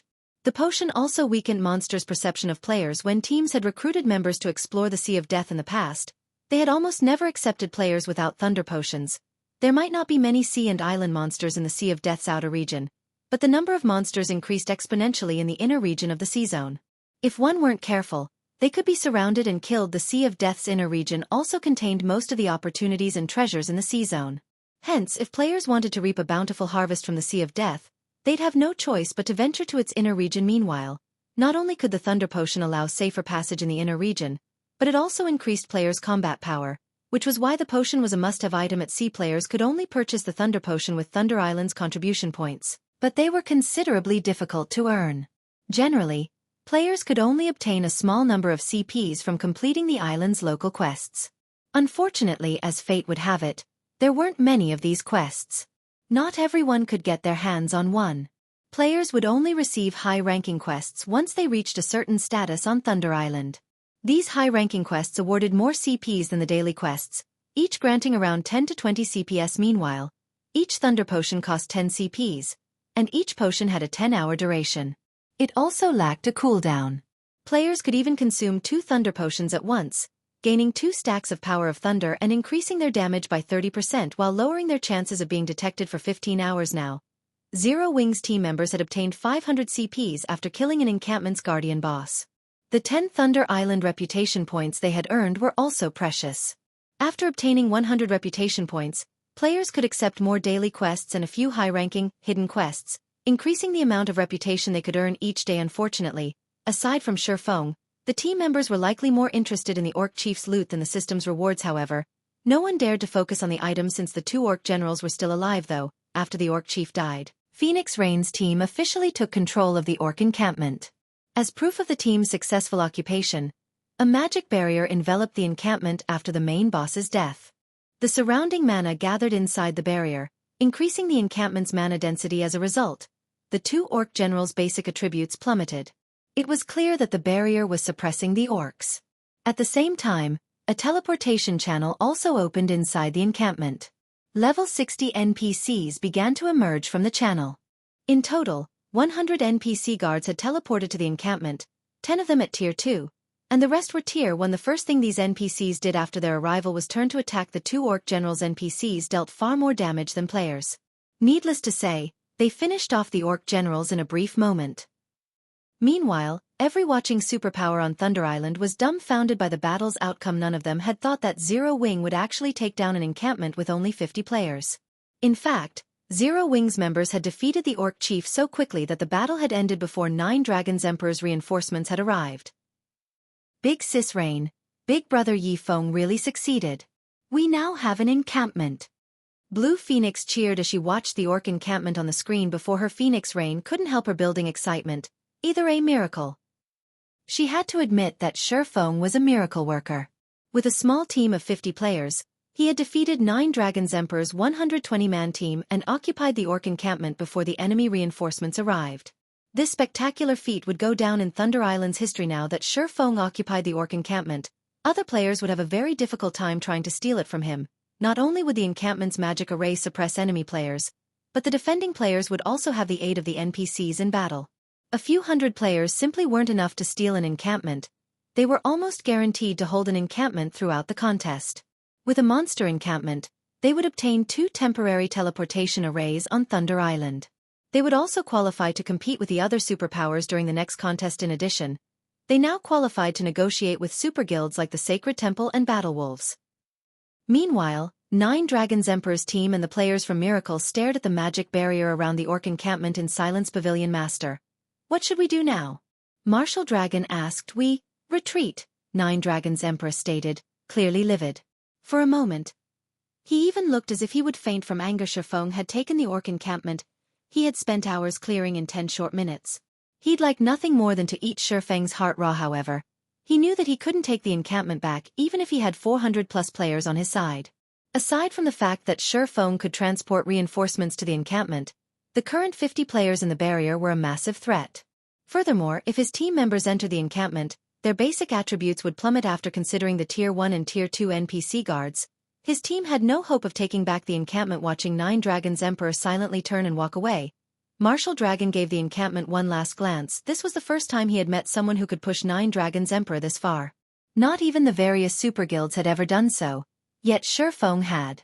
Moreover, Feng had rendered Nine Dragons Emperor powerless to retaliate. Back inside the orc encampment, everyone's experience bars rose by a significant chunk as the orc generals died. However, unlike the orc chief, the 2 orc generals hadn't dropped a single item. Blackie and the others were confused, but Feng remained unfazed on Thunder Island. Only the guardian bosses dropped any loot after finishing off the 2 orc generals. Feng made his way towards the pile of items the orc chief had dropped. He then began to appraise the items, and the watching Zero Wing members grew nervous. Suddenly, Feng received a call from Quiet Melody. Confused, Feng accepted the call. Congratulations. With this victory, Zero Wing will have an easy time traveling to and from Thunder Island. Quiet Melody congratulated Vice Temple Master Melody. Have you contacted me just to offer congratulations? Please get to the point, Feng said calmly. Elder Yi Feng is quite straightforward. Since that is the case, I won't mince words. My guild leader wishes to speak with you in private. May I know if you are interested?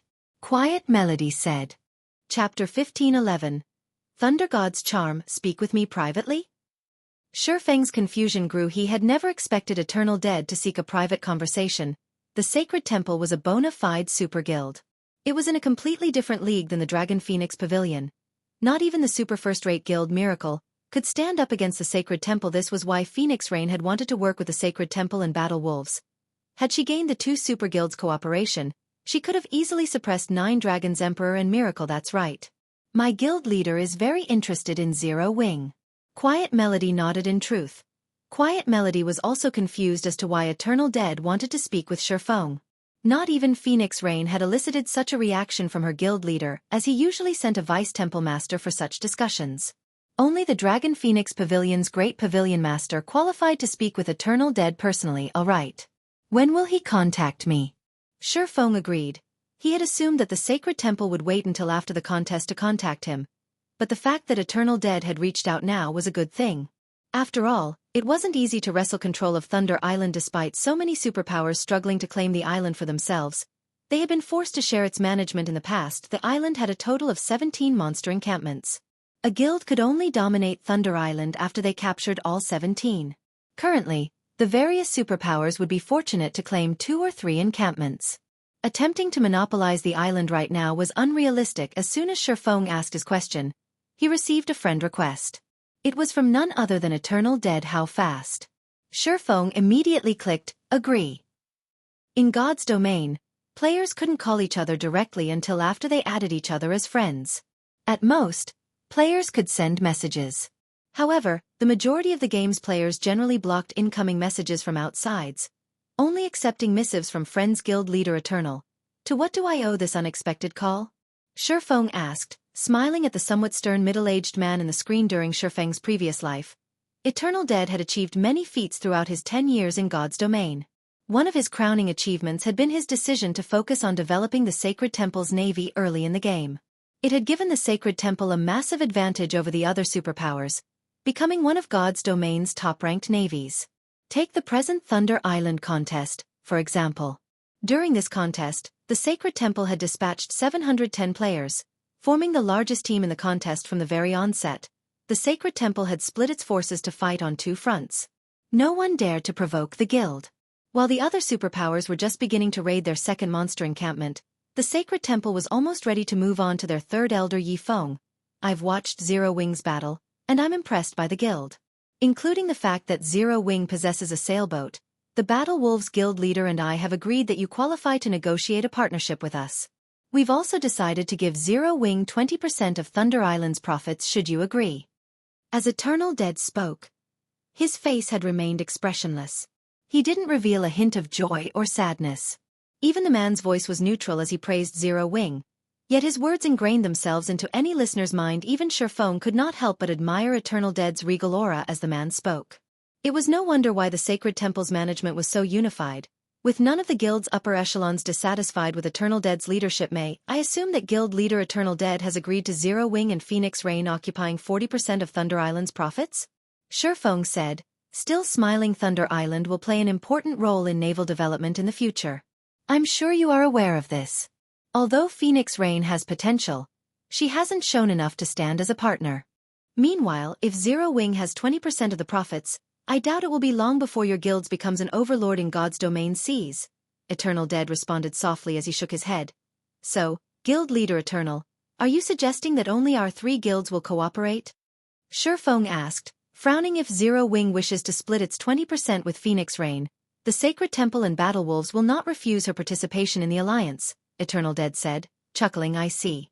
Realization dawned on Feng.